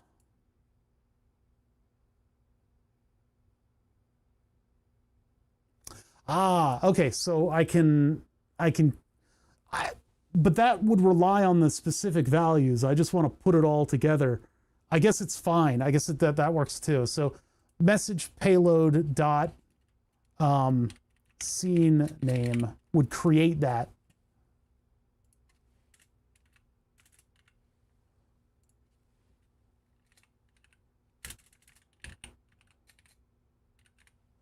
Source info, scene name. See, I don't want to have to put in this value.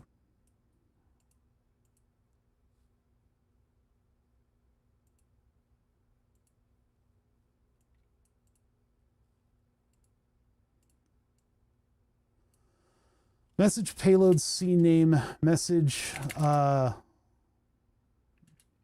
scene. What was it called again? It was source info. Source info, scene name. So set payload scene name to source info scene name, and then I'd add set payload. Wait, no, set message payload. Yeah, message payload scene name, and then the other one's source name. Message payload source name to message source info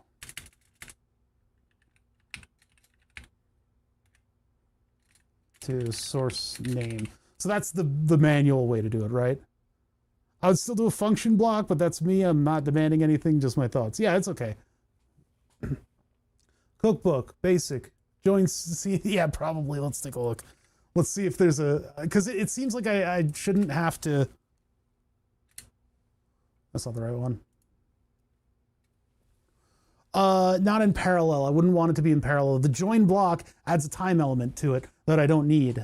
I want it to do this, yes. Each inject node represents a different source of the message. And that would mean that if I wanted to do like multiple different like gets from stuff, I could do that. But I would, we've already got it appended onto the message. So I want to just move those two elements of the message together. There's got to be a better way to do that.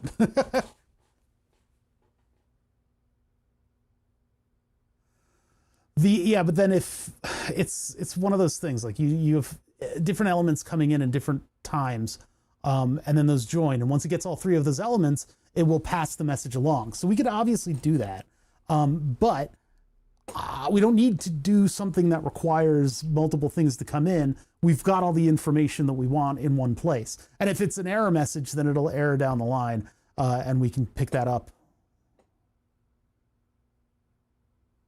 The one I just created should work. I don't like having to put these in manually. I'd rather take whatever the hell is there, this and this, and just append it. If I set message payload, but then, yeah, see, it's naming specific stuff. There's got to be a way that I can do it. I'm again, overthinking and probably, don't need to do it.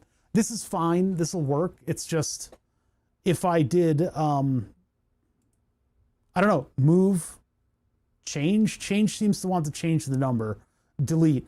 I'm thinking move might be the way to do it. I'm going to click done on this, and then I'm going to duplicate it. Because I want to test move.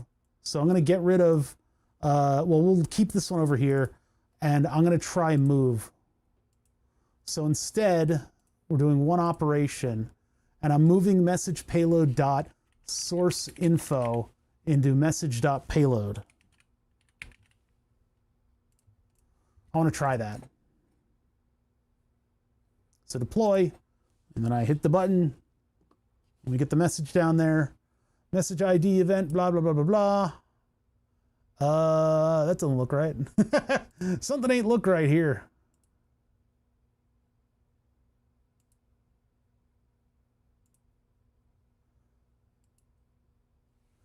So source info still exists, but there's no payload.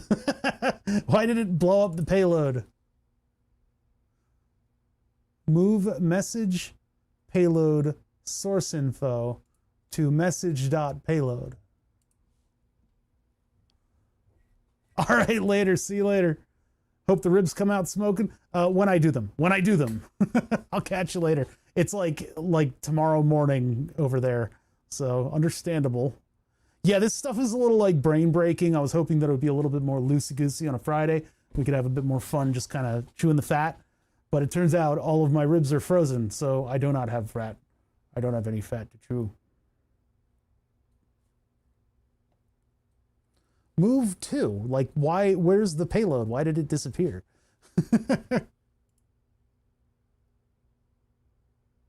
Is it in, wait, is it in, no, it should be right in object, right?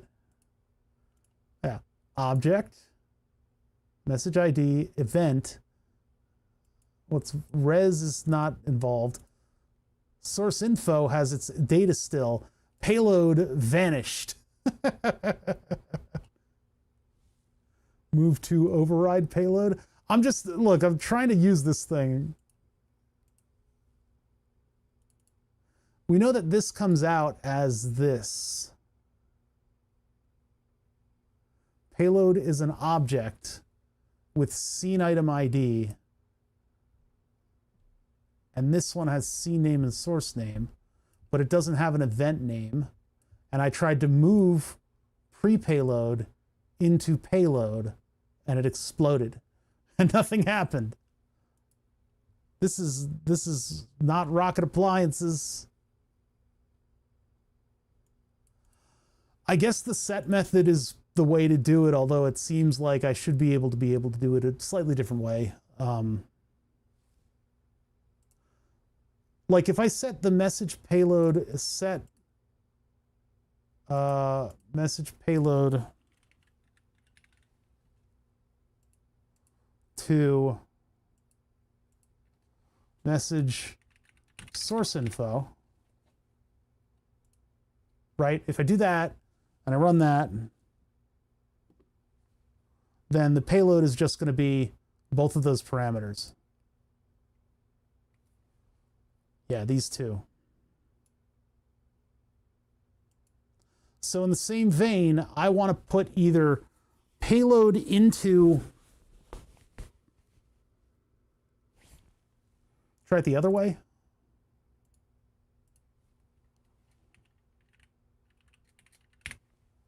Message payload into source info.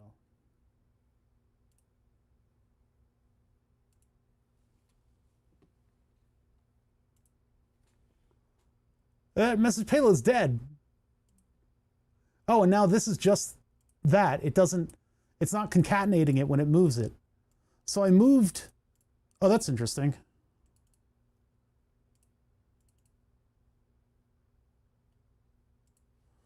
So when you move it, it gets rid of what was already there. And change would be the only way to do it.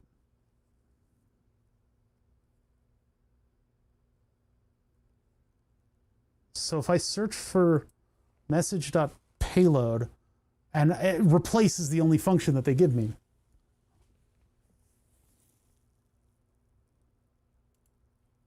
This is the only way to do it. Make the info and punch the individual values in.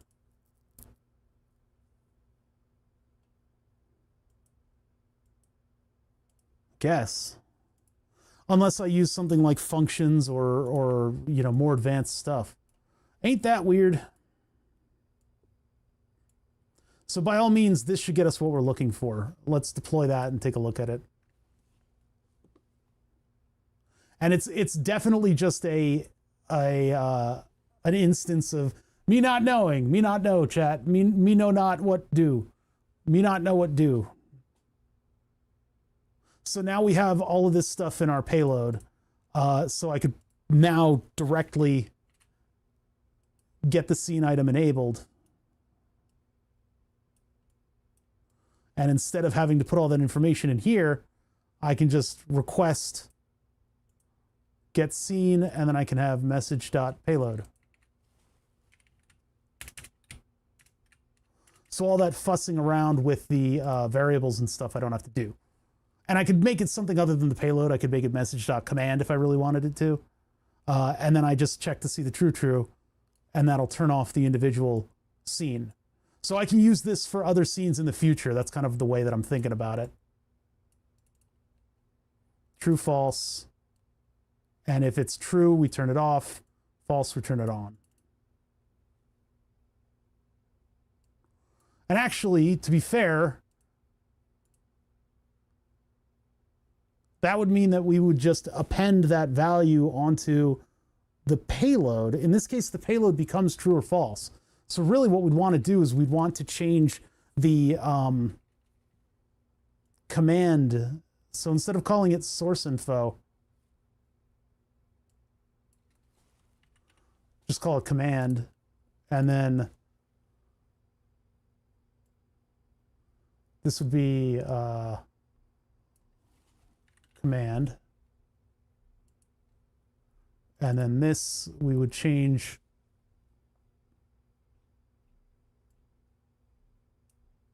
to command. So we are putting that into the payload from CMD, but we'd also want to put the original message payload into command. And that would be, what do they call it again? Scene item ID.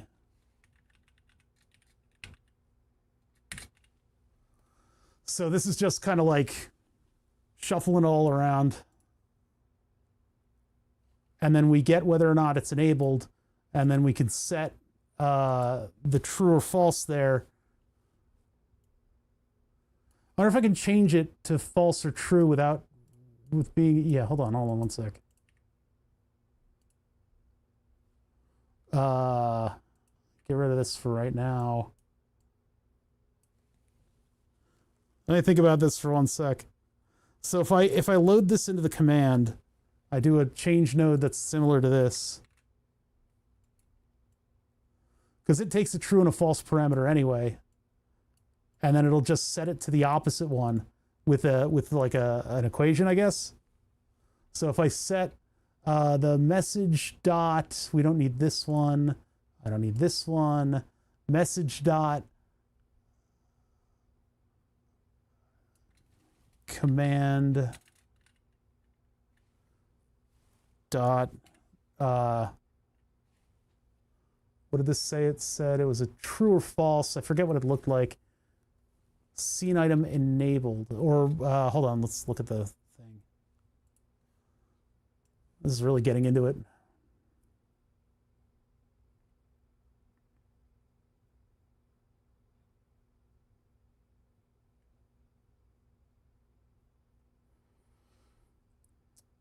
Scene UUID, scene name, pass through, blah blah blah. Where do I have like a big command that does that? Hold on.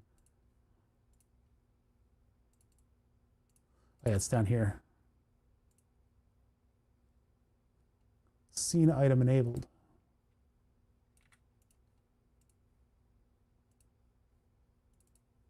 So it would be message payload. Message CMD command dot scene item enabled to message dot payload. That'll load it into our command. Scene item enabled to the payload, done. And then I would do another change. What does switch do? Wait a minute. Oh, that's just, yeah, switch is just routing. Okay. No. We would do a change, another change, and invert TF. Change.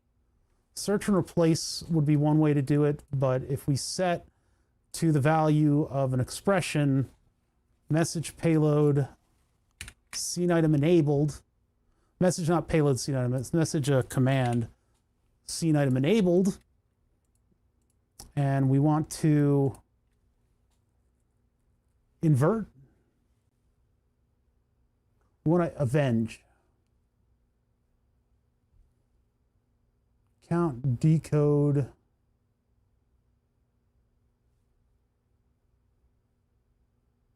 Global context. How do you just ask AI to do the code? No. Reverse, that's not the right one. We want it to round. Squirt. We want it to squirt. Square root. I mean square root. Square root. Node red, invert Boolean. Boolean logic. This is a add-on. I don't want to have to have an add-on.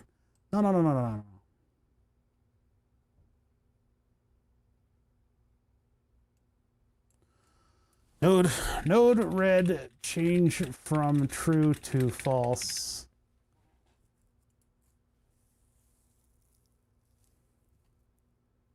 Simple, use various change nodes to take payload from a previous node to the flow, search things like on and off. Boolean true, and I'm taking a Tesla door lock. I don't care. This should be like a 101 kind of question, right?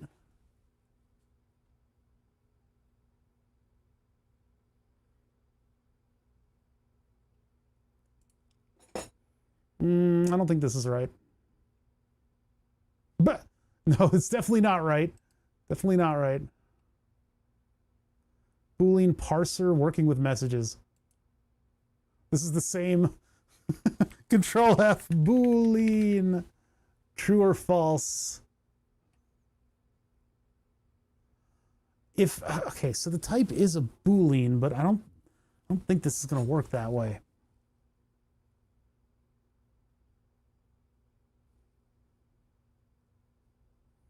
Copies the path to a selected component. Yeah, know about that. Pins the selected, working with the JSON.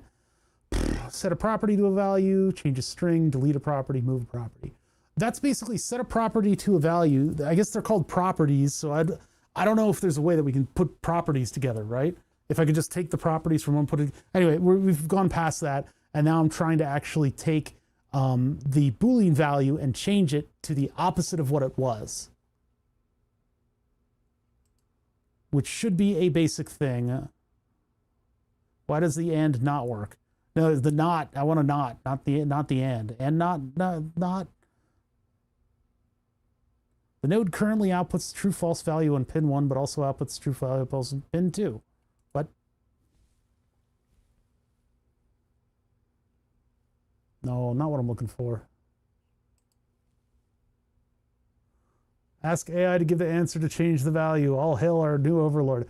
Motherfucker, AI didn't even participate in my question. It didn't, it will not listen to me. Your gods are dead.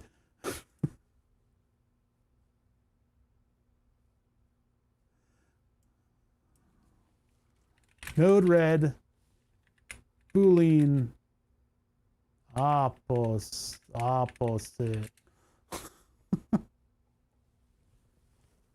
ChatGPT did most of my node red code last night. Well, that explains how useless you are today.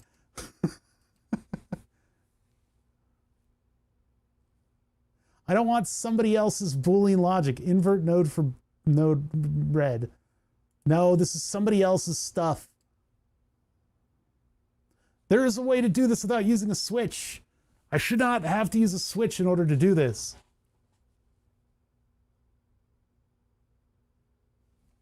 Inverting does not invert message payload from a switch.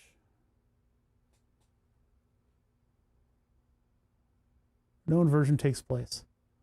What do you debug? It's everybody's questions are so much more advanced because we're doing all of the really simple stuff. It's funny how like this would be a very simple thing to do in another piece of programming, but just because I don't know really how to use the expressions properly, I am hamstrung by this.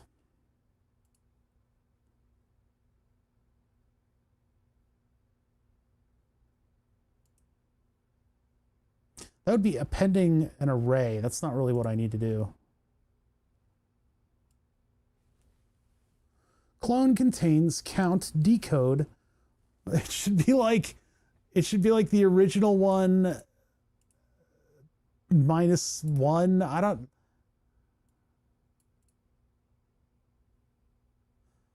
Dot temperature, and then it would be like the absolute value of the negative of the. No, that doesn't work. All right, Caravos Bane, thanks for helping. One of these days you should look at the function block. It's so useful for everything.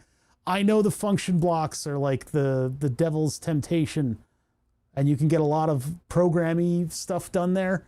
It's a great place to do that sort of thing. I'm trying to use it like within the purview of Node-RED. Like the Node-RED, you can kind of like visually go through all of your stuff and make it do the thing you want to do. And for those that don't know, and because I get a lot of viewers later on in the afternoon, what we're doing is we're taking an HTML request. So we have a category, we have a specific thing within that category, and then we have a whatever it is, the two function names. So my stream deck will say, hey, I want to toggle chat so that it turns chat off. In order to turn chat on and off, we need to make sure that we have some extra piece of information aside from just the what do you call it, the name and the name and the scene and the source in OBS. We need a little bit more information.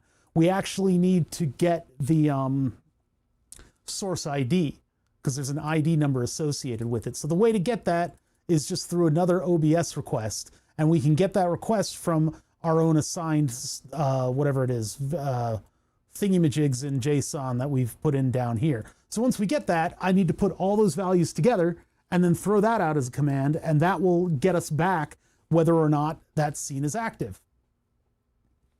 Just a couple little extra steps that will help me not have to get that ID number, and when OBS reassigns that ID number, if I drag and drop something in the scene, it can change. So if it changes that number, then this is future-proof against that. So once it gets all that stuff, all it needs to do is create the command that has the three things in it. So instead of just kind of like throwing the two together with a simple thing, I don't know if there's an easier way to do it. I have to assign all of these like variable names and point them towards the right data. So having done that, after having given up, we now need to send that master command out, and what we get back is going to be whether or not that item is enabled in OBS. And if that item is enabled, then I need to essentially disable it. So if I get a true or a false, I need to change it from false to true. That seems to be a little bit harder than I thought. We could evaluate as to whether or not the return is true or false, and then I can have the parameters change accordingly. It just seems like a little bit much to go through. It seems like a little bit much to go through. Like I should just be able to say, hey, make this the opposite. Then again, if I route it to, well, so what that saves me is having to have a true or false evaluation, right? I don't have to have the true or false evaluation. I can have whatever that message is just go into the on or off.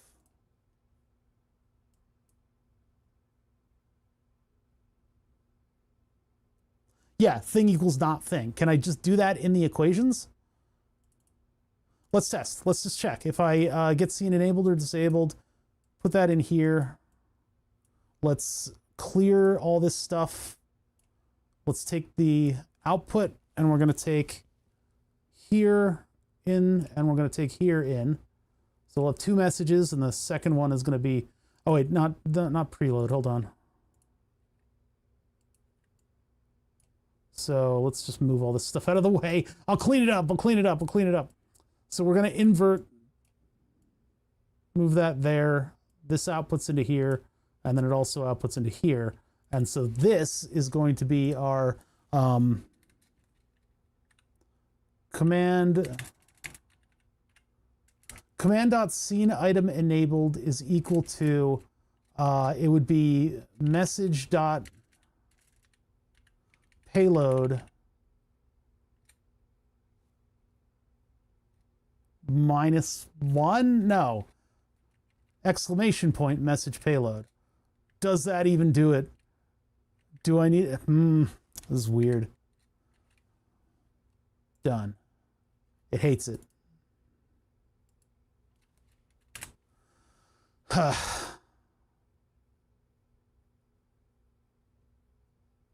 Flow global JSON Boolean. I can't, that's to set it as a Boolean. It would be the opposite. It would be unmessage.payload, right?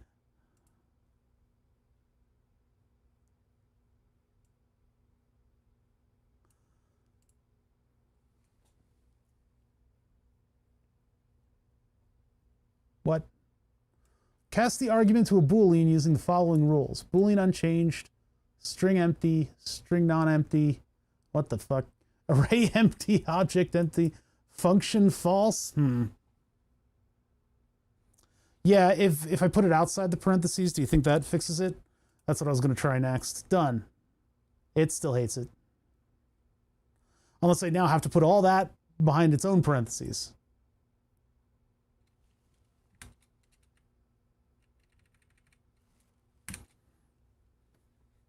Done. Done. It still hates it.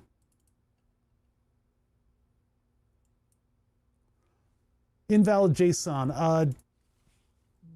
What was it called? JSON something or other? JSON born? Oh shit. JSONata. JSONata expressions. Not. Control F. Not. Note. Damn it. Does not equal, equals less than. No. Note that not is not supported. Note that not is not supported not as a not function, nor an operator. You sons of why?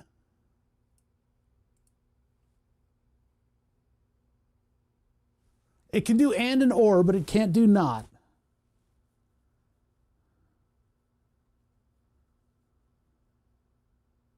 Oh, right. It would have to be the specific value to be manipulated. Let's double check. It's message.command.scene item enabled. And this would be message.payload.scene item enabled. Because that's what the expression is. Does that fix it? Well, we also just learned that it doesn't support not. This is some bullshit is what that is. Note that the not is not supported as a function, not as an operator.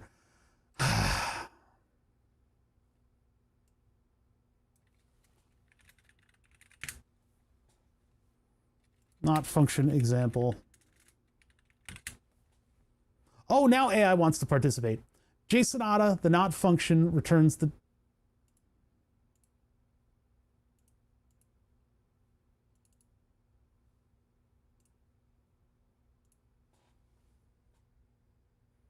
EFG, and not. Returns Boolean not on the argument. Arg is definitely what I'm saying. First cast to a Boolean.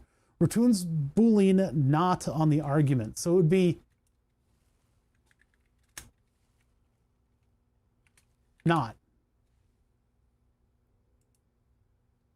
And the argument would be message payload blah blah blah enabled.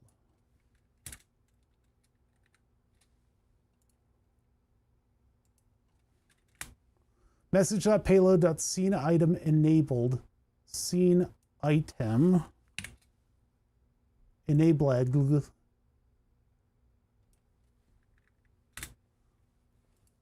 Not message payload scene item enabled. Done. And we're writing that to command scene item enabled. Done. Haha! You watch Reticent Alien, or is this some bullshit? Love that line. What? Resident Alien. No, listen, man. The references that I make, you have to catch me very close to the reference, and then I can maybe tell you where it's from, or it might just have been stuff that just got smashed up against the side of my brain. He says, this some bullshit. I could be quoting any of a number of things that I've seen where people say it like that. Probably The Wire. So, all right, let's test. Deploy. So what should happen when I hit, is that enabled? Okay, it hates it. Cannot set the property of a non-object. Payload.sceneName. Uh-oh. So somewhere along the line, this thing failed. Non-object type payload.sceneName.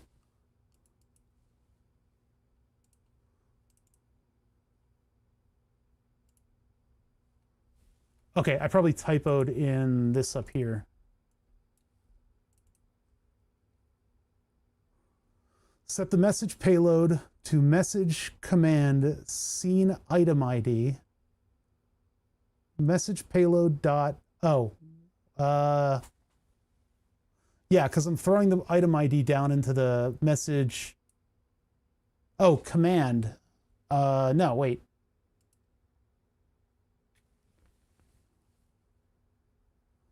Yeah, something's wrong right here. Payload. Oh, here we go.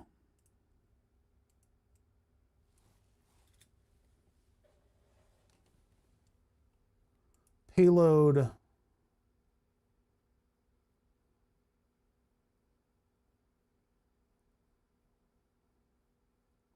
Okay, so the scene item ID is currently in payload. I did this backwards. Set message dot command dot scene item ID to message dot payload. And I could probably do dot scene item ID. I wish I could just move those elements around a little bit more fluidly. Not only works on Boolean values. Yeah. So there's no exclamation point, but there is a $ not command. That should be, it is in Boolean, I think. Because it says true. I don't think that's a string. It's not in quotes, so I think that's Boolean. We'll check in just a second, because I'm going to assume that abiding by Ohm's law knows more than us. So we're setting the command down below to be the payload from that. And then we're also putting the two values up in payload. I don't know why we don't really need to do that because we're using the command directly. So I don't need this one or this one because that command is what we're appending and updating with the information.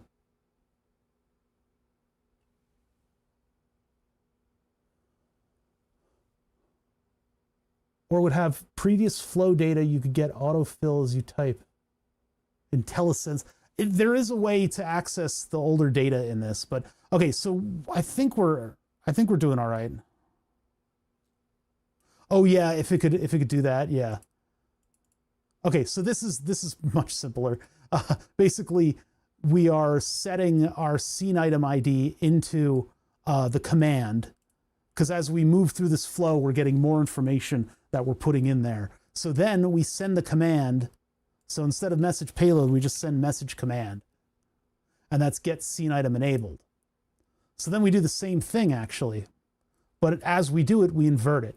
So what I'm doing is I'm getting command scene item enabled, and I'm setting it to not whatever the payload is. All in one swoop. So in that sense, I should then get over here. Let's just deploy and let's check what it is. We get our full message. In our command, we have frame chat, chat window solid back, scene item ID is 3, and if it's enabled, we get the opposite. We get false. Hey, look at that. And so now, after all that, I can just throw it right back in to, without even having an expression on it.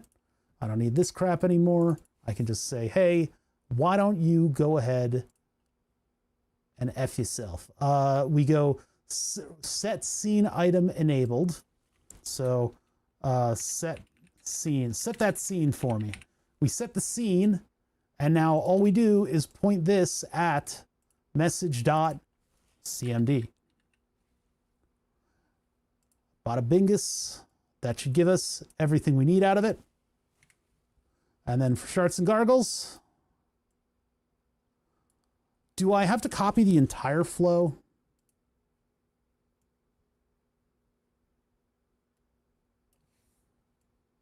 Guess I probably do. This whole thing has to like build the command. Not the most efficient way to do it both at once because there's 2 scenes involved.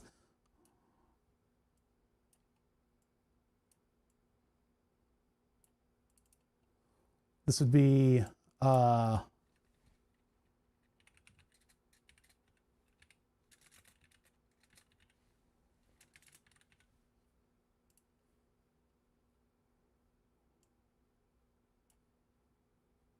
invert and then set. I should probably have it a little bit more linear because there'll be 2 flows, one for each thing that I want to Boolean. It would be better if I could do this as like 2 different things going into the same structure. Like I could take this and I could split it into 2 flows that would come through this at different rates, different times. Another place, another time.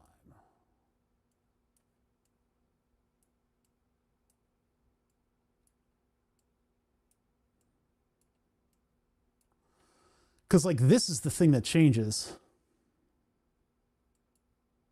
What if I did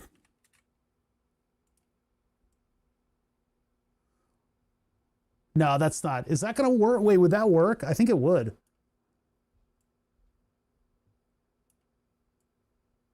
I just like inject it as a separate thing. And then this one's frameless. And so in this one, it is frameless chat, and then it's clear back.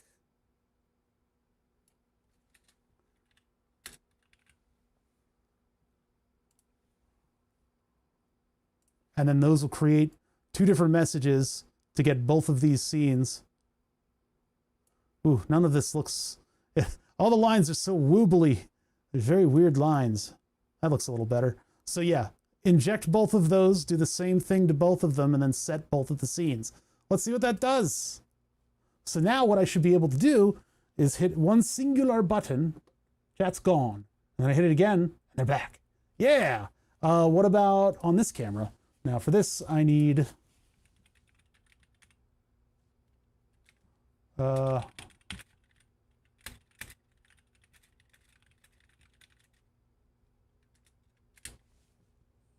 we just need to, doop, you're gone.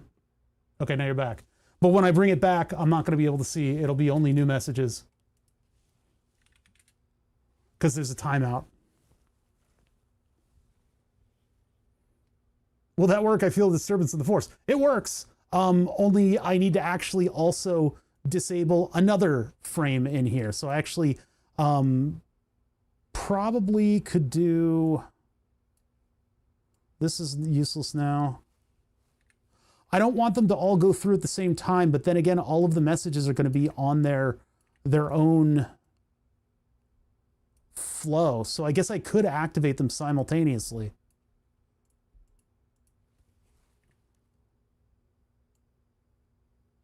Like if these just go off at the same time. And then they do this.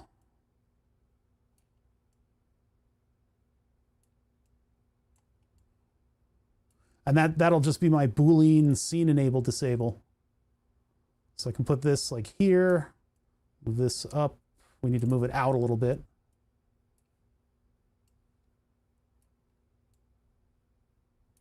And this thing will just pop off whenever I need to do one of these. So what I can do is I can actually add the other frameless, there's not another frameless scene, it would be another framed scene. And then I can add to that, instead of chat window solid back, I can go to, hold on, I need to look at it in the studio mode. Not the settings, the studio mode. So I'm looking at studio mode so that I can switch to, I gotta make that smaller for you guys.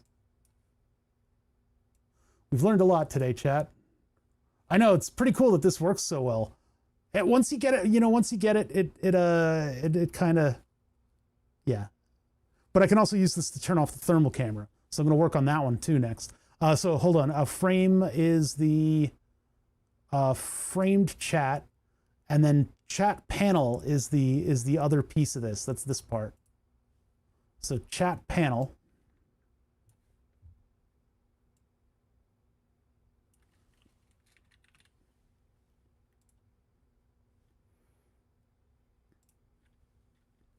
So if I just wire this in with everybody else, now it'll have 3 simultaneous messages, but they're kept separate, so they should be okay. My brain is full now. You're gonna get a full meal. What was that? It was an indie rap song where it said, if you've got beef, well, I got vegetables. So if you want it, you can leave with a full stomach. Something like that.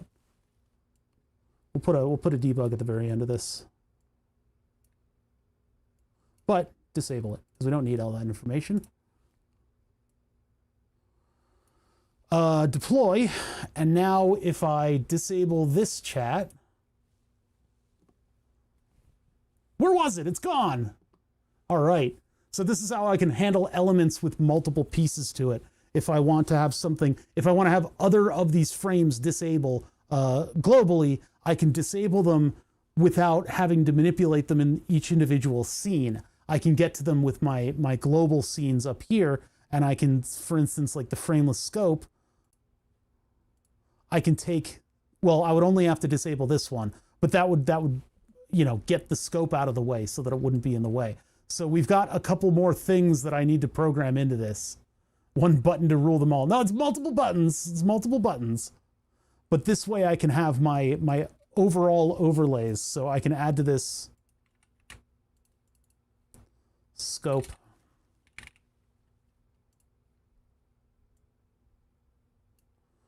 And then I guess they would still be a toggle. So I don't know if I'd want to just inject it over here. Probably could just do that.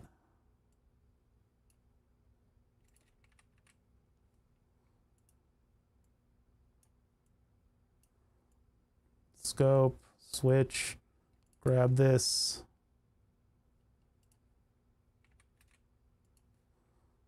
And then this one would be toggle. I don't have a cache on that, so I'll just do toggle for now. That'll be room for expansion. Command. Command. And then this becomes scope framed. And we have in our scene name, which will be frameless scope. And then here we have scope. It's just called scope. Done. And that goes into here. You know, I might clean this up with some connectors and stuff just to make that a little bit easier. But now I basically have a structure that I can throw into this that will enable me to turn on and off my screen elements when I hit buttons. So right there, you see the scope scene right there in the middle right there. Hold on, I'm gonna deploy. I don't have the button set up for it. Wait a minute, we need the Node-RED button. So hide chat becomes scope hide. And then our structure, in the structure, we still have the toggle command. God, I wish that font was larger. Actually, it's still overlays. Overlays, scope. And then if I have anything else that I want to do with the scope, any transforms and things like that, I can add them as commands and use them in the same way. So I just made a brand new command, and it's going to scope, lowercase toggle, lowercase scope, lowercase scope, scope, done. So it goes to the overlays. It's not a chat, it's a scope. That means it then, yeah, passes it through like that. So then we have our framed scope ID. Yeah, okay, let's try it. And so once all that's done, all I have to, oh wait, I get to deploy. Gotta deploy, yoink. Okay, we're all deployed. So I go and I hit the button and we look at this right here, this scene, scope, and nothing happens. See how awesome that is? Capital S scope.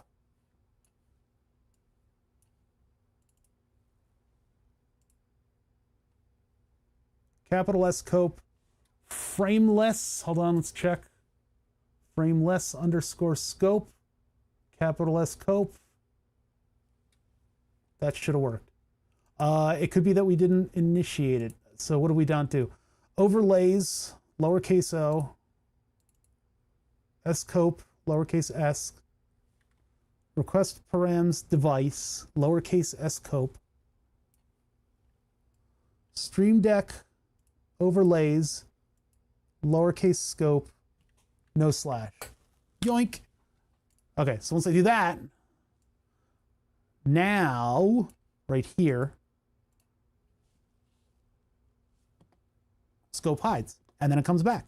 And then it hides, and then it comes back, and it hides, and it comes back. And it gets that number every single time I run it.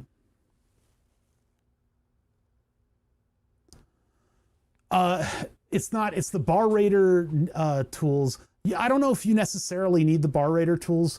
You might be able to do it some other way, but this is API Ninja, and what it's doing is it's an HTML request, and the request is get, and it's get this site, essentially this intranet site, which is pointing it towards Node-RED with the WebSocket 1880, and then it's got the Stream Deck, which is the overall, like the big filter that we have, and then the device, the grouping the device, and then the command.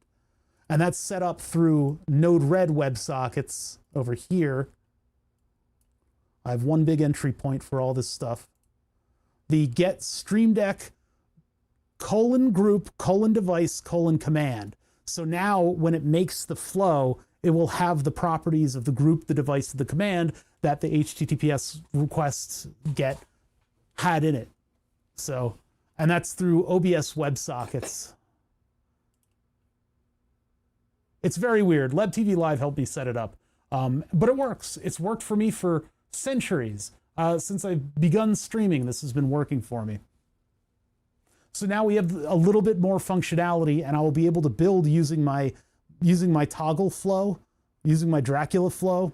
I'll be able to use the toggle flow in order to turn on and off these different things. I may just like put that to a thing so that it's a little bit more organized, so it looks a little bit more like a thing.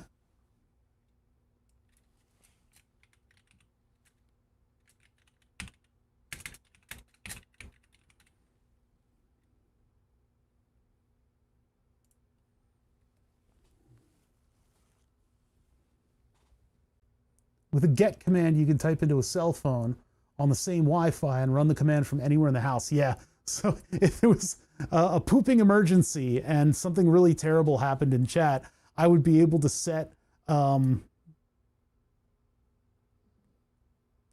overlays chat toggle, and then this would activate, and it would toggle all the chat. The poop overlay. No, not the poop overlay. Those overlays I control directly from Stream Deck because it's much easier. Because they're basically doing the same thing that I'm doing, but they'll have it on a pull-down menu. Okay, all right, everybody's a joker. All right, that's it for me. That's it for me. Oh my God, this has been an intense Friday. I did not mean for Friday to be so intense. But yeah, a lot was happening this morning. We got the fireplace cleaned. That was something that I was concerned would push.